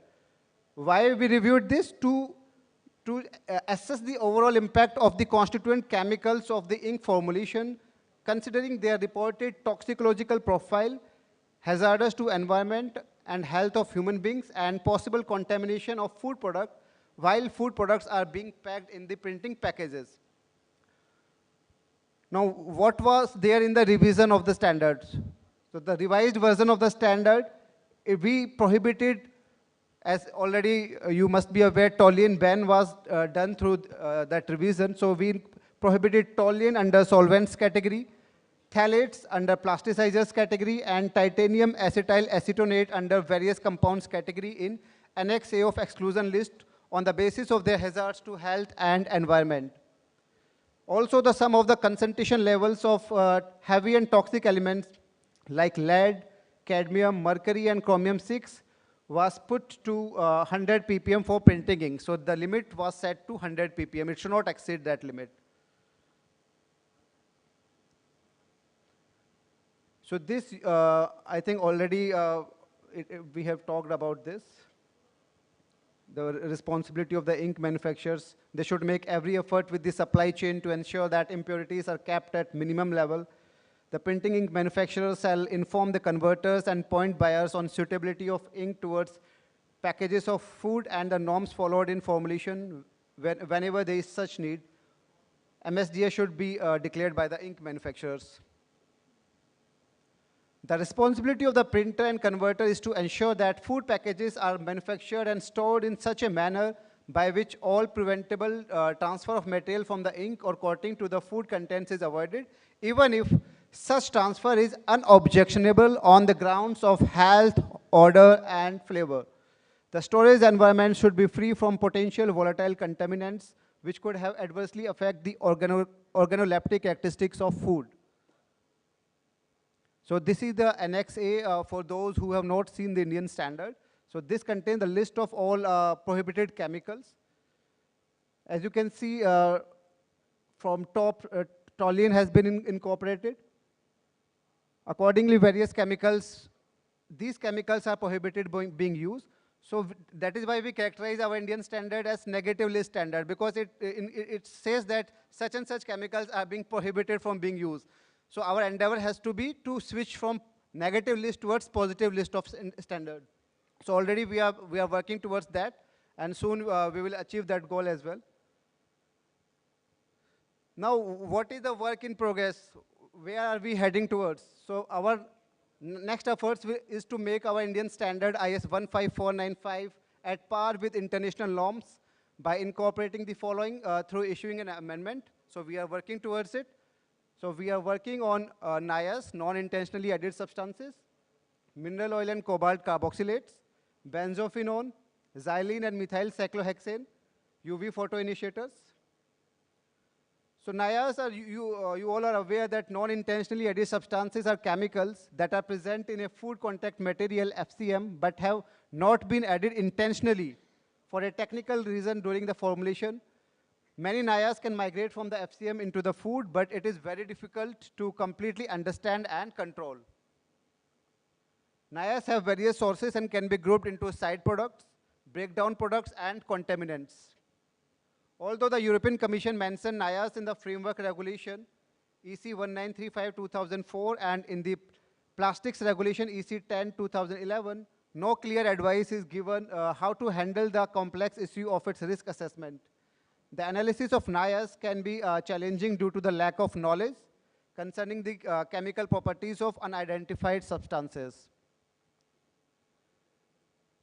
Mineral oils, hydrocarbons are not a chemically well-defined substance, but a highly complex composition of various hydrocarbons.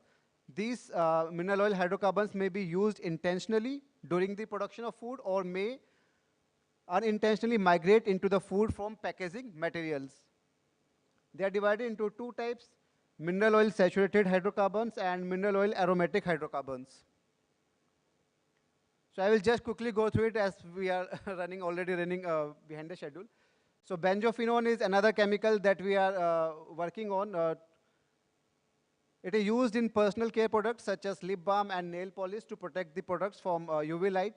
Derivatives of benzophenone such as benzophenone 2 and oxobenzone are common ingredients in in sunscreens, and it is persistent, bioaccumulative, and toxic PBT. These chemicals are linked to cancer, endocrine disruption, and organ system toxicity. Again, UV photoinitiators. These are compounds that produce radicals when exposed to UV light. These then react with monomers or oligomers to initiate polymer chain growth. They are essential ingredients of all UV curable adhesives, inks, and coatings. They are mainly of two types, free radical and cationic.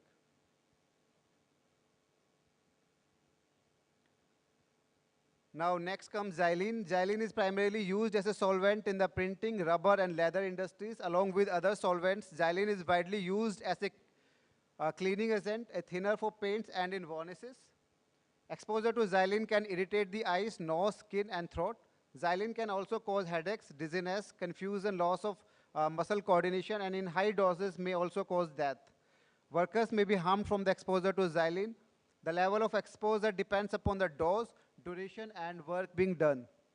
The main effect of inhaling xylene vapor is depression of the central nervous system, CNS, with symptoms such as headache, dizziness, nausea, and vomiting.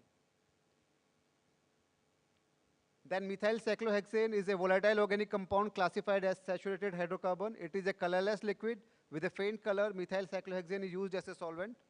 Nowadays, MCH is used as an alternative of toluene, and it is expanding. It is classified as environmental hazard, H400 and H410. The substances are considered acceptable for substitution of toluene in the present context, and the release to the environment is controlled and kept at a minimum level. It is proved to be toxic for the liver, heart, and kidney at a high dose. Breathing methyl cyclohexane can irritate the nose and throat. Exposure to methyl cyclohexane can cause you feeling dizzy, unconsciousness, and even death can occur at higher exposure. So this was the work being carried out at BIS through the technical committee, and many of you present today are members of our technical committee. Now, there are certain initiatives taken by Bureau of Indian Standards very recently to enhance industry participation. BIS is working very hard as a facilitator and promoter of industry. So we have launched a standardization module. Now, through that module, a provision has been provided wherein any stakeholder, relevant stakeholder, can provide comments on any Indian standard, whether that standard is under development stage or that is a published standard. So anyone can provide comments. Now, if any one of you wants to become a member of our technical committee, so you can provide a request through the standardization module, and then that request will come to us, and we will accept that request, or we will take it to the committee. Then if you feel that on any new subject item, standard is not there in the country, and there is a necessity that a standard need to be formulated on that particular subject item, then you can propose that subject item as well through the standardization module. So that provision is already there. So I have quickly gone through my presentation slides. Now, I just want to address one query that I am encountered very frequently, that what we are doing at the implementation stage. We have done toluene ban, but what we are doing, it is not properly, effectively implemented. So what we are doing for that? So basically, we can do implementation of toluene ban through two ways. It can be voluntary, or it can be enforced through regulation. So by voluntary, we are trying to generate awareness and disseminate information to the printing ink manufacturers, particularly the micro, small, and medium manufacturers. So we are conducting seminars. We have already conducted various webinars, Mr. Gandhi, Mr. Jatin, Mr. Utsav. So DIC, SIEGWERK did one webinar recently. DIC also conducted one webinar. So we are conducting seminars and webinars on regular basis, and through that we are trying to generate awareness, because anything can be implemented only when the manufacturer is aware of that, what he has to implement. So first thing is that. Now second thing is through regulations. So regulation is in place. FSSAI has already made this standard mandatory, that any ink manufacturer has to adhere to IS 15495. But right now, since it is not effectively implemented, so for that, as I have already told that this is a code of practice standard. So at BIS, there are basically three types of standards. One is product standard, second is test method standard, and third is code of practice standard. So BIS has the provision of making product standard as mandatory. So it can only make those standards which comes under the product specification category. So it can only make those standards mandatory, but since this is a code of practice standard, so right now it cannot make it mandatory. So we are in the process of converting this standard as a product standard, so that quality control order can be issued through the Ministry of Consumer Affairs. And then once this standard comes under the product standard category, then BIS can make this standard mandatory. And after that, any printing manufacturer has to compulsorily take a BIS license to manufacture printing inks. So that way, I think that implementation part will come through that also.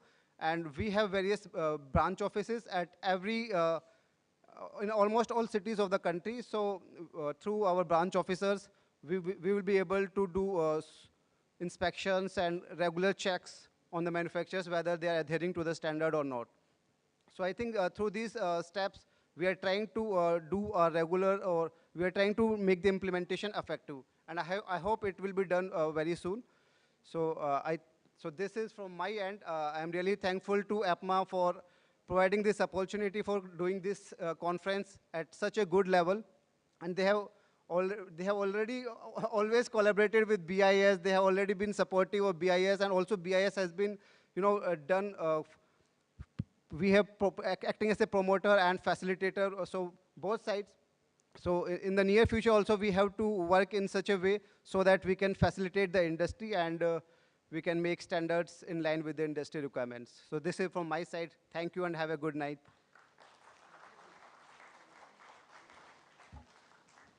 Thank you, Sagar Singh ji. So yes, very fast I have to speak. Before I move very fast, a small chota sa thing I have to do. I would like to thank Sachin Digital Arts and Photographer as an event space covering partner for all your bookings for the event. Just book this person. I'm doing his marketing so that he can click me more and send me personally. This is all strategy. And yeah, so now I'll request to felicitate Mr. Sagar Singh. I'll request Dr. Ravindra Gandhi, Chairman of Asia Code Plus Ink Show. I'll request sir to please come on the stage and felicitate Mr. Sagar Singh.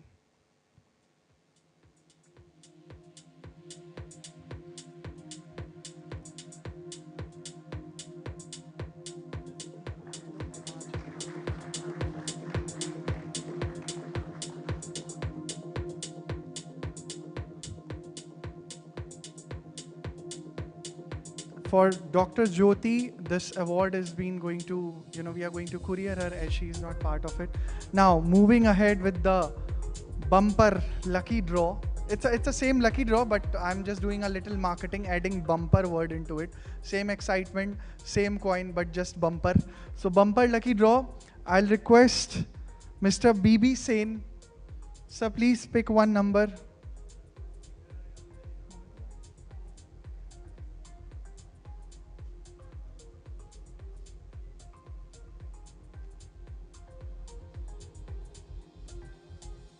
Number 165. Nadia, can we?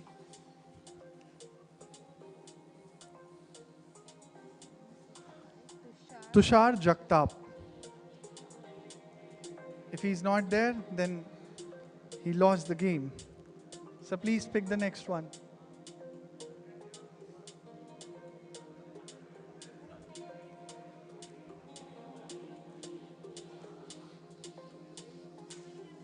Number 11. Mr. Srinivas Kulkarni. He's also not there. Sir, one more. Acha, he's there.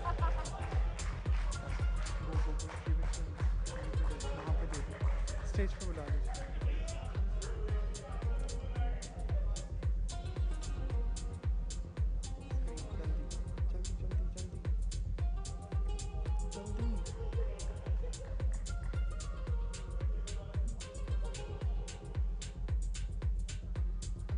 Thank you so much, everyone. Thank you so much for being nice audience. Show abhi baki hai. Before that, one more small marketing.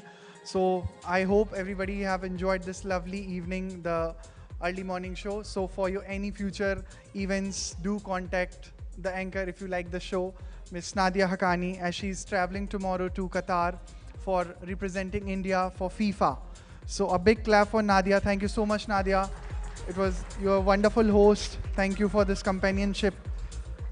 Thank you so much, everyone, for being a nice, patient listener. And yes, now what? We are waiting for this thing always, right? The most awaited thing. I'll request Mr. DM Sathe sir to. Sir ने मुझे बोला था non-stop vote of thanks लगा देना. So I'll request sir to please be on the dais, and sir is the chairman for United Ink. So over to you. The entire show is yours now. Thank you, sir. Friends, good evening. I want to make a pleasant announcement for you. I had a long interaction with our president. I was sitting in front of with him. And I became so dejected, I went out and sat backside. He said it's already too late. The hotel authorities have said that we must vacate the hall. So we are cancelling the vote of thanks. So he has told me to just say, thank you, thank you, thank you, and let's disperse. Good night, gentlemen. Thank you.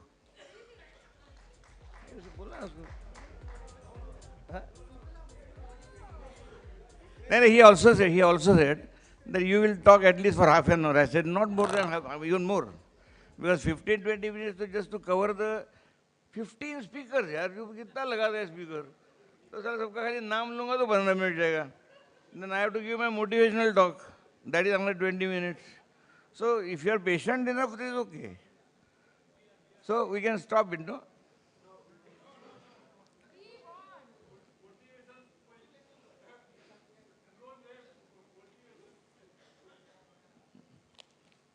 So now you have asked for it, so you suffer. Okay, good evening, friends. Actually, I was working on it, and I did not know what to talk. Because when I saw the list of 15 people coming, I said, but anyway, Raghu, you have already covered their names, so I can drop that, no? You talked about them 2-3 times.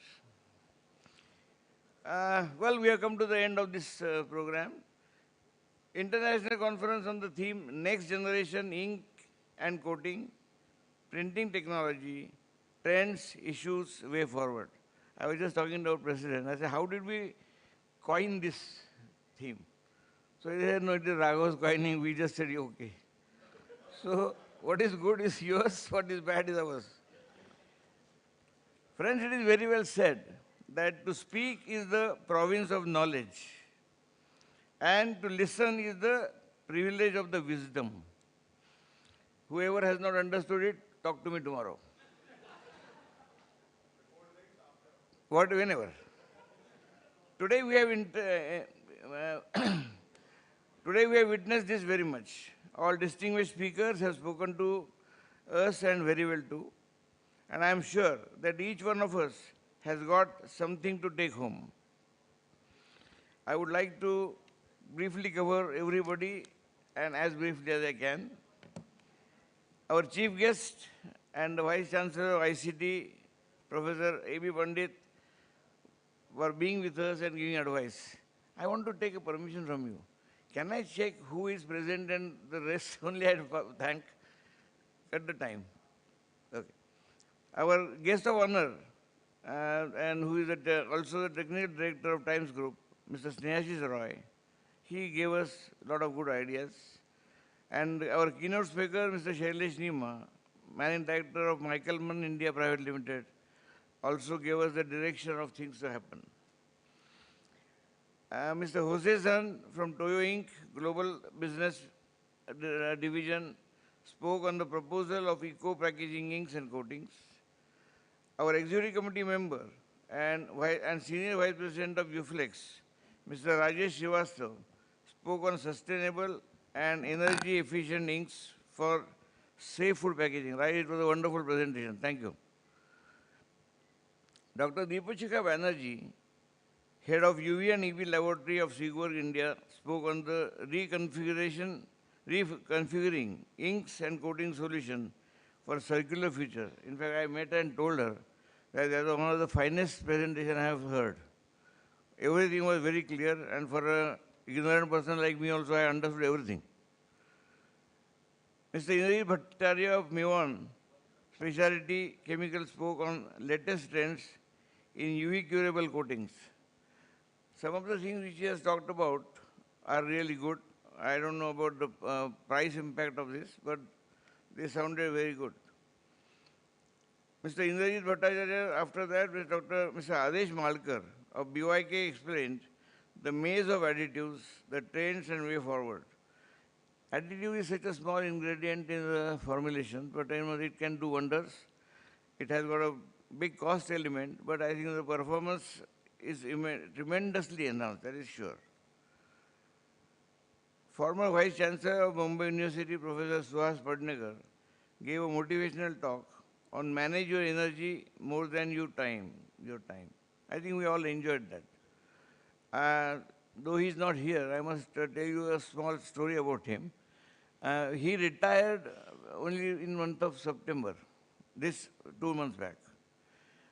And the day he retired, previous day he vacated his house, he vacated his office. And after retirement, he never went back to office or home, that home. We know people in high places, how they behave. They don't return the house or office for days, months, weeks, I don't know, years together. So it is the very highly principled man.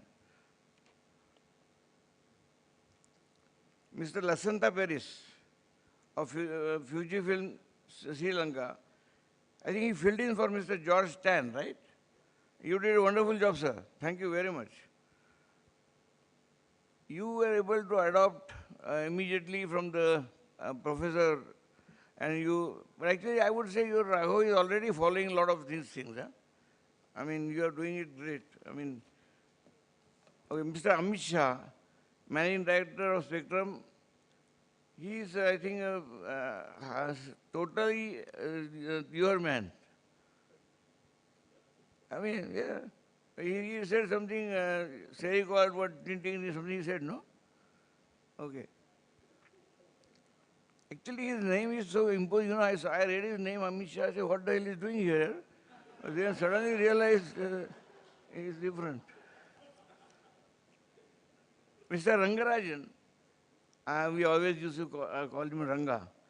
He spoke on the selection and quality of and quantity of beads. It's a very important subject and a very infrequently dealt with. I don't know how you found the subject excellent. It was a wonderful presentation, and I think we have everything on record, right? We must print it in our news. After debate followed, and a very meaningful panel discussion on sustainability, very capably handled by the moderator, great Ramu. He was also very capably supported by Mr. Karant, and Mr. Jose San from Toyo. And then there were two replacements, Mr. Ajay Kohli from Ancroma India Private Limited and Mr. Nagesh Kamath, who is AMD of Sudarshan Chemicals Limited. That was really a wonderful session. I think, Raghav, we have to give these people much more time than what we are doing. So we have to reduce the crowding and give justice to these people, really. Dr. Jyoti Vastral, Professor, I think that is sustainable dye and pigmentation for textile. That was good, something new. Slightly away from our subject, but she did a good job. Mr. Sagar Singh, the Deputy Director of Bureau of Indian Standards, generally referred to as BIS actually by us, is on the regulatory framework on printing ink and packaging in India.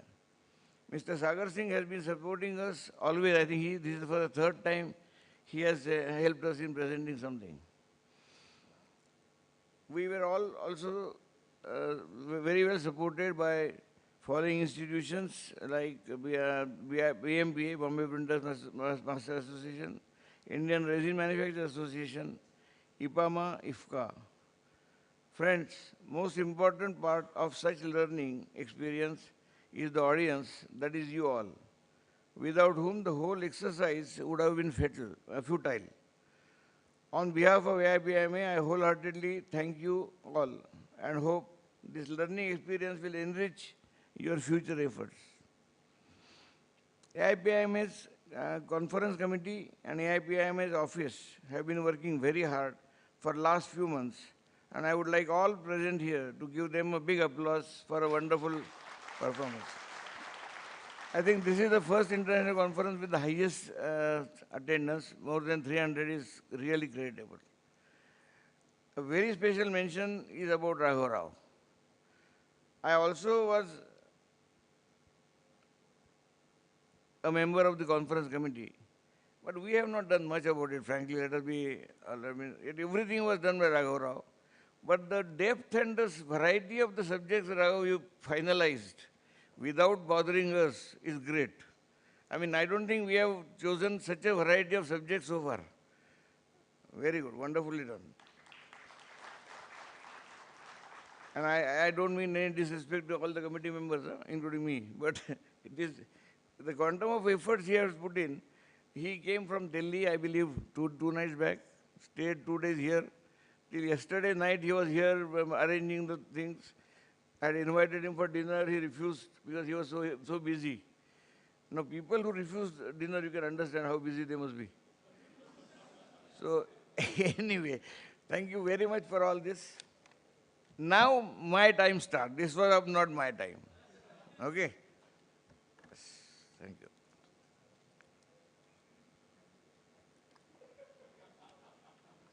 No, I'm just drinking water. This is dry. I have now stopped talking nonsense about various speakers because in an international conference, it doesn't look nice. So last time at our AGM, I decided that I will give my motivational talk by way of a story.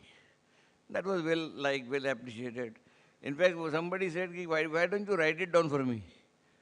So I said, no, next time I'm doing, you record it when I'm going to talk. So today's story is a motivational story. How does one go to a very high level in their business? So if you want to do something tremendously good for your business, then it is essential that one must immerse himself or herself in work with zeal, passion, should never compromise with anything and must seek for the best. In order that to highlight all this, I'm going to give you a story from everybody what likes is Bollywood, right? So I'm going to give you a story from the film. It is not my story, it is a real story. So I would like to tell you the story about the film Mughal-e-Azam. Friends, I'm sure everybody must have seen it. Some of them must have seen it several times. K. Asif was the director of this movie, and this film, the project, I would say, she started in 1944. And he was a stickler for perfection. He was stickler for the best. And he would not compromise for anything substandard. So, I want to read out the list to you. All the tailors were brought from Delhi to stitch the costumes. For embroidery, experts were called from Surat. Now, there are hundreds of embroiderers sitting in Mumbai. When the film was being made in Mumbai, but he still got them from Surat. For jewelry, goldsmiths were brought from Hyderabad. Designers were brought from Kolhapur to design the crowns, and so many Sardars and Akbar himself, they had variety of fancy crowns. So they were done by these Kolhapur artists. Ironsmiths were brought from Rajasthan to make the weaponry. Even artists of the level of Prithviraj Kapoor, Dilip Kumar and Madhubala were required to give several takes before K. Asif would approve the shots. Cost of recording songs was colossal. The famous song, the Pyar Kiya to Dharna Kya, was filmed in tricolor. In fact, K. Asif was very keen to do the entire movie in tricolor.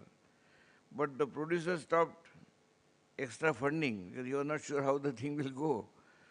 And therefore, he had to release the rest of the film in black and white. There is other song, that Zindabad, Zindabad, where Salim is going to be killed.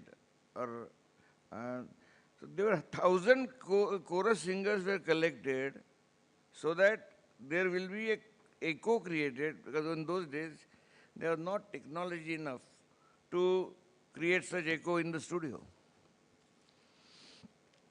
The movie was released in 1960, that is after 14 years the movie was released at Maratha Mandir Cinema.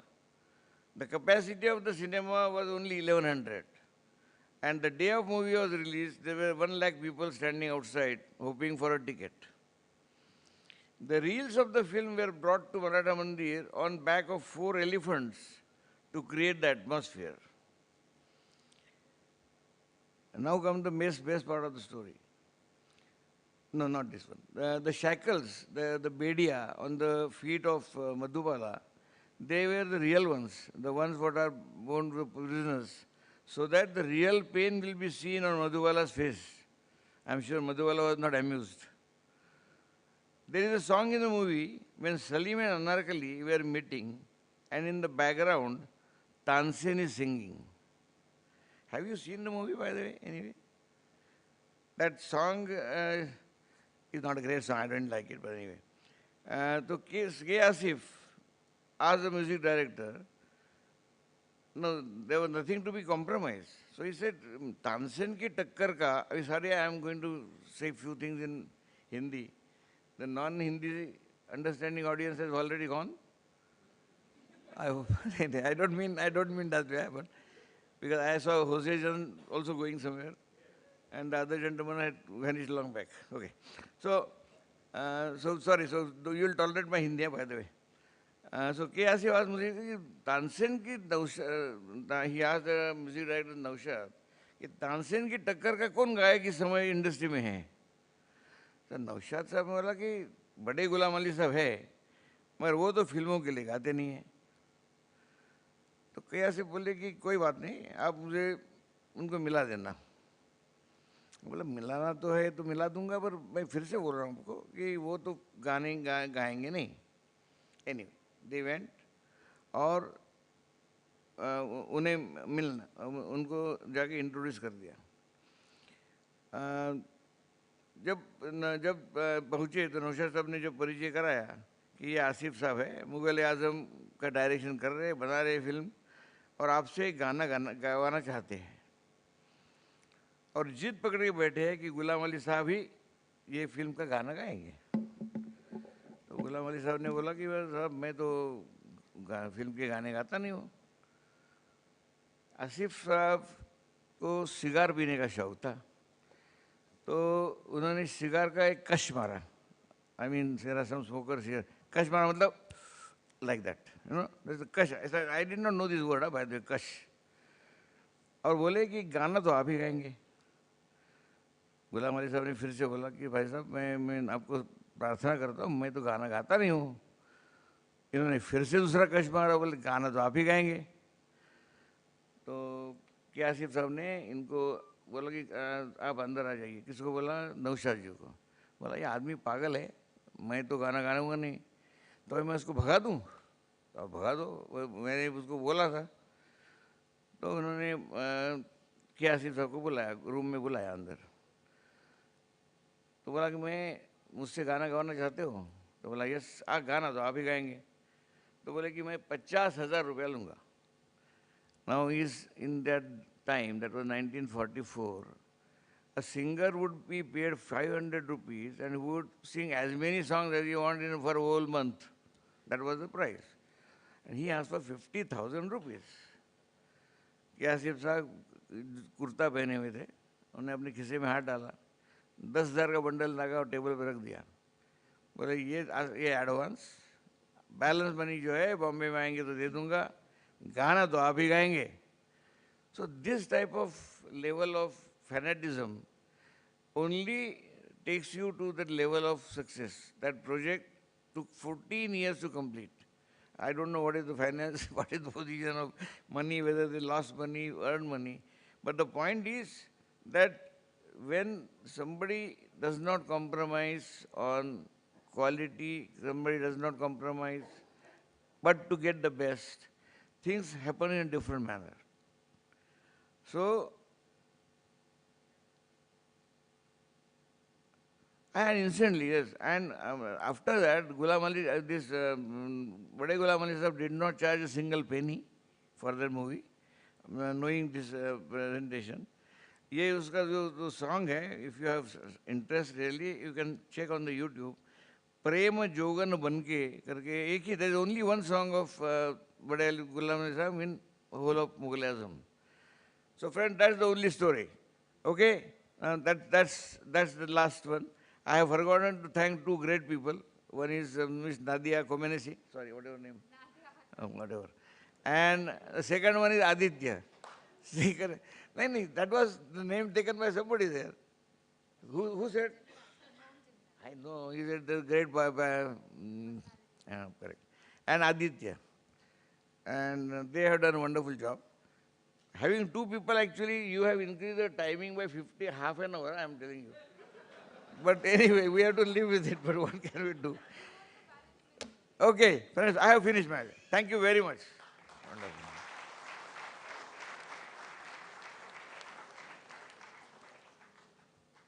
If I have forgotten somebody else, please raise the hand, otherwise I would not know. Thank you so much, sir. I'll request Team IPAMA, all the executive members, committee member, and advisory member to be on board and have one photograph. I'll request Mr. Sachin to show some marketing. I'll request for one group photograph.